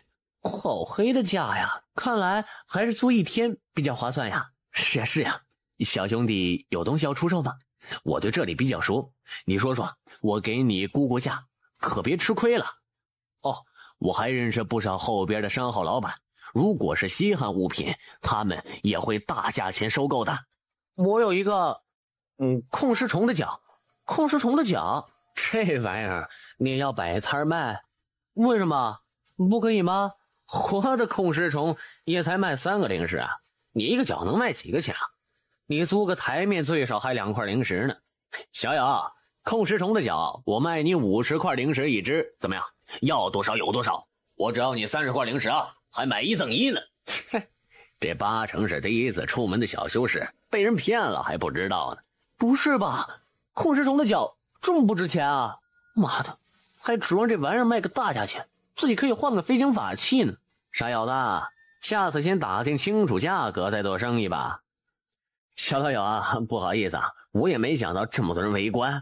哦，没关系，我也不是被骗，我是自己捉到的控尸虫，后来有人告诉我很值钱。控尸虫这个东西啊，我们百虫门已经长期圈养了，数量很大，当然不值钱。不过若是远离洪荒的大陆内地，说不定只110块零食也是有可能的。也对。那这样你就自己四处观看吧，我就回去了。道兄，不知你怎么称呼呀？我叫扎吉。那小友你呢？是哪个门派呀？我是古灵门的夏辉。小子，这么巧，又见面了。上次敢那样骂本姑娘，跟你没完。哇，这不是闻名遐迩的八少爷吗？啥时候成灵谷门的夏辉了？哇，陆笑，这谁呀？真认识自己啊？老子除了黄泉老祖，就不认识什么修士了呀。这位道兄面生得很嘛？想不起来可以慢慢想。告辞。这就走了？脑子进水了？喂，你谁啊？你的熟人？哦，一面之交。此人小时候被驴踢过脑袋，经常发出莫名其妙之言。扎吉兄不要介意啊。原来是这样，我看了也不正常。小子，敢骂本姑娘，今天心情好就收点小利息，下次可没那么容易。这个女修是不是真的有毛病啊？上次无怨无仇就想杀你，这次有怨有仇他又无所谓了，真是奇怪。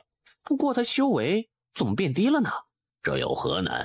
有不少丹药都可以隐藏修为，从筑基期压到炼气中期也不是困难的事儿。喂，老左，你不是说那玩意儿可以卖110块零食吗？感情丢人现眼的不是你是吧？别吵吵，老祖我说的是10万年前的物价好不好？要不要跟老祖我回10万年前看看？谁知道百尸寨把控尸虫当家畜似的养起来了，这一养当然不值钱。零食啊，我要零食呀！别着急，刚开始就是这样了。你不是来买符纸的吗？如果真的会制符，那也是很赚钱的。也对呀，云符阁，名字叫的好大，莫非是云符宗在这里开设的？你们卖的灵符不是正宗云符宗的灵符。我上次买了张火鸟咒放出来，只有50几只火鸟，人家云符宗的正宗火鸟咒108只火鸟，一只都不少。你他妈谁呀？你懂不懂？火鸟咒就是56只火鸟，哪有108只？秃鹰真人都出来了，怕是不会错了。是呀，听说秃鹰真人在云符宗修炼了50年，很受器重啊。他制作的灵符都是最正宗的云符宗灵符，大家可以看看。我这是云符宗弟子证明，本店出产的灵符绝对是云符宗正宗灵符。同时我以云符宗信誉保证，下品中阶火鸟咒就是56只火鸟。108只的，那是下品高阶的火鸟烈焰咒。这小子简直是胡说八道！火鸟咒本来就是108只火鸟，居然还搞出火鸟烈焰咒，我他妈都没听说过。这火鸟咒当然范九蛇就对我使用过，确实厉害，我差点就死在那一符之下了。我记得清清楚楚是108只，我也是听人说的。可能火鸟符就是56只火鸟吧。胡言乱语，坏我声誉！要不是方氏禁止动武，我现在就击杀你。给我来一沓空白符纸，1块零食。好了，现在有了符纸，有了通灵符笔，也有了下品灵草的种子，就可以正式开始制符了。也不知道成功率到底有多大呢？如果成功率很大，嘿，那就化了赚钱，这下不是什么都有了？不好！哟哟哟，这是谁在搞什么呀？哦，对不起，制符失败了。看来还是得先去买阵盘阵旗，那就算失败也不会惊动别人了。这位道友，能否开门一叙啊？在下是清明谷的陆如云，我住在隔壁，刚才听见你这边一声巨响，吓得我哟。认识下，我是清明谷的陆如云，不知小道哥怎么称呼啊？我是古灵门的夏辉。哟，你这屋可比我那屋大呀。陆姐姐，在下才炼气3层，手中又穷的可以，当然只能住这种低档的房间啦。哥们儿很穷，你就别打主意了。其实姐姐也很穷，也是住的低档房间。我这炼气3层的穷鬼也会有女人看上吗？如果放他进门，咦，还没有搞过女修士呢，不知道虾米滋味呀。小瘪三儿，你醒醒吧，他看你穷还要进来，那就不是图你的钱。既然不图钱，那就可怕了。你以为女修士都是傻子吗？说不定是什么吸人功力的邪功，很有可能。道友，你这空白符纸怎么卖啊？你这符纸不是从云符阁拿的吧？云符阁，道友，你今天第一次来吧？伪劣产品害死人呀！我已经知道他那火鸟咒不行了，干嘛还傻的跟他买空白符纸呢？小友，知道就放在心里，别惹事儿。不过他那空白符纸做个传音符什么的还是可以的。莫非小友是用来制符？这云符阁真是太不像话了，连1块零食的空白符纸都要作假，差点害得自己以为自己的画符技术没用，真是可恶透顶。日后一定让那个脱鹰吃点苦头。我明白了，其实这挑符纸啊，就跟挑宣纸是一样，那种看似洁白却又隐隐有些发黄的是最好的。原来小兄也是读书人啊！当年老哥我也读过书，老哥名叫江武林，蒙大家不弃，人送外号江秀才。江武林，江老哥，在下乃是古灵门夏辉。江老哥把鉴定空白符纸的方法大方教我，必定不是白教的吧？有话请直言。好一个聪慧过人的小哥，在下只是有点小小请求而已。毕竟自己要画符要费时间，有人肯给自己代卖，那就不用自己出摊了呀。好，就这样说定了，我先回去制符了。成功了，第4章就成功了。你这不会和那个秃头一样是伪劣产品吧？不可能，这张雷火咒的威力绝对与正宗的雷火咒相同。既然成功了，那就接着画呀。你一天画个180张，那不是发大了？你以为不用灵气的吗？我接连画了5张，灵气已经消耗一空了，还画个毛呀！走，我们拿出去给江武林卖去。还真的成功了，夏小友，你还真行啊！没想到夏小友才炼气3层就懂得制作这种失传的阵符，真是年少有为呀！失敬了，不知小友可否跟随老夫去一家分店里一叙？也好。夏小友，不知你可会制作其他阵符否？高管事，我知道你就要问这个。其实我也很想制作其他高级的阵符卖钱，可是我确实就只会制作灵修坐阵。那是因为小友缺乏材料，还是不懂阵法布置呢？若是材料的问题，本号绝对可以提供很多稀有的材料。不缺材料。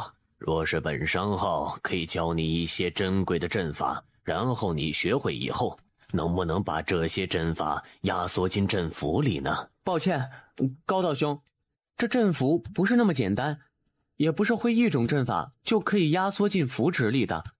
在下确实不会做。哦，这样啊。高道兄，也不要太失望。我虽然不会制作其他的阵符，可我也会画不少符咒。可以说金木水火土每种属性的灵符我都会制作。哦，夏小友是五行全灵根的资质吧？什么全灵根啊？我就是一杂灵根、伪灵根。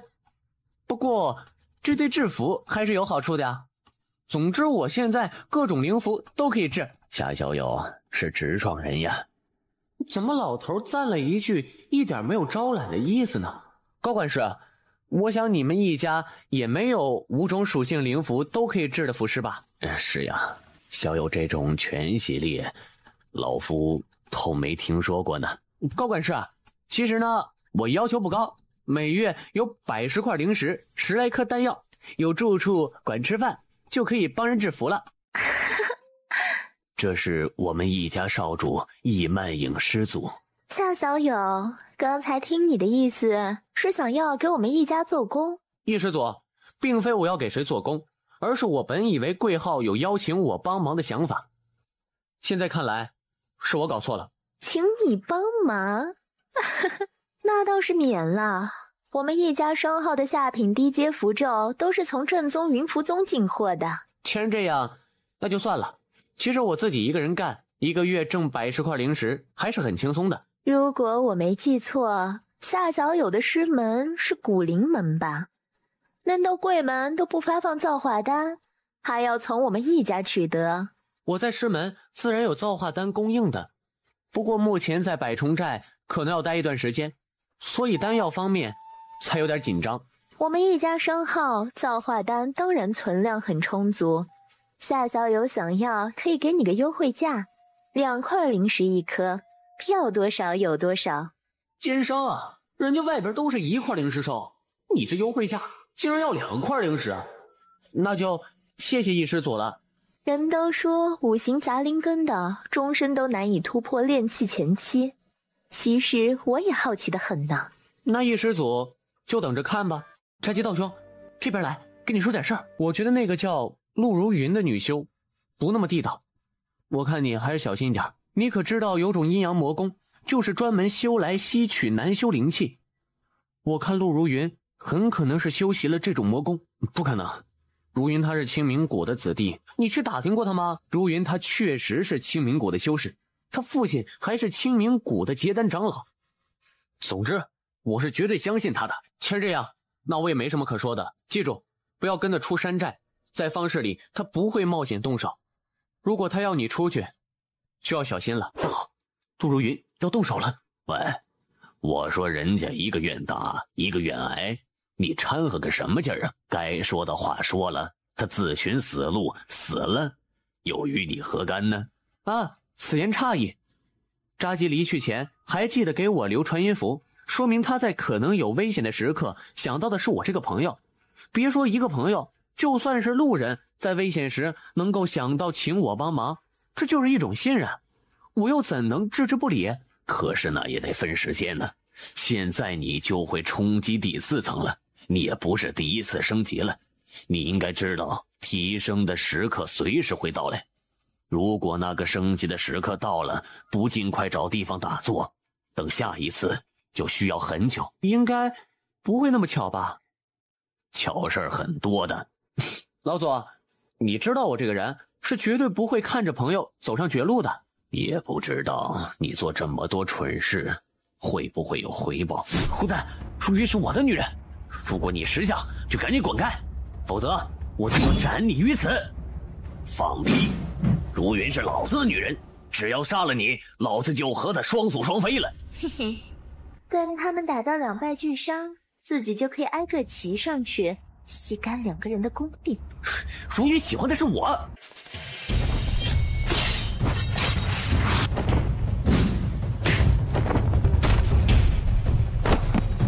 吉，别打了，你打不过他的。胡赞，快住手！妲己发威是很厉害的。受死吧！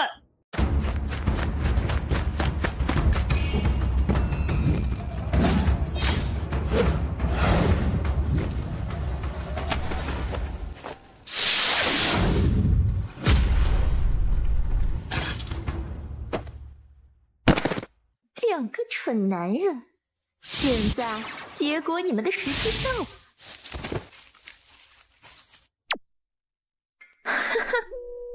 两个蠢男人，本姑娘怎么可能看上你们？姓胡的受伤重，还是先吸他的功力。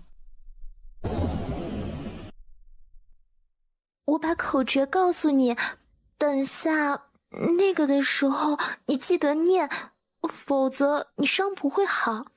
快点念口诀吧，妲己哥。是吗？我来念怎么样啊？去死吧！恶毒的女人！不要，如雪，你为什么杀他？为什么杀他？看看这个，你就明白了。如雪，其实我是真的喜欢你。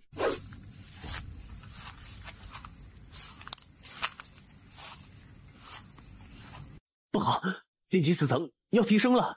哼，不听老人言，吃亏在眼前。就在这里，你安心充饥，实在不行的时候，我会出手。运气不错，下品法器呀，卖掉也有几十块灵石呢。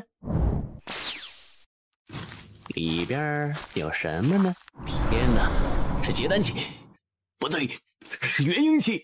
小修枯木真人拜见老祖，不知老祖可否现身，让小修敬仰？本老祖正在修炼，你不得打扰，速速离去，否则定斩不赦。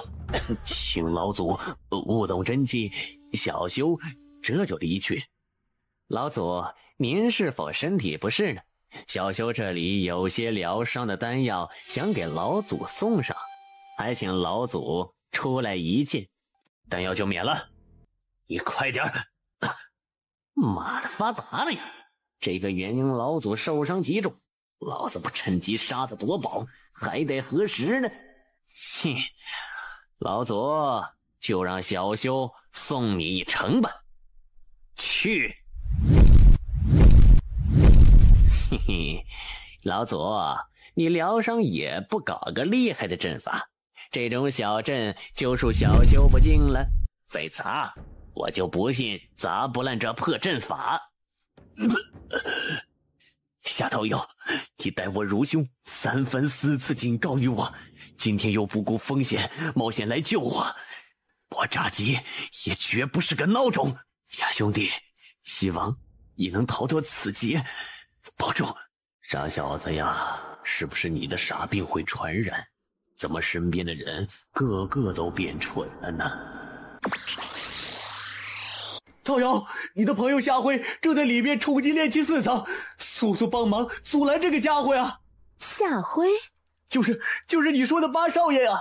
收，误会，小修现在就走。哼，杀人夺宝是吧？现在想走，迟了。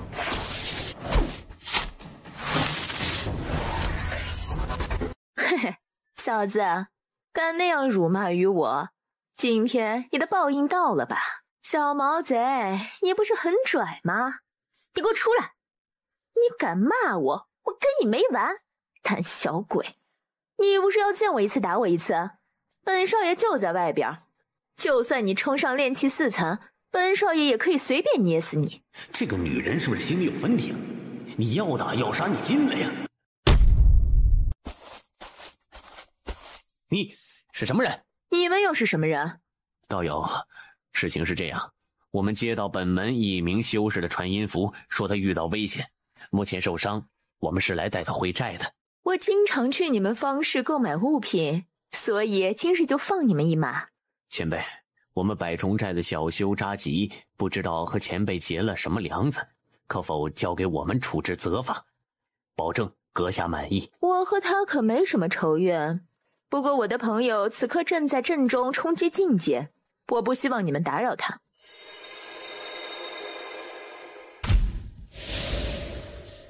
老祖，外边在开会嘛。我夜空啥时候人缘这么好了？竟然有2个筑基蝎，4个炼气期为我守阵。我也搞不懂，不过依我看，危机尚未结束。小子，认识我不？前辈，您可是筑基期仙人，我才刚进入炼气中期，您灵力强大，修为高深，我怎么会认识您呢？哼，谅你也看不出来。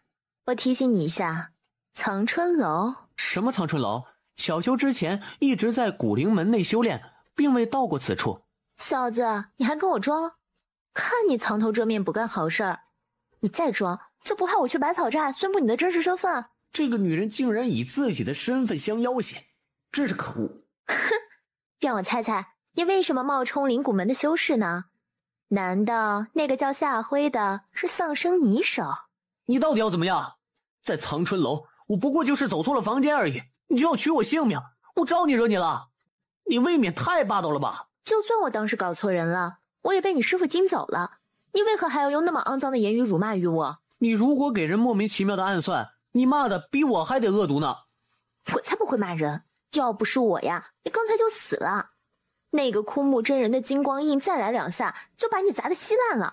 刚好，你杀了我一次，又救了我一次，我们扯平了，谢过前辈元首之恩。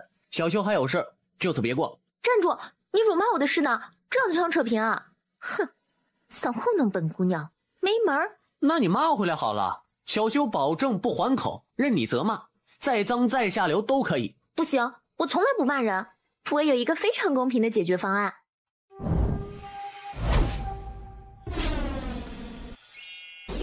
小贼想逃？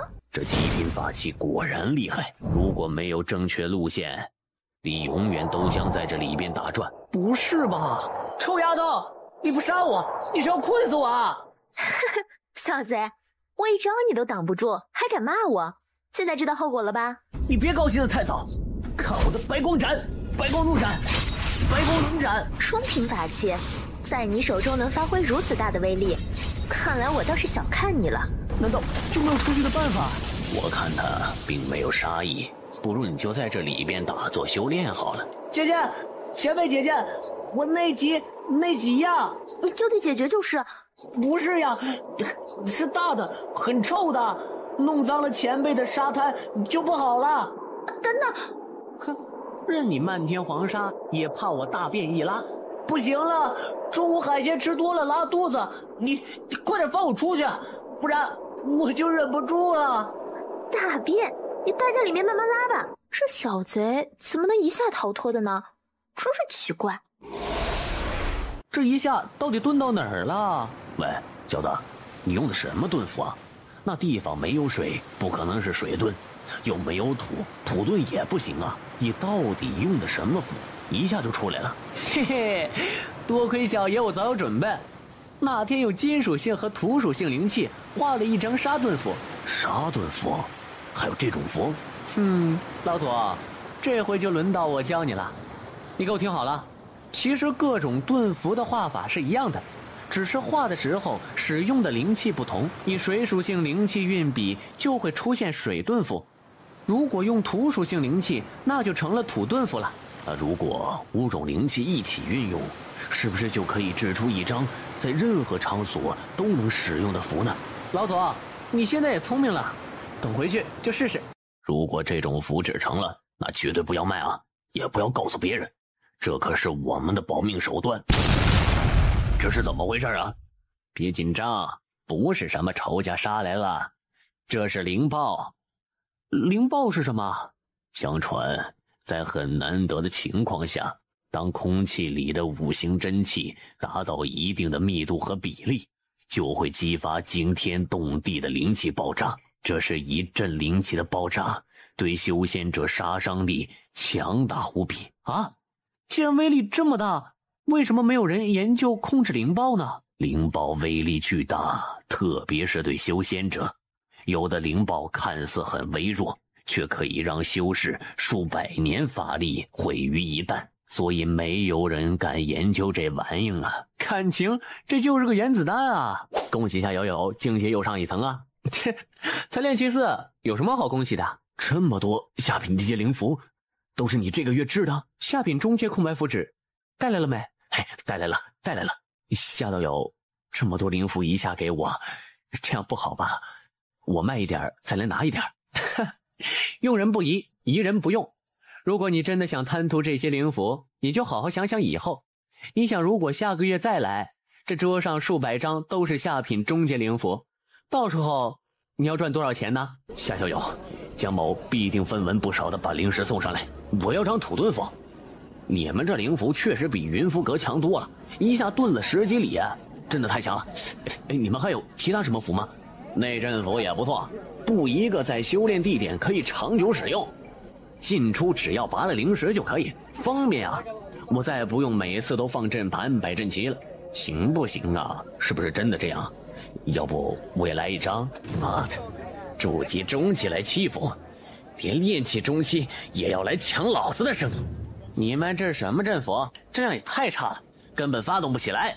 嚯，这位道友，你搞错了，这张阵符不是我们的。大家看看，这就是他们的信誉。我明明是昨天在这儿买的，今天他就不承认了。你们在这儿买符的，可得千万小心了，别上了当。你那符纸明明就是云符阁出的符纸，你凭什么拿着云符阁的废符来信口雌黄？你有本事拿你那废符来和我这符放下做个比较啊！你这以次充好的奸商，谁不知道？这方市上出售的阵符的，就只有你这和一家商号。若是你说一家商号，也则罢了，可人家云符阁从来没出售过阵符，你这还不是胡说八道？要买符的，还是要去有头有脸的大字号，这里的质量很难保证。来，把我这张遁符给我退了！你别走啊！你把你那张符拿来和我的对比一下呀！哼，不走，你留我吃饭。你既然买了废符，为什么不换张能用的新符再走呢？这种临时摊点，换一张也不行。我只要出口恶气就算了。既然废符已经没用了，你为何不敢拿出来呢？谁说我不敢拿出来了？那你拿出来跟我回去，一比较便知。我现在有点事儿，没空管这2个灵石的小事儿。你要干什么？这里是方市，不准动武的。我这人脾气不好，我从来不考虑什么后果。你跟我回去便罢，若是不回去，那就尝尝本大爷的8角沙盘。既然如此，那就回去好了呀。把刚才那张废符拿出来，大家看看，这就是他说的废符。再看看我们这儿卖的灵符，你们看，我这儿可有1张灵符与它相似哟，真的是云符阁的呀！他一定是云符阁派来捣乱的。你们卖你们的符，关我云符阁何事啊？有人买了我们云符阁的符纸，画符出售也是正常。你等为何说这是云符阁派来捣乱的？我看就是你买了我们云符阁的空白符纸，然后画上废符来诋毁我云符阁的声誉。若不是这里不准杀人，老夫定叫你灰飞烟灭。听真人这招贼喊捉贼，恶人先告状，用的可真是绝妙，佩服啊佩服。阁下不知是哪家大门派的弟子，不知可否让殷某知道姓名呢？殷真人想打听小修我家门，然后灭了我一门不成？在下哪一个散修叫火东，没听说过吧？呵呵。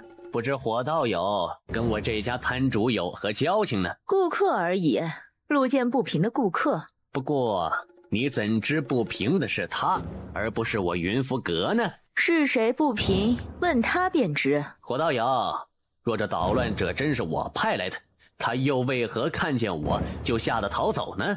这都是你们自吹自擂，诋毁我云符阁，故意演的一场戏吧？你说是不是？就凭你鹰突那3脚猫的制服技法，也配我夏某人诋毁？也不看看你还有声誉吗？你那假冒伪劣的产品早就砸了你自己的招牌。我是3脚猫技法，你是哪门子技法呢？鹰突真人的意思是要和小修我比试一下制服技法喽。没错，既然你们想出这些卑鄙无耻的伎俩诋毁我们云符阁，那就让大家看看到底谁制的符技法更胜一筹，敢不敢比试一下呢？谁输了就是谁恶意诋毁对方，要接受退出百虫寨方式的处罚。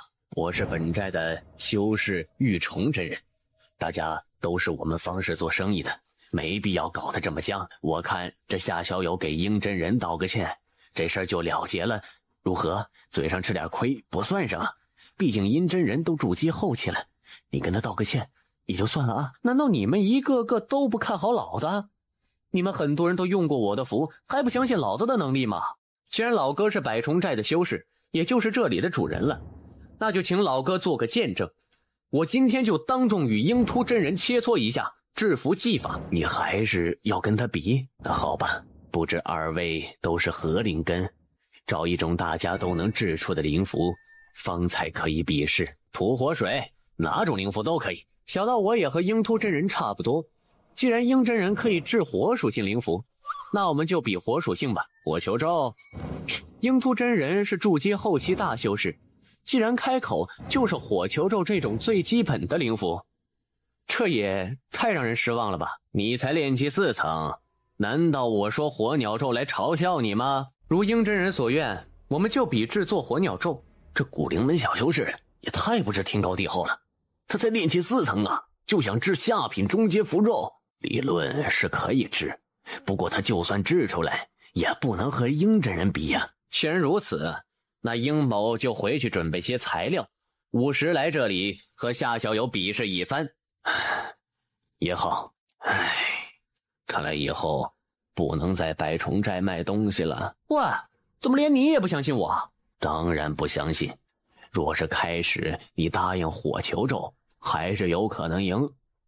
可你竟然主动要制火鸟咒，你制过火鸟咒吗？没有。没有制作过火鸟咒，还要跟人家比吗？你可真不是一般人。是呀，所以没有一个人对我有信心啊。还有今天的事儿，我谢谢道友出手相助了。不知道为什么，我觉得你要赢呢。准备一下吧，还有1个多时辰就到5时了。喂，火修士，活动？耶，什么活动啊？好难听的名字。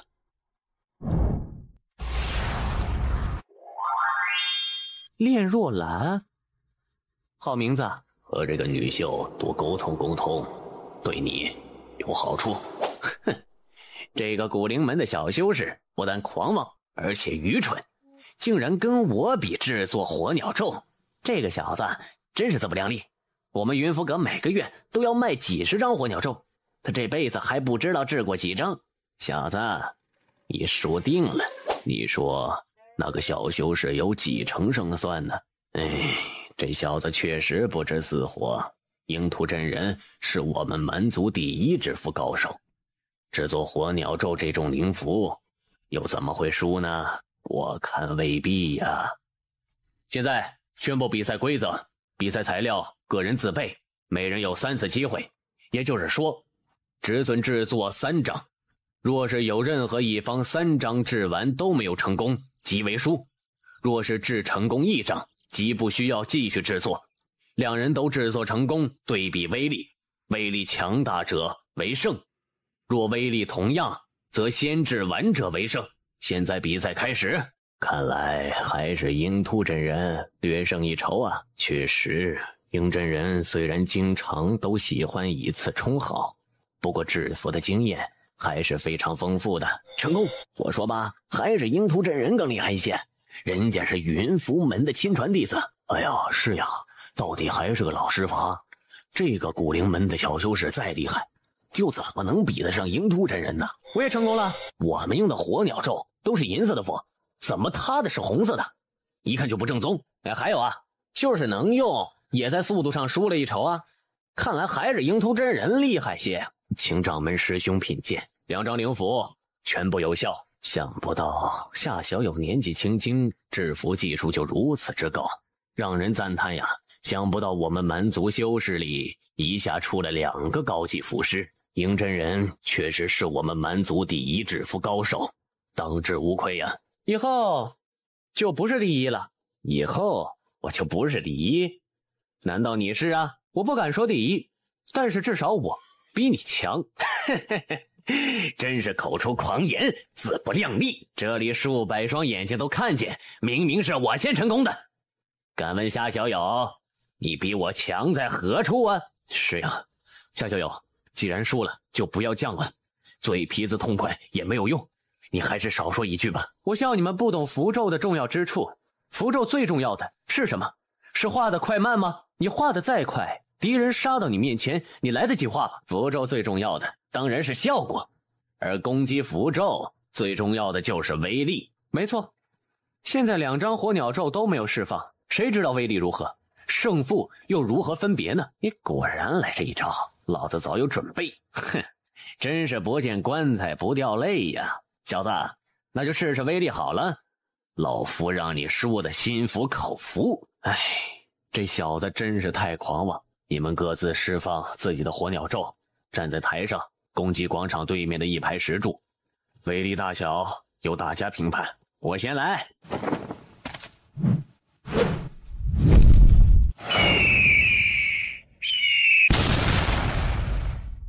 乖乖呀，果然厉害啊！如果我撑得起灵力盾硬扛，怕是10只也扛不住啊！威力确实惊人呐，是108只火鸟，真的是108只，这是最正宗的火鸟咒。小子，你不就是指望我放出64只火鸟吗？我跟你比赛还用假冒伪劣产品？你当我傻吗？鹰真人的火鸟咒确实威力惊人，江小友，看你的了。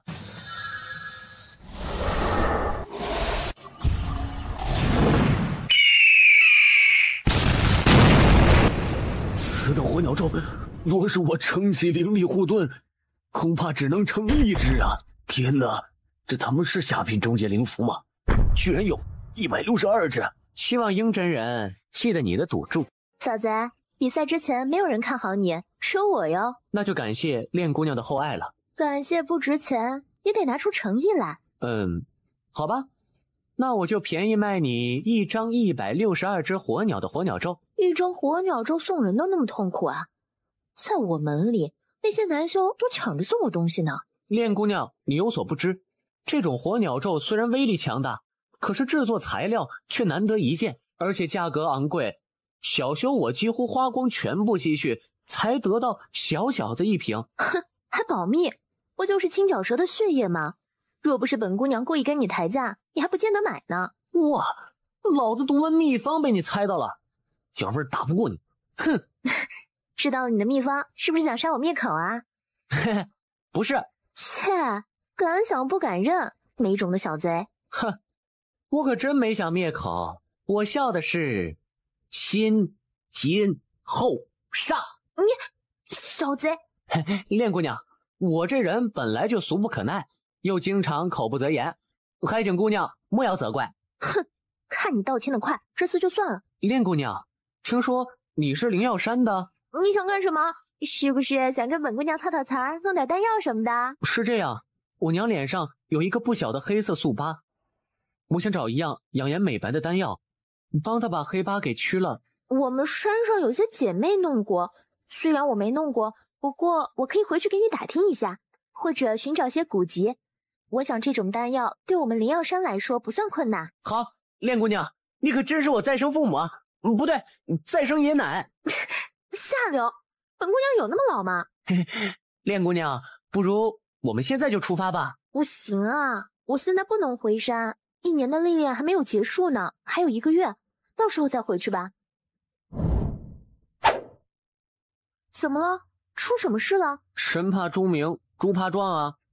古灵门的修士找过来了。谁让你冒充人家灵谷门的修士？那个叫夏辉的被你杀了吧？现在看你怎么交代。怎么办呢？哼，还能怎么办啊？直接干掉他。可是方室里不准杀人，如果在方室里杀了同门，怕是百虫寨也不好对古灵门交代。那简单，把他诱出方室杀之。什么？你要我做这种事？本姑娘是名门大派的核心弟子，牺牲色相，太过分了吧？恋姑娘，若兰姐，你就帮帮忙。其实这也不用你牺牲什么色相嘛，不过就是送个媚眼儿。那也不行，我凭什么对着一个小小灵谷门的小修士送媚眼啊？如果传出去，我还怎么见人啊？哎呀，你不扔媚眼也行，不过你得和他聊上几句，然后把这个悄悄用上。这正是之前从姓陆的那个女人那儿抢来的绮罗香袋，就是让人产生强烈的生理方面需要，甚至产生幻觉。如果只是说几句话的忙，那我帮了。这位道友可是古灵门的夏季夏道友，啊，是啊是啊，敢问这位姐姐在这是？我是夏辉小道友的朋友，此刻正在等他制服。哦，我是夏辉的远房兄长，也是他的师叔。啊，我是灵耀山的烈若兰。那就稍等片刻，夏辉正在为我制服，我担心他知道师门兄长来会分心，所以自作主张请你先过来，还望夏兄见谅。无妨，无妨。夏兄，你们古灵门主要精通的是哪方面呢？以前没听说过古灵门也对制服术有研究啊，不知道夏兄是否也会制服呢？幻觉，都是幻觉。夏兄，夏兄，跟你说话呢。啊，你说什么呀？呀，夏兄，你是不是很热呀？你都出汗了。是热呀。热就把外衣脱了吧。啊，不了不了，练道友，我还是先出去转一圈吧。夏大哥，你这是干什么呢？夏大哥，你不是来找我的吗？我来了，你在干什么呢？滚开！我找夏辉。我就是夏辉啊。你是夏辉？夏辉是谁？来呀，你来呀，你追上本姑娘就给你。骗姑娘，想不到你还挺会勾引男人的呀。勾你个头啊，我就是逗他玩一下。快点，你出手吧。哇，再玩一会儿，美女斗恶狼，果然惊险刺激。最好你把裙子或者衣衫撕裂一块，那才更像。死小贼，本姑娘帮你的忙，你倒看起笑话来了。小贼，你再不出手，我就喂他吃醒神丹。我们灵耀山的独门醒神丹药，保证他一吃就好。好吧，那就让我出手吧。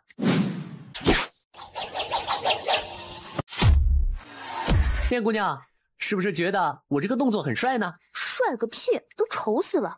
道友饶命啊！我都被你杀了，你就让我投胎转世去吧。投胎转世，你这一身修为就浪费了。老实进去做我番的主魂吧。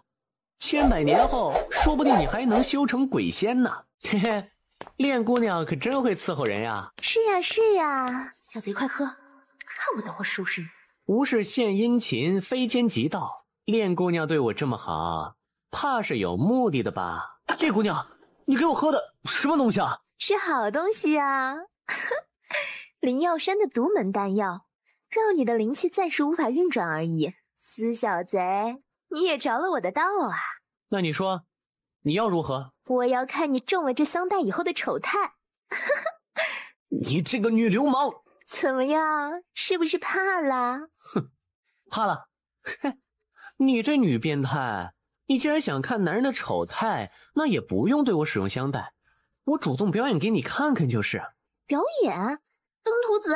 喂，你别跑呀！喂，我灵气啥时候能用啊？没意思，他怎么没有扑上来呢？喂，老祖，你刚才为什么不提醒我？你别跟我说你不知道啊！我看出他没有害你之心，就想放长线钓大鱼，将计就计。放心，如果他真想杀你啊，我一定会出手的。这古灵门看来真穷啊！这些没有元婴老祖坐镇的门派就是这么穷了。为何啊？他们门里没有固定收入或者千百年的积存吗？门内积存的物品灵石再多，也是坐吃山空。一个门派最好的固定收入就是灵石矿，如果没有元婴老祖，灵石矿必被人抢夺，所以只有越来越穷了。哦，这样啊。古灵门掌门夏大真人亲戚，蛮族汉王察哈顿手，你准备怎么办啊？夏剑，给你个机会，你如果选择跟我合作，我就放你投胎转世。哼，我还有选择的余地吗？那好，你先告诉我古灵门现在的实力情况，你不要试图骗我，我也不会现在就放你走，我只是暂时不会炼化你的生魂而已。如果等我去到古灵门，发现和你所说的有半点不符，我要做的第一件事就是把你炼成厉鬼。所以我奉劝你不要抱任何的侥幸心理。本来我们古灵门有一个元婴老祖，3个结丹修士，在蛮族的各大门派里还算不小的门派。其实我们古灵门还有一个小小的灵石矿场，可是自从元婴老祖作化以后，就有很多门派打上了我们矿场的主意。这80年来，经常都有其他门派前来抢夺。在抢夺中，3个结丹修士也死了2个，最后矿场也丢了。所以目前我们古灵门可谓一蹶不振，只有1个结丹修士坐镇。这个结丹修士是什么修为呢？我没有见过，听说是结丹初期的修为，也是姓夏的，叫夏元浩。平常他都在自己的洞府里闭关。那除了夏元浩，其他的修士是什么个情况？其他修士也不行，连掌门真人大约有20来个筑基真人，另外还有近200个炼气期修士。我们古灵门可以说是蛮族最弱小的门派了。那你要和察哈大汗交易的兽骨是什么情况？你想打那些兽骨的主意？我劝你还是死了这条心。兽骨是拯救我们古灵门的唯一可能了，虽然数量不少，可是都被结丹修士藏在他的私人仓库里。我想你一个炼气期对上结丹修士根本没有出手的可能。我要做什么不需要你来管。好了，你回去吧。若是古灵门的情况你说的属实，我会让你转世的。你准备怎么办啊？我决定这样，我把消息给炼若兰，让她回师门禀告。另外我偷偷潜入古灵门看看情况。你可以去，不过千万不要轻举妄动。要知道你才是炼气中期，结丹仙人要捏死你就跟捏死一只蚂蚁一样简单。放心吧，我有分寸。好吧，我现在就发传音符回去。这才是我的好哥们儿。是呀，我们是好哥们儿。不过我觉得这么大的事儿，还是你亲自回去一次比较好。其实我这次出来历练的师门任务就是要斩杀蛮族修士，所以我才带着储物手镯，引诱那些贪心的蛮族修士离开方室，然后将其击杀。不过最近可能是那些修士都知道了我的真实修为，所以都不会跟着我出来。我让你回去报信儿，跟你的师门任务有什么关系呢？莫非他想……既然我们是好兄弟，那么就应该有难同当，有福同享。所以我决定了，我要跟你一起去古灵门，斩杀那些修士，完成师门任务。炼姑娘，我觉得你还是考虑清楚一点，此行危险重重，不是游山玩水。若是有一个不小心，很可能……喂，小子，你是不是看不起本姑娘？你一个炼气中期的都能去，我筑基中期的不能去吗？你当本姑娘是纸糊的吗？好吧，既然炼姑娘大义凛然，要帮助我夜空，那我夜空也就冒死去古灵门走上一遭。小子，你的飞行法器真是丑的可以啊，简直就是一张大床单。丑没有关系啊，但实用啊，就跟男人的那玩意儿似的，很丑，但是是个宝贝，女人都需要。呸，下流！二位匆忙离开百虫寨，这是要往哪里去呀？师门有命，速速赶回。怎么，鹰秃真人不做生意，怎么会有时间来送我们啊？我就是送你们下地狱的。我对付鹰秃，你对付那个炼气号，有没有难度？我还以为你要我对付鹰秃呢。算了，等我解决了鹰秃再来帮你，你把他拖住就好。老贼，你比赛输了还恬不知耻，依然开着云符阁，我都没有跟你计较，现在居然敢拦截我们，你活得不耐烦了吧？哼，我鹰秃真人埋伏多年，也没有一只储手镯，今天就要得到了。看来杀人夺宝确实比正经生意来得快呀！小子，小桃，哪里走？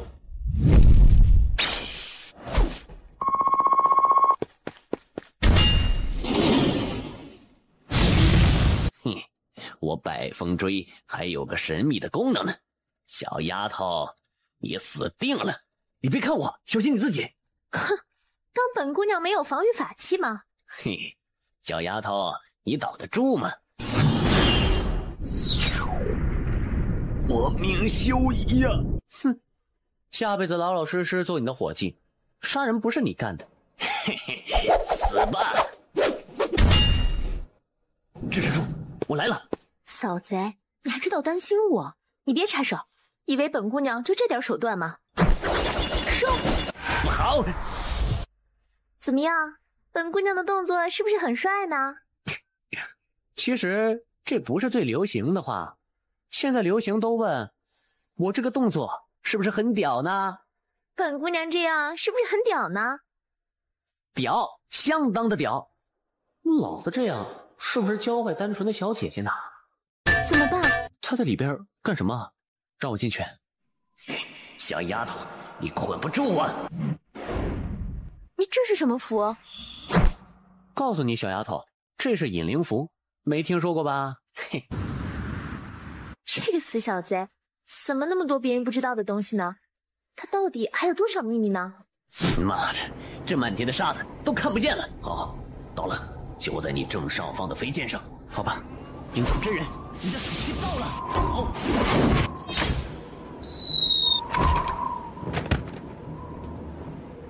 小子，你真的很屌哎！嘿，是吗？没有你刚才屌啊！喂，小子，你不能独吞了2个修士的储物袋。把那个伙计的储物袋给你好了。不要，阴秃真人开了那么多年的灵符商店，你总该分我1半的财产。阴秃真人之前的百风锥都被你拿走了，你还要什么？那你给我2条引灵符呗。烈姑娘，你的修为太高，为了避免引起别人注意，我看你还是压低下去吧。你是怕和我在一起丢脸吧？你说什么就是什么喽。这还差不多。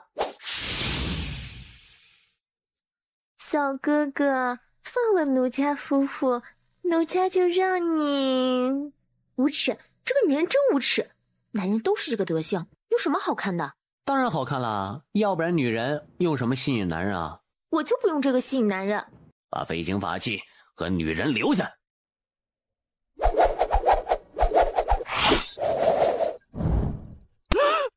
日的仙人板吧，老子没对你动手，你竟然敢偷袭老子！先别管那对夫妇，我们先搞定这2个炼气中期的小家伙。1个炼气大圆满，2个炼气后期，围攻我们2个炼气中期，你们还真给面子啊！像你们这种低级修士就该躲在无人的角落修炼，你修为不行，还要带着漂亮女人，拿着中品法器招摇，你是自取灭亡。哇，上品法器，我以前都没看过上品法器呢，发财了，发财了！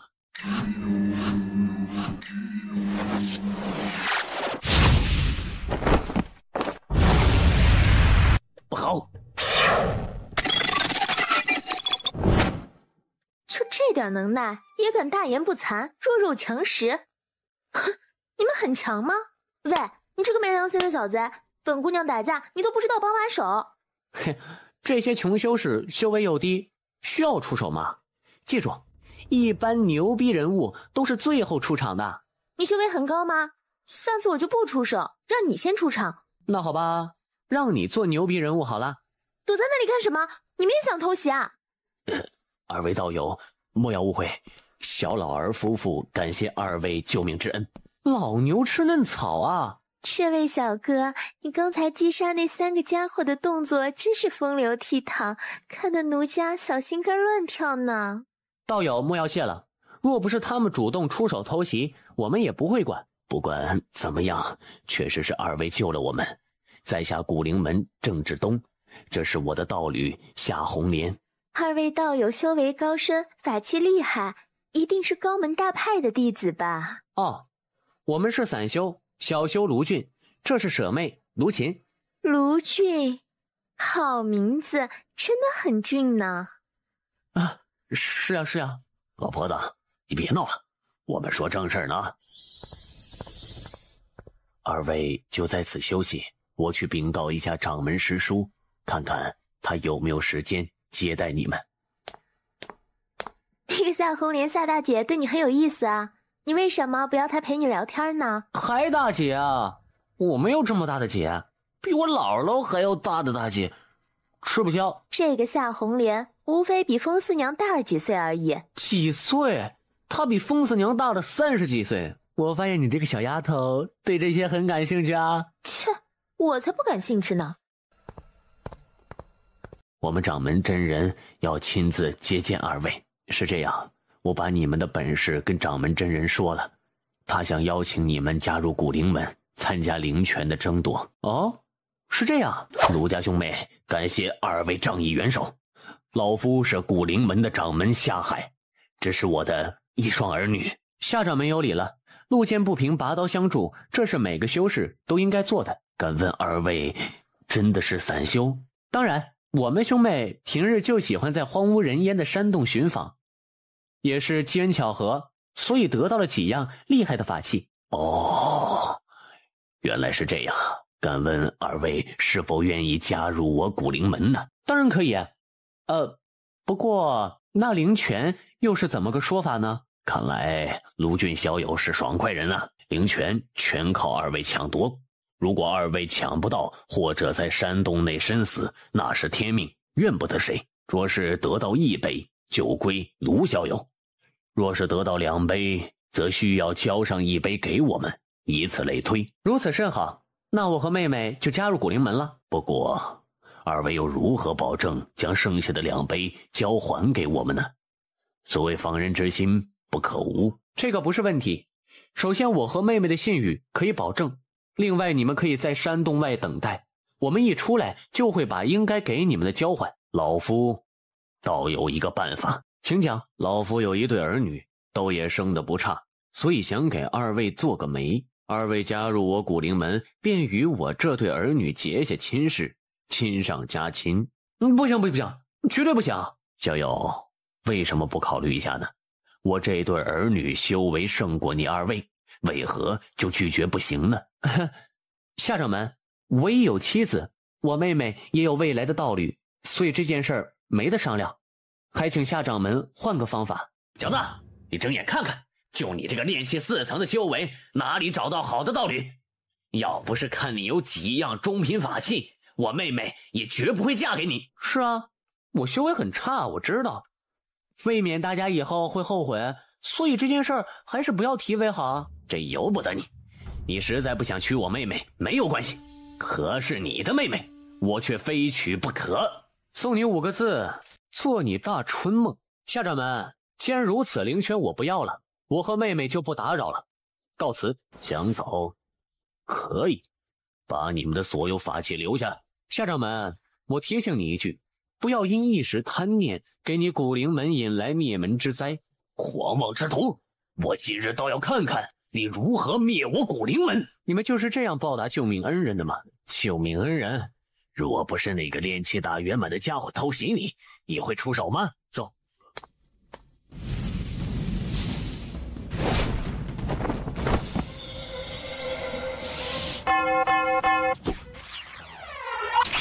想不到炼气4层就可以同时操纵几样法器，不过遇上我，算你们倒霉。他不是炼气7的修为，现在知道，迟了。收！把他们都干掉。若兰，别急着杀伏古虎，给我留下。不杀伏古虎，我就不能去收下海。你就安心罩着伏古虎，下海3人交给我了。我倒要看看你一个炼气中期是如何对付一个筑基中期，再加上2个炼气后期。下海受死吧！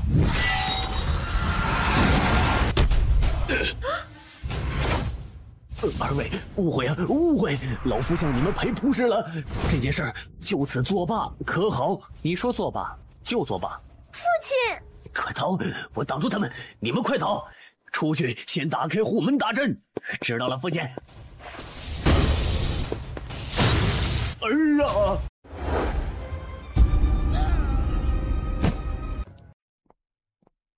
你还真是有史以来最牛的炼气4层。筑基后期和筑基中期都不是你的对手呢。这算什么？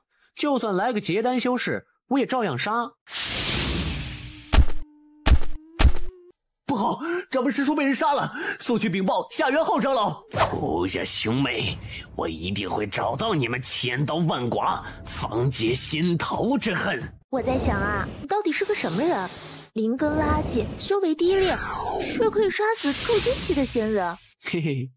其实啊，我是个火星人，你可别外传哦，这是我最大的秘密。去你的！天上的星星那么小，怎么可能住人啊？啊，这就是你没文化的悲哀。天上那么多星星，更多都比苍南大陆要大呢。那些星星上都有人生存吗？傻丫头，我是逗你玩的，这个都信啊？我倒觉得真是火星来的，那么色。火星来的就色吗？不过今天你的表现还是不错的，居然一口就拒绝了娶那个蛮族女人。那是当然啊，虽然我夜空是个流氓，可也是个有品位的流氓。像那个蛮族女修那样的庸脂俗粉，嘿，我夜空怎么可能动心呢？那什么样的才不是庸脂俗粉呢？像你这样的，不，流氓！唉，这怎么也流氓了呀？这是2张引灵符，等会儿接近古灵门，我们就打上符以后，徒步走进古灵门的后山。哼，小气鬼！对啊，用青纱帐隐藏最好了。哼，还是我的主意好吧？你的主意确实不错，不过我这引灵符，放心啦，就我自己用，不给别人。这样就行。古灵门的修士是结丹前期2层，灵谷门的修士是结丹中期5层的样子。干什么？想卖弄吗？怎么样？我就卖弄了，我不说你能看出他们的修为吗？既然两边的人马都到了，为防止夜长梦多，事不宜迟，我们还是早点开始吧。我们灵谷门可不怕什么夜长梦多，也不会有人冲进我们门派杀了掌门。听说呀，都是炼气期的修士呢。今天是我们2门派一同取得灵泉，其他不相干的事儿，还是留待以后再说吧。哼，真是丢了我们老古灵门的脸。该，谁叫你们恩将仇报，做这等不仁不义之事？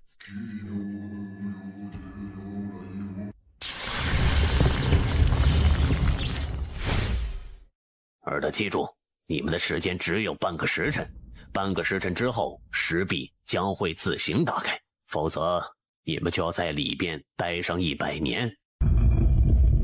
这是怎么回事啊？贾元浩，你们古灵门搞的什么名堂？我还没问你们灵谷门搞的什么名堂呢。贾元浩，你们别上底来，你们知道这一次抢夺灵泉输定了，所以才用这种卑鄙无耻的方法。我会叫我们灵谷门其他2个结丹修士也过来守着洞口，到时候你们古灵门的人出来一个，我杀一个。你敢？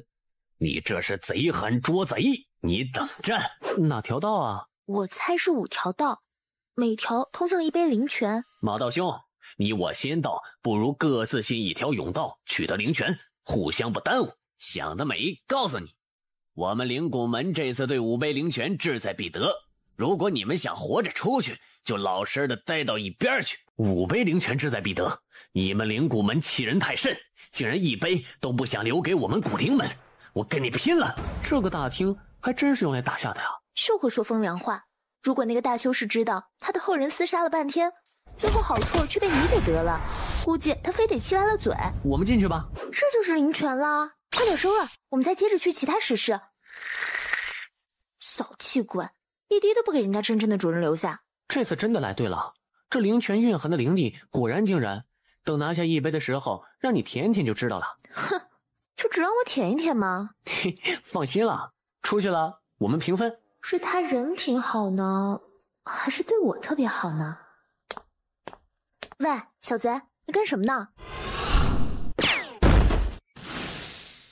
怎么会是灵简？藏得如此秘密的灵简，里边记载的必定不是一般的信息。地震了！不好，我觉得地下有什么东西在迅速的苏醒，肯定是守宝的灵兽感觉到宝物被你取了，快逃！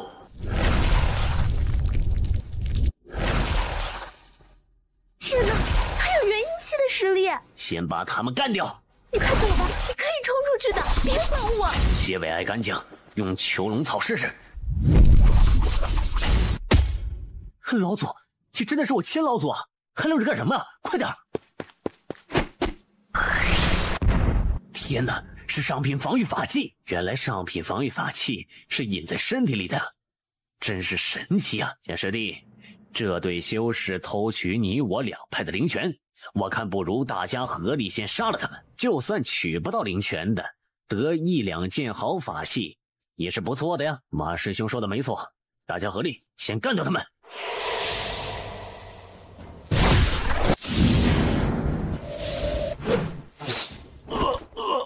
我的娘啊，这是真撞法器！等下靠近出口就使用引灵符，先潜出去。知道。他们从哪溜走了？这是什么声音呢？这是5毒灵兽的声音。如果这5毒灵兽被释放出来，那就说明这山洞被人毁了，以后都不会再有灵泉出现了。一定是你们搞的鬼！胡说！我们古灵门正宗后代又怎会做这种断子绝孙之事？那就是有外人进去了，对方肯定是使用隐身的手段，悄悄进入了山洞。所以我们绝不能再让他们浑水摸鱼，偷偷溜走，等他们出来再一网打尽。好小子，是你们毁了我古灵山的灵泉，杀我古灵门掌门下海的可是二位。夏元浩，你这是何意？莫非你想杀了我们灭口不成？好小子，当面还信口雌黄，气杀老夫！夏元浩，你不要之前约定的灵泉上方的五只灵茧吗？夏元浩，你不要想杀人灭口！什么杀人灭口？他分明就是信口雌黄，栽赃于我。还是把事情弄清楚比较好。这灵泉山洞被毁，不是你古灵门一家的事儿，我们自然要调查清楚，问个青红皂白。这位小友，你把事情的来龙去脉说个清楚吧。哼，夏元浩，你不仁别怪我不义。前些日子夏元浩派夏海找到我们，让我们帮他偷取灵泉山洞里边的宝藏，并且声称得到以后我们兄妹二人拿5杯灵泉，而在灵泉上方的钟乳石里挖出来的灵茧交给他。纯粹胡说八道！我们派里筑基期修士众多，我为何不叫他们而找你们？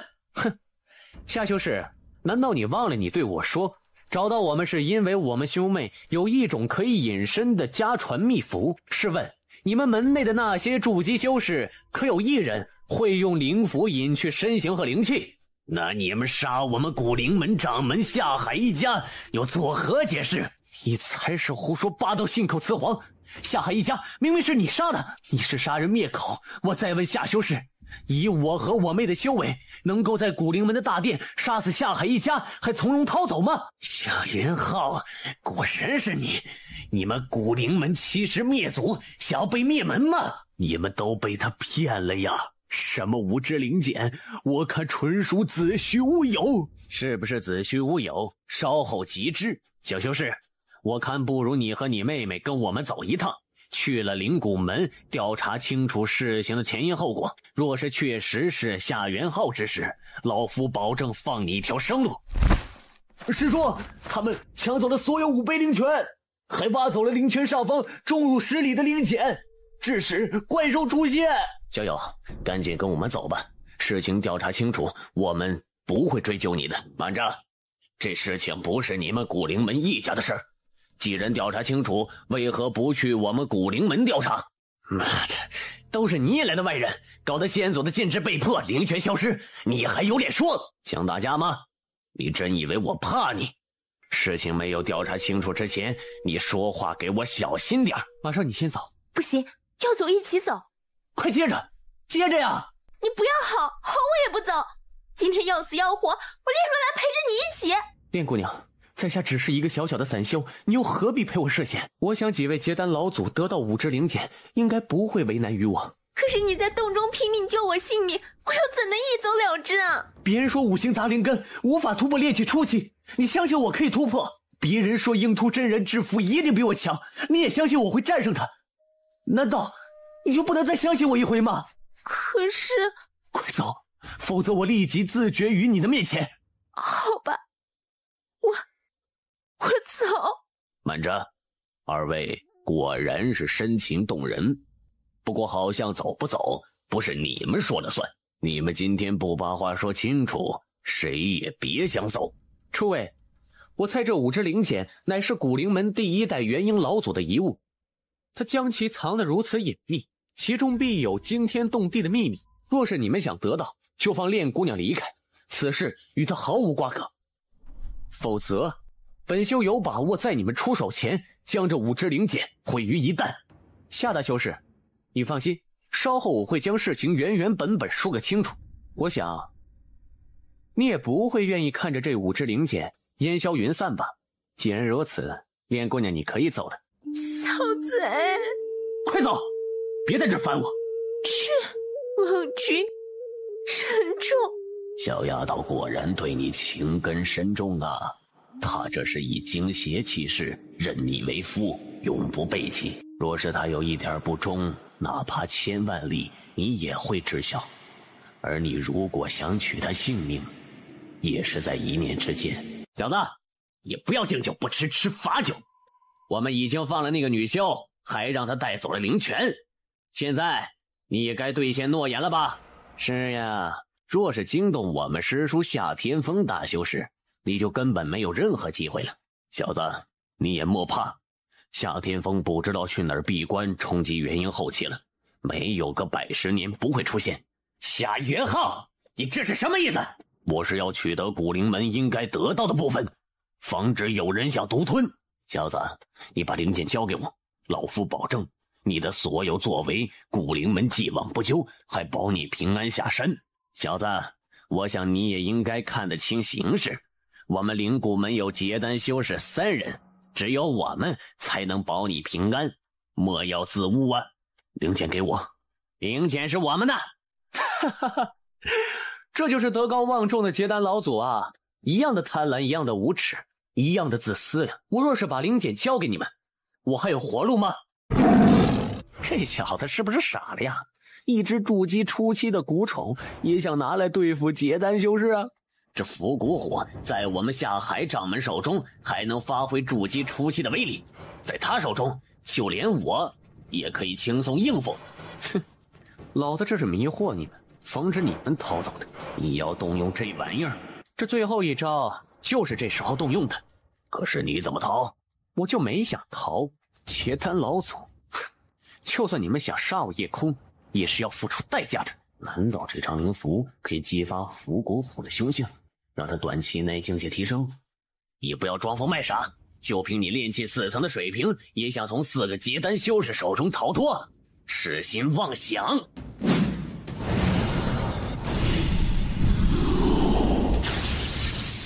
是灵爆！哈哈哈，让你们尝尝原子弹的威力吧！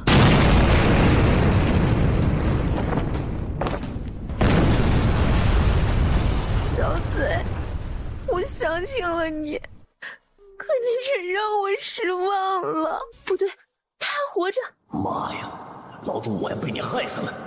我累了，让我好好休息一下。老祖，要你们早死！想走，没那么容易。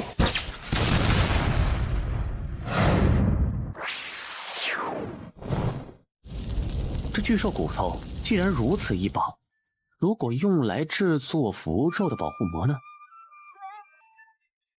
你来的正好，帮我把这玩意儿给你装到你的储手镯里。没良心的小子，你就没有什么想跟我说的？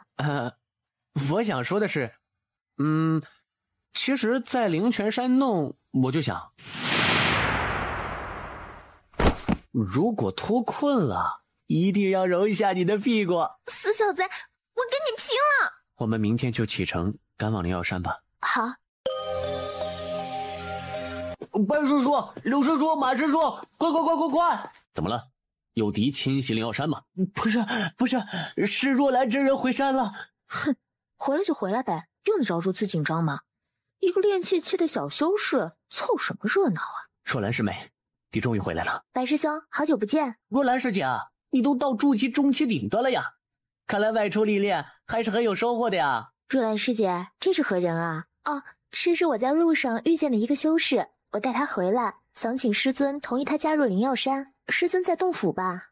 在。那我先去师尊的洞府交代历练任务吧，还请马师弟帮我这朋友安排一个清静的住所。好。那你就跟马师弟先去休息一下，我稍后就去找你。若兰师姐跟这叶道友关系不一般啊？怎么可能？这不过是个练气中期的小修士，灵药山那么多筑基修士都不屑一顾，怎么可能看上一个练气中期的小修呢？难道叶若兰瞎了眼吗？此次下山攻击斩杀蛮族修士100余名，同时破坏了蛮族古灵门想要帮助蛮族凡人军队击溃我安国大军的阴谋。看来这次历练对你还是大有好处的。你要记住，斩杀蛮族修士的数量和完成了什么任务，这些都不是最重要的。这些当然不是最重要的，最重要的是认识了小贼。修仙之人讲求心境，下山历练的最主要目的是体会世情冷暖，感受世间百态。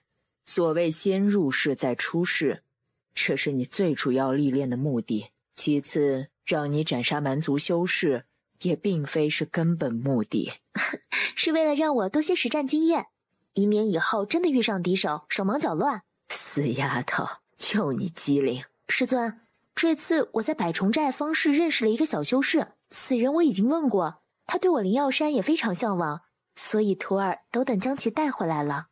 带回来就领给你掌门师兄，安排一下就好了。师尊，徒儿觉得此人将来必大有出息，所以想请师尊收他为亲传弟子。此子何等修为，资质如何，家世背景你可清楚啊？师父，我都调查清楚了，他是安国镇南将军的8儿子，人品老实，资质上佳。这样吧，你先带他去掌门那边记录在案，然后再带他来我这儿给我看看，然后再做决定。师尊，徒儿还有一件事请师尊帮忙。哦，说来听听。是这样，徒儿想问一种可以美白的丹药，是专治面部疤痕、黑痣的那种。若兰，你可是在外历练伤了身体啊？师尊，不是，是我一个朋友的母亲需要，是个凡人。朋友？是你在历练时认识的吗？为人如何？修士之间自私自利，尔虞我诈，你可不要给人骗了。师尊，不会的，他非常老实，又憨厚淳朴，从来都是别人骗他，他还说吃亏是福呢。还有这种老黄牛修士啊？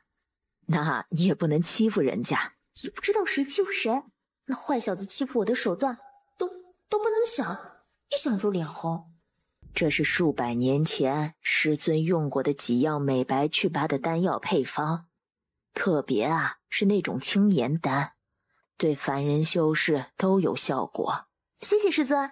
掌门师兄，这次我外出历练，带回一个练期小修，此人对我灵药山将来必有用处，所以我已经禀告我师尊，我师尊同意收他为亲传弟子，所以先来你这登记一下。哦，这好办，你把人带来吧，只要符合条件，马上就可以办好。都有什么条件啊？来历不明的不要。对了，伪灵根和杂灵根的不要。什么？伪灵根和杂灵根的不要？莫非师妹介绍的是伪灵根？5行杂灵根。若兰师妹啊，为兄不能帮你了。青鸾姐，你在假阴境界已经停留了不少日子，啥时候准备把这个假字给去了呀？什么假阴啊，就是结丹大圆满而已。我上次冲过一次元阴，不过并没有成功。过些日子等山里的事情都安顿好，准备再次闭关，冲击看看是不是能结阴成功。那我就事先祝青鸾姐成功突破了。医师说，哎呀，是若兰啊，上次我来没看到你，听说你出去历练了，现在回来了，怎么样？他呀，纯属胡闹，哪有什么收获呀？师尊，哪有您这样评价徒弟的？医师说，我这次历练在百虫寨方氏，可是亲眼见证你们一家分号开张的呀。哦，是吗？那你去的迟了，如果你早几天去，说不定能遇上我呢。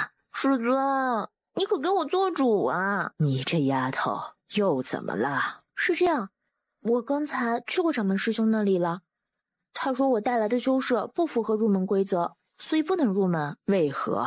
他说5行杂灵根的不收。5行杂灵根不收？确实不收。师尊，这个小修他不一样。青鸾姐，既然若兰这样说，必有其道理，不如让他把人带来，让你看看，再决定能不能收他。把人带来给我看看。谢师尊。我师尊是结丹大圆满的修士，如果他口气有不到之处，你千万别顶撞他。若兰，你放心，你师尊就是我师尊，我也知道纲常之理，我既不会顶他，也不会撞他。南都城叶家叶空拜见青鸾老祖。免礼，起来吧。听若兰说你制服技艺了得，可是真的呀？那是当然，就连蛮族制服第一的高手都不是他对手呢。叶门主，久违了。南都城叶家叶空，可我怎么听说有人拜入了古灵门，还改名叫夏辉？那也是无奈之举，叶家凡人正是蛮族的敌人，此刻双方开战，叶空这样也是为了防止惹上麻烦。那叶空，我问你啊，你现在想拜入灵药山，你就不怕你师祖春心荡漾369来找你麻烦？你这不是纯属捣乱吗？我当时随便说说的，你怎么能在这个时候捅出来啊？春心荡漾369，此人听名号就是无耻下流的登徒子，怎么能跟着这种人修行啊？回青鸾老祖，当日小修我冒充古灵门下辉，被人问起古灵门老祖，当时小修急中生智，胡乱编出了这个名号，让各位见笑了。就是胡乱编，也不要编这样让人恶心的名号啊！叶道友，我们这儿还有点事儿，你先回去休息。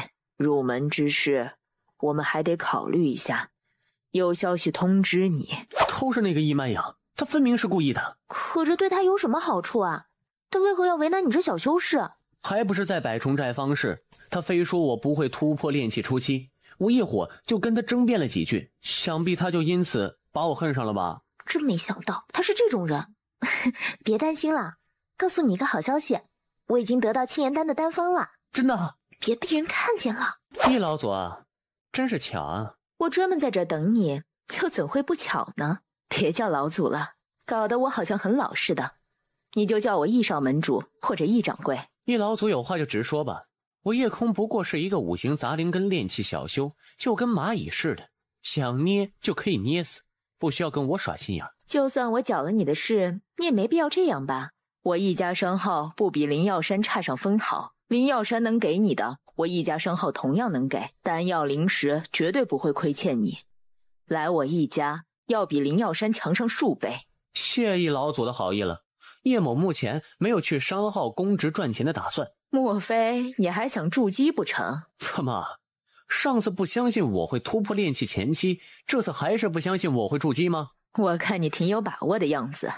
要不要我们赌一赌？赌什么？如果我10年内成功筑基，你就做我的双修道侣。是吗？我跟你赌了，就算你有本事筑基，我也不会让你成功的。师尊他……嗨，不就是不收我吗？此处不留爷，自有留爷处。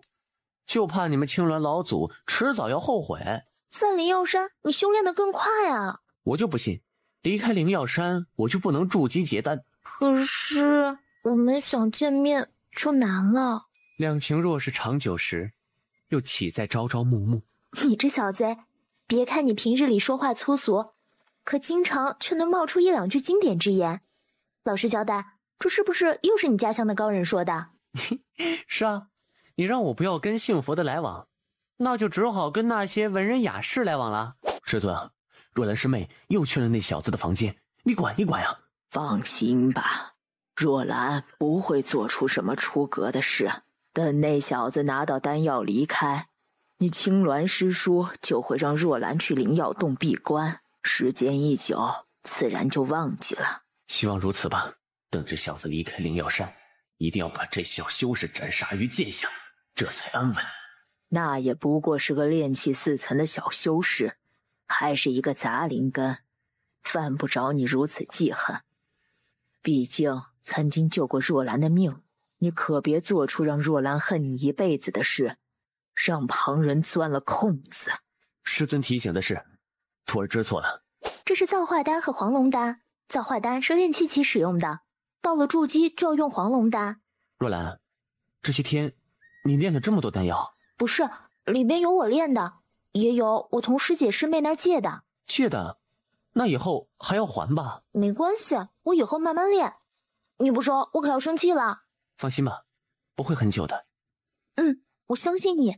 我一定会回来的。王君，珍重。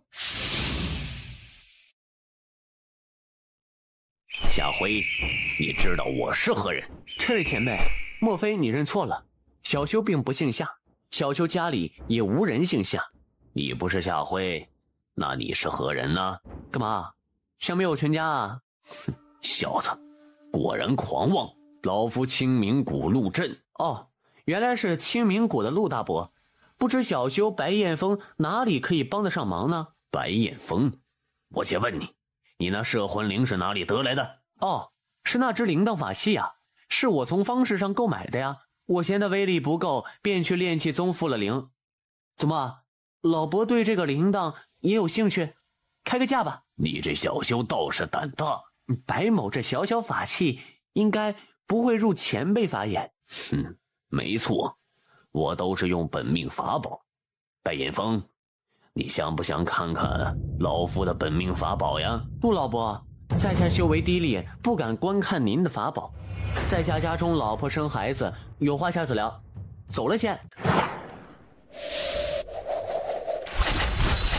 我看看看，你当结丹修士的法器这么容易对付吗？陆老伯，白某与你往日无怨，今日无仇，你又何苦苦苦相逼？姓白的，不瞒你说，你那摄魂铃正是老夫女儿的法器，老夫也不杀你，只是要捆住你，带你去百虫寨方氏问个明白。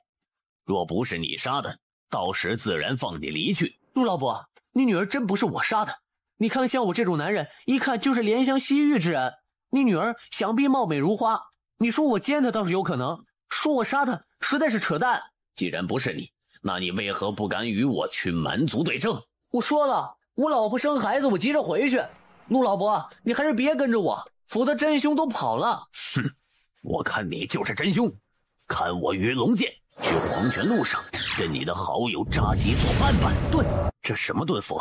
怎么施展起来如此迅速？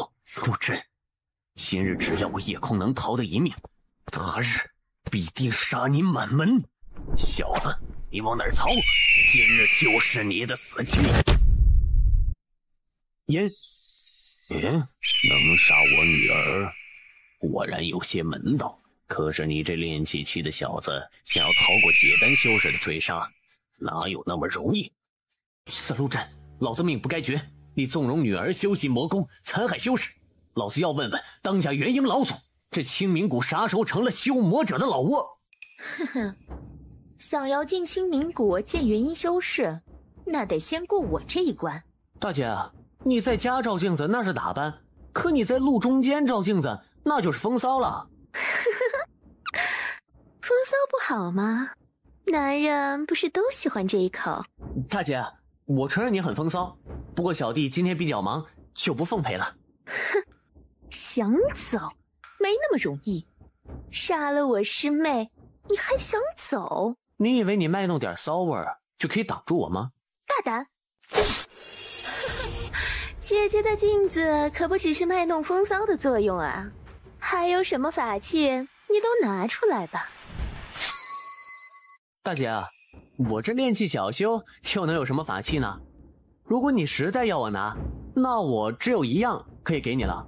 好，那你说说是什么法器？专打女人的法器，一柱朝天。专打女人的法器，很有趣的小修士啊。若不是你杀了我师妹，姐姐今天说不定就真让你用那法器打姐姐一顿。我真的拿出来，就怕姐姐吃不消。那你拿出来呀，让姐姐看看，是不是能让我满意？那大姐就看个清楚吧。法宝？这炼气4层，什么时候也可以有法宝了？是福宝，不知道大姐是不是吃得消呢？区区骨齿就受不了，若是我那一柱朝天出来，你更吃不消。哼！徒儿啊，你怎么连一个练气中期的小修士都打不过？先杀我女，再杀我徒，白眼凤，今天就是你的死期。来者何人？路过。哼，快管！就凭你这修为，也不可能在清明谷前闹事。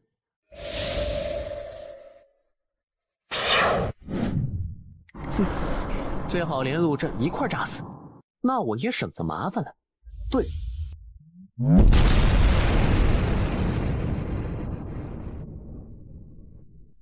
难道这小子自己也被炸死了？这清明谷的风光还真是好呀！不好，快找个地方躲起来，就是这里了，躲进去再说。道友，本修乃是清明谷当家修士石顶峰，可否出来说话？道友，这洞乃是我清明谷祖师闭关作画之处，请道友莫要进入，惊了我清明谷祖师爷的在天之灵。道友，敢问刚才谷外灵报可是你所为呀，正是，可是用的一种秘符。没错，石老祖，在下乃是一介散修，被你们清明谷的陆震逼得无奈，这才使出如此手段。陆震何在？师叔，陆震在。不好，这小子胜券在握的样子，看来石鼎峰必然偏袒于他。陆震，你为何逼迫于他？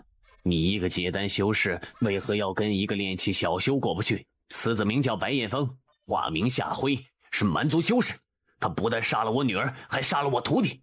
师叔，陆某与他势不两立。你个老混蛋，你就不说我为什么杀你女儿？你纵容女儿修炼邪功，又男子双修，趁其入侵袭人功力，以人命做炉鼎，这就是你们清明谷的作风吗？陆震，可是如此？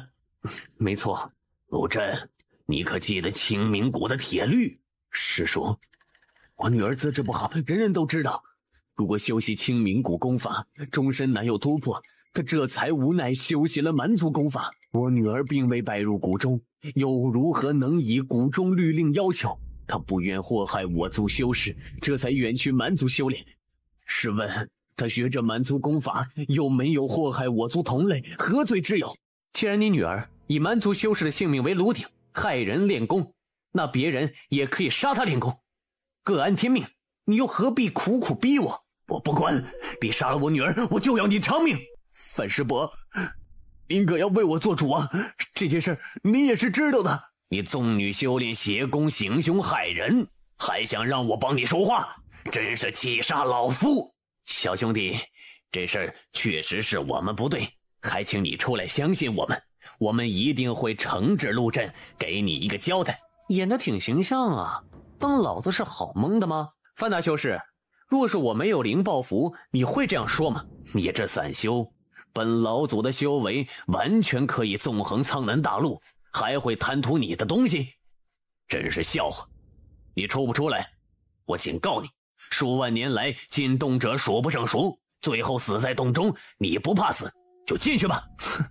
小修还真是不怕死，说不定里边有上古法宝呢。各位，拜拜！狂妄的小子，你就死在里边吧！哼，是幻觉吗？还是迷阵啊？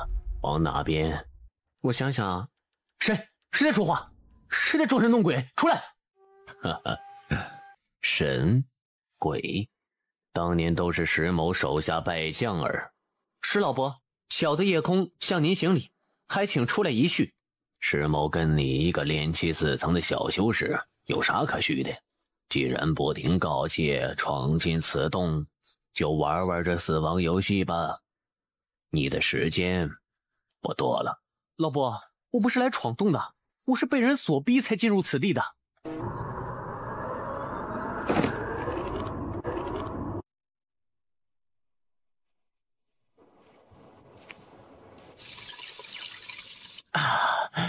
真爽！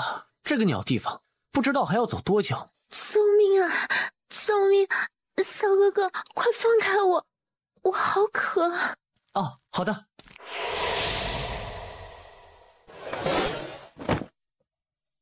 扶我去喝水。恩公，感谢您出手相助，小女子不知道如何报答。小姐，路见不平拔刀相助，在这种情况下，人人都会这样做。叶某救人，从未想过报答，况且只是顺手而已。那你这个叶某人，刚才又为什么偷偷揉我屁股呢？小姐，不要闹了，这是荒郊野外。荒郊野外不是正好？不行。恩公，为何如此大力，都弄疼奴家了？我救了你，你却用媚功对付我，果然好手段，差点就着了你的道。嫂子，既然你不要报答，那就给我做午饭吧。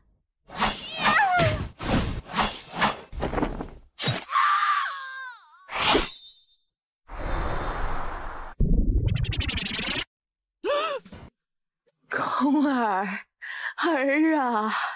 小贼，是你吗？别过来！空儿，娘想你。小贼，你别走啊！别过来！再过来，我真的动手了。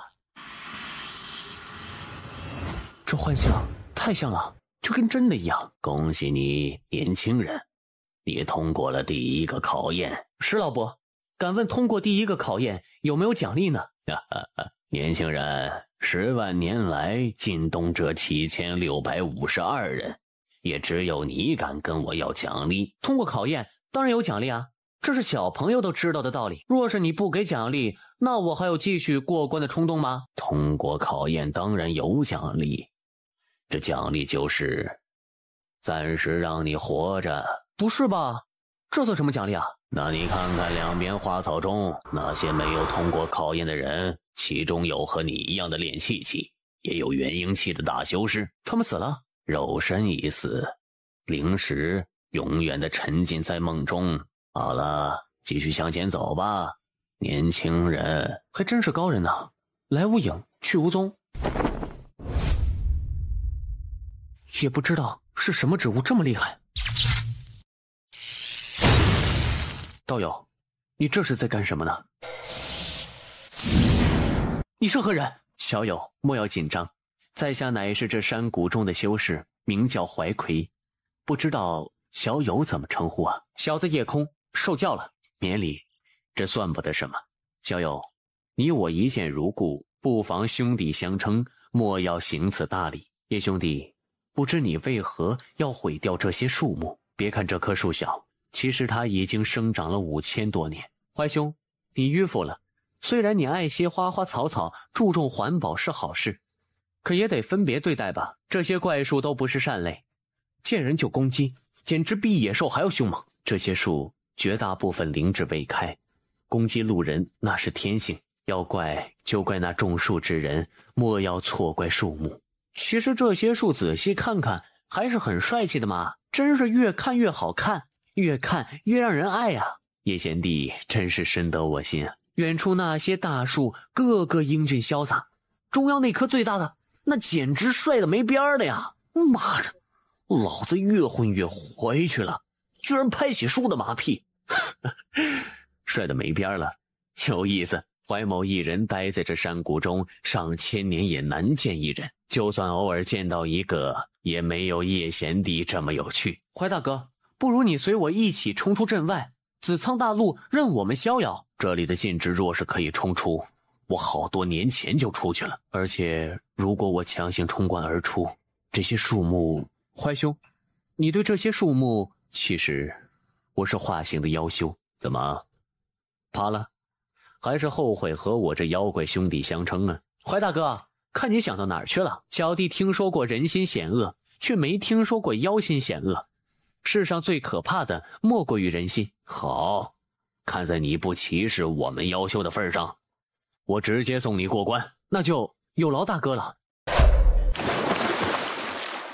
何人在此瞎眼？活得不耐烦了吗？这龙还真不小呀，是玉宁前辈吗？本修的名字也是你叫的，那就开打吧。你胜了我就过关，若是胜不了我，就死吧。玉前辈莫急，小修不是来打架的，小修想要见一下您的小女儿小玉。干嘛？想勾引我们家小玉？你这小子贼眉鼠眼，一看就知道不是什么正经货色，你就死了这条心吧。玉前辈，不是你想的那样，在下对小玉根本没有那些想法。我家小玉生得妩媚动容，貌美如花，堪称一代美龙，你这小子竟然还看不上，真是气死本龙。那我就打杀了你吧。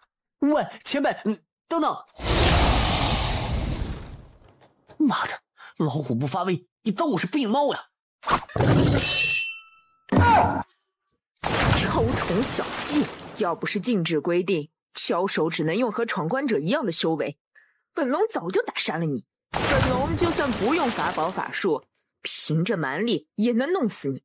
你赖皮呀！虽然你不能用法宝法术，可是你这一身皮骨都是修炼了几十万年，还说把境界压在和我一样，一点都不公平，真是条不要脸的龙！呸！难道你要本龙把皮剥了再和你打吗？竟敢骂本龙不要脸，你会付出代价的。我靠，这母龙一定是打棒球的，真他妈远啊！妈的，母龙，老子跟你拼了！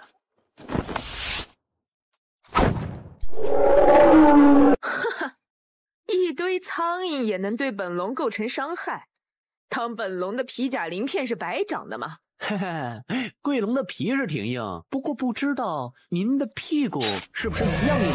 哼，母龙又如何啊？老子照样爆你的局！母龙，这就是你不讲文明的代价。下次出门记得穿裤子。母亲，到底是怎么了？是谁欺负了你？让女儿将他扒皮抽筋！你们别管了。母亲受的伤重不重？说不重就算了。禁制中早有规定，只要我们被击败一次，就不准再出手。施老二这个老狗定的什么规定啊？凭什么不能报仇啊？凭什么要故意压低境界啊？算了，禁制不能违反他。再说，我也没受什么伤。母亲，这小子没有提怀奎的事吗？提了，还没说完就被我打断了，接着就打了起来。他还不知道帮助怀奎也是一项考验，那我们就不要去找他，让他带着古堡离开。施老二必然以为他贪心失信，启动禁制，直接将他轰得元神俱灭。这样不好，我们至少应该给人家一次机会。母亲都没让他说完，说不定他忘记这件事呢。大玉，你可不准去偷偷提醒他啊！给我回房间去。不好，怀大哥还在等着这边送水。刚才都是那可恶的母龙，我都忘了这回事了。小修夜空求见小玉姑娘。喂，小修士，你不要欺人太甚，当真以为我不敢杀你？前鼓后翘，标准的 S 型曲线啊！看什么看？你给我说话小心点。若是流传出去，本龙定追杀你到天涯海角。哦，原来你也要面子呀！哼，玉前辈，不如我们做个交易，你按需要给怀奎大哥的山谷供水，我就给你保守秘密，如何？你想得美啊！本龙也不管禁制了，今天拼了命也要将你打杀了。我倒要看看石老二到底会不会治本龙的罪。玉前辈，别冲动，冲动是魔鬼。哎，淡定，要淡定。这样吧，前辈，我不但给你保守秘密，而且把怀奎大哥给我的古堡送给你，换取你定期给那边供水。哼，当年被石老二弄到这里以前，怀奎那小子在山顶上拽得跟什么似的，还说只要天上下雨就行了，根本不用我们帮忙。现在想要水，没门儿！来这里以前都快20万年了，亏你还记得这些芝麻绿豆的事儿。女人啊，女龙啊，真是记仇的动物。不如带着那古堡离去，那东西可以吸水火，对你下一关很有帮助的呀。放心，怀奎被困在山谷中是绝对不会找你的，你不用怕他。怀大哥待我如兄弟，我又怎能利用他的信任做出卑鄙的事情？这事儿你不要劝了，我是不会背信弃义的，绝不。既然如此，那你把水火葫芦给我吧。这是怀大哥让我交给小玉的。我是小玉的老娘，还会贪污不成？东西我已经送到，希望玉前辈能秉守承诺，不要忘了给蛇怀谷送水。在下这就告辞了。本龙何时给你承诺了？东西我收了，可是想送水，那得看本龙心情如何。玉前辈，做人不要太过分。你既然收了怀奎大哥的礼物，于情于理都要给蛇怀谷送水。想要我给蛇怀谷送水也行，不过你必须接受我的考验。如果成功，一切好说；可如果失败，你就必须在我的玉宁龙宫给我做10年的奴仆。又是考验，怎么个个都喜欢考验人玩啊？前辈，我承认我打不过你，也就不要为难我这练气小修了。哼，这考验并不是打架，而是考验你的脑袋是不是聪明。说白了，就是猜一个谜，猜出就算你赢，猜不出就给我做奴仆。呵呵，刚好我2个女儿都没有玩伴呢。那好，你说。大玉、小玉，你们出来吧。本龙的谜很简单，那就是请你分辨出他们谁是大玉，谁是小玉。小修士，别说你了，就是我这个当娘的也会经常弄错呢。你天天跟他们在一起都会弄错，老子这才第一次见到他们，又怎么能分辨得出呢？哈哈，小修士，我看你还是认输吧，要不你就现在离开，别管这档子事儿。那些槐树和你非亲非故，何必呢？我提醒你啊，如果你选错了，可就要在这儿做10年奴役了。树最可悲之处在于不能移动，人人都有2条腿，我们蛇槐树也想要有2条腿。如果有了足够的水，他们修行到化形要快上几千年。不，我不会临阵脱逃。那你就选吧。小玉，就别冒充我了，我才是大玉。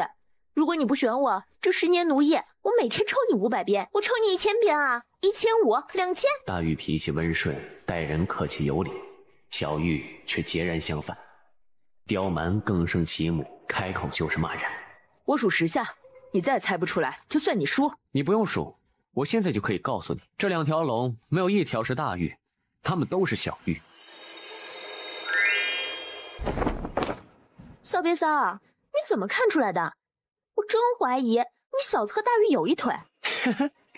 早听说小玉刁蛮不讲礼貌，看见2条龙都是一个德行，我就知道了呀。小姑娘，我最后奉劝你，像你这样找不到男人的，哦，不对，是找不到男龙的。小瘪三儿，你去死！你干什么？不要耍赖啊！逗你玩呢，小瘪三儿。本姑娘看上你的镜子了，小瘪三儿，你看本姑娘龙活了这么大，都没有一面梳妆的镜子，哎呀，多可悲呀！你就发发善心，把那小镜子送给我吧。你也知道，我是个又穷又没本事的小瘪三，虽然我也很同情你，可是我也得行走四方，寻找心目中的另一半呀。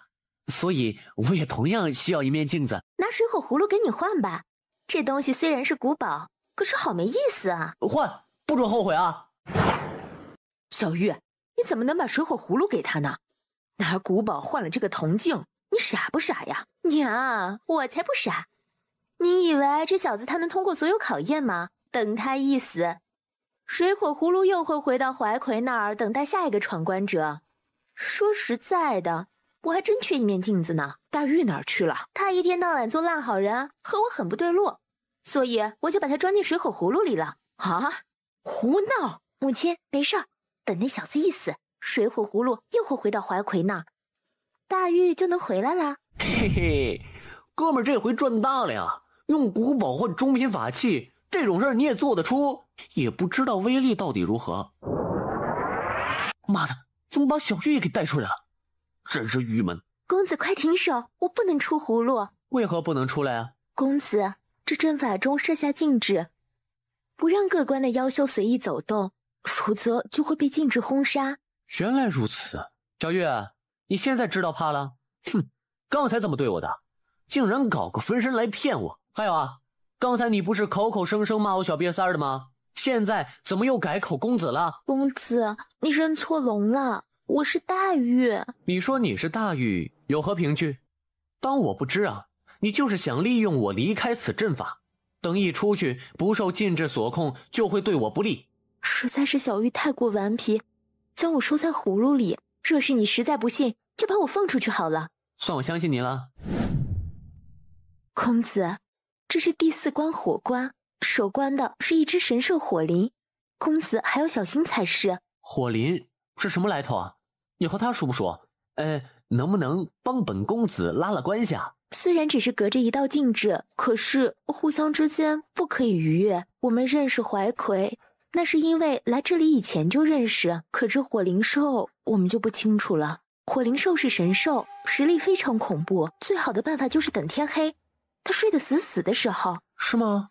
这倒是个好消息。哼，这里不是外边的世界，是阵法构成的世界，永远都是白天，哪有晚上啊？唉，我开灵智以来还没有看过夜晚呢。相信我，我会带你看见月亮的。我靠，偷袭！大月，这石老二是不是有病啊？搞出这些东西干什么呀？石老这样的上古修士，思维不是我们可以想象，绝对不会出现心智失常的现象。那他弄这些干什么呢？他如果想要杀闯关者轻而易举，何必弄这些东西呢？你不是听他说过吗？他这样是找人，通过考验找到他需要的人。可是他需要什么人呢？帮他报仇的人，或者是其他什么人？我们猜测，他这是想找继承人。继承人？不过我们也只是猜测。不知道你注意没有，石老的这些考验重在人品，而不是修为。石老头果然用心良苦啊。大玉，那你知道石老头他到底是什么修为吗？深不可测。我娘猜测，以石老的修为，绝对可以飞升上一阶了。事不宜迟，快走吧。这是苍北极北之处的寒火，有句老话，苍北火冷，苍南人冷，说的就是这苍北寒火异常寒冷。哇，真的好冷啊！我猜测这些铁链是锁着寒火，不让它随便移动。把火用铁链锁着，真是搞笑。可是如果我们想要得到寒火，又怎么解开铁链呢？水火葫芦呀！公子，这你就不用担心了，这葫芦里的水火分隔互不影响的。好，收。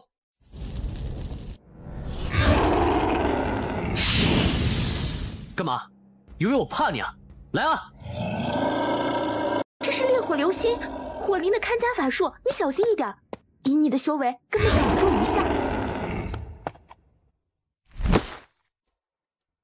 你不要命了吗？放心，放我出去！不行。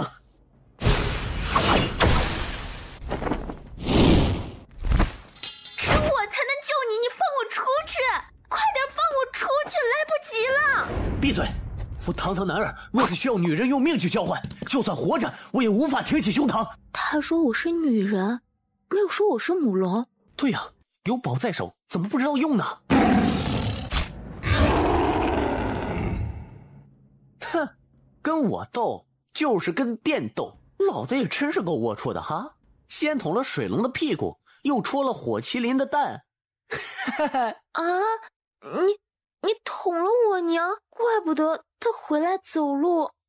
放心放心，是用骨齿符宝捅了一下，不会让他受太大伤的，不会有生命危险，也不会创造生命的。那我们还是快点离开吧。不好，他追来了。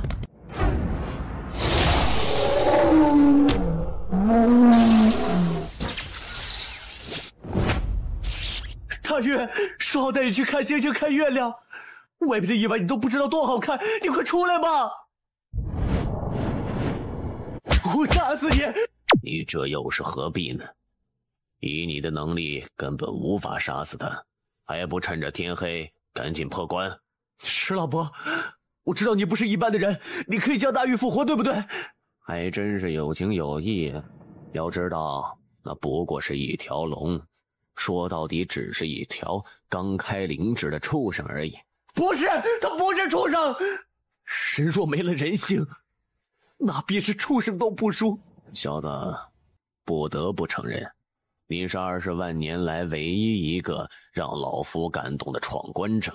不过，老夫没有理由救他，他是为了救你而死，与老夫何干？老夫是从来都不会发善心的。好，那我给你一个理由。敢问石老，大玉是如何拖出水火葫芦的？你不要说这和你没关系，这水火葫芦若是没有人控制，是不会放得出来的。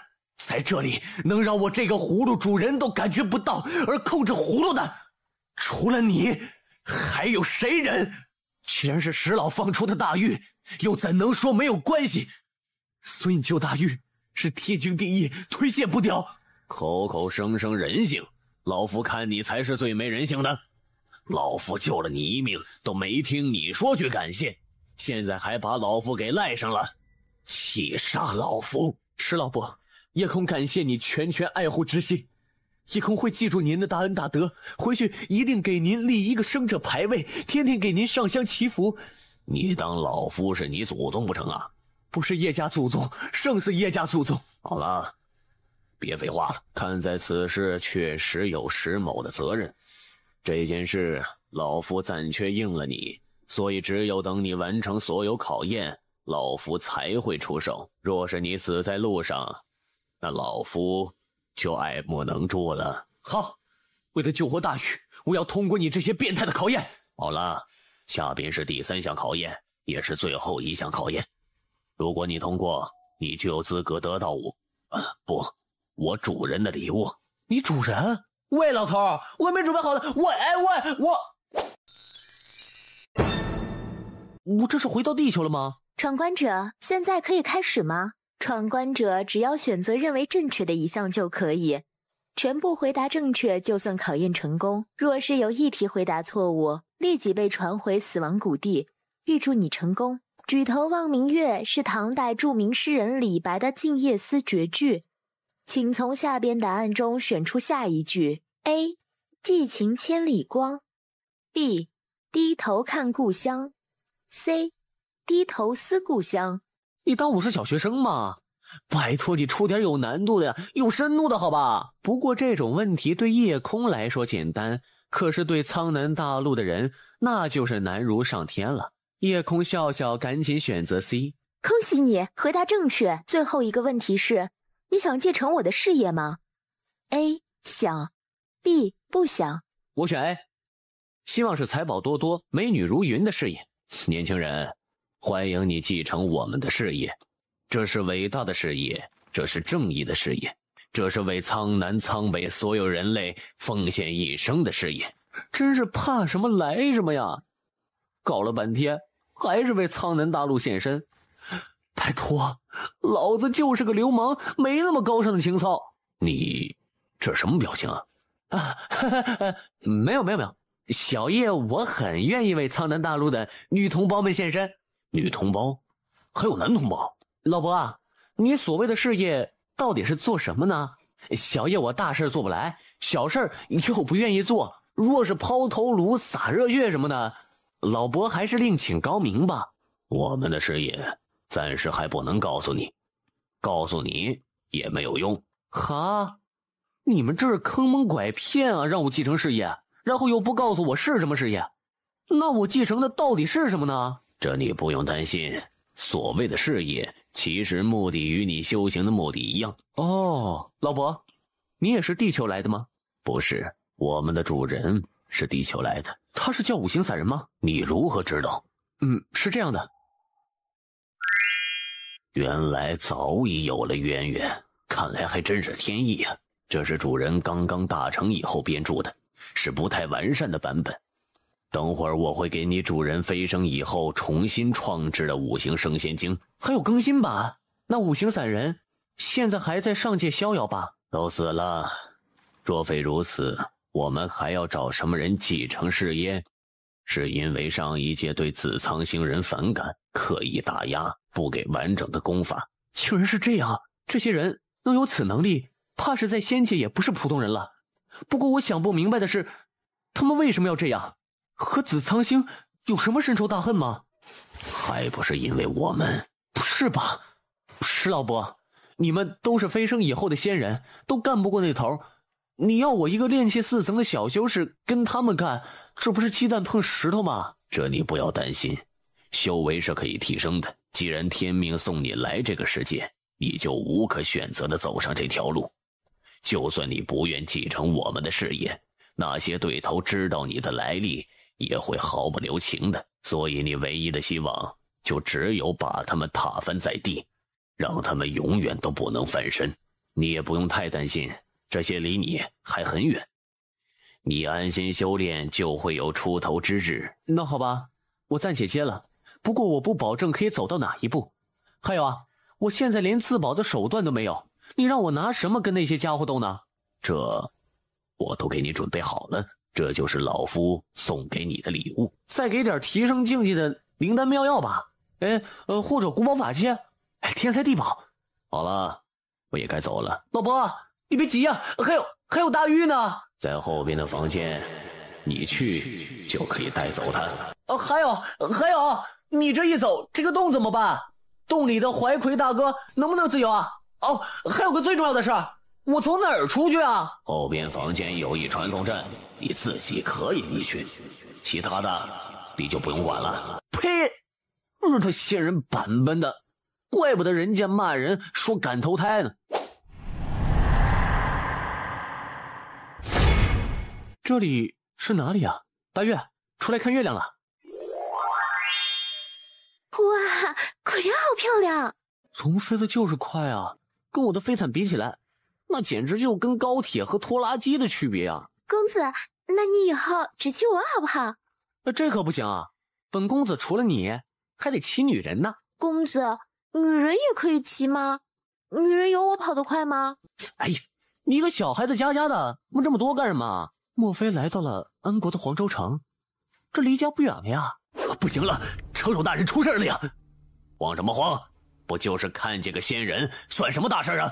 禀告老爷，刚才确实是一个仙人驾龙而去，不过那个仙人可不是别人，是谁呀？是叶家老八叶浩然的八儿子。什么？叶家有仙人，还骑着一条龙？这下有热闹看了呀！陛下怕是一脚踢到铁板上了，看来我得赶紧把情况奏上去。说是叶将军在，怎么可能会有这种情况出现？狗皇帝就知道陷害忠良。是呀，这种狗皇帝就知道猜忌叶将军，牺牲大好国土，牺牲百姓生命，就只是为了让他的龙庭坐得安稳。为这种狗皇帝卖命，我们不如反了。对，反了。柳将军，我打听到了，胡城守依然重兵看守叶府的原因，为何？是因为还有人幸存，在叶府后院一个房间，不知道被什么物体阻挡，就是进不去。他们都猜测有人躲在里边。好，怎么会这样？是哪个院子？那士兵用指头蘸着茶水画了个草图，柳长青顿时大喜。这是八少爷母子住的院子，莫非陈姨娘他们幸免于难？叶文叶武两人都在那儿，大有坚守到底的架势。若非八少爷亲人，他们也没必要如此不死不休。兄弟们说的对，朝廷昏庸，皇帝无道，我们这些叶家兵士枉为他们断送性命。叶将军和小叶将军对我等恩如泰山，现在小叶将军战死，叶将军又被他们暗害，我们可以无动于衷吗？不可以！现在大敌当前，兵临城下，胡城守的兵丁却根本不来守护城池，反而围着叶府不放，是要杀光叶家最后一个人丁，让外必先安内。兄弟们，拿起武器，就让我们为叶将军做最后一点事吧。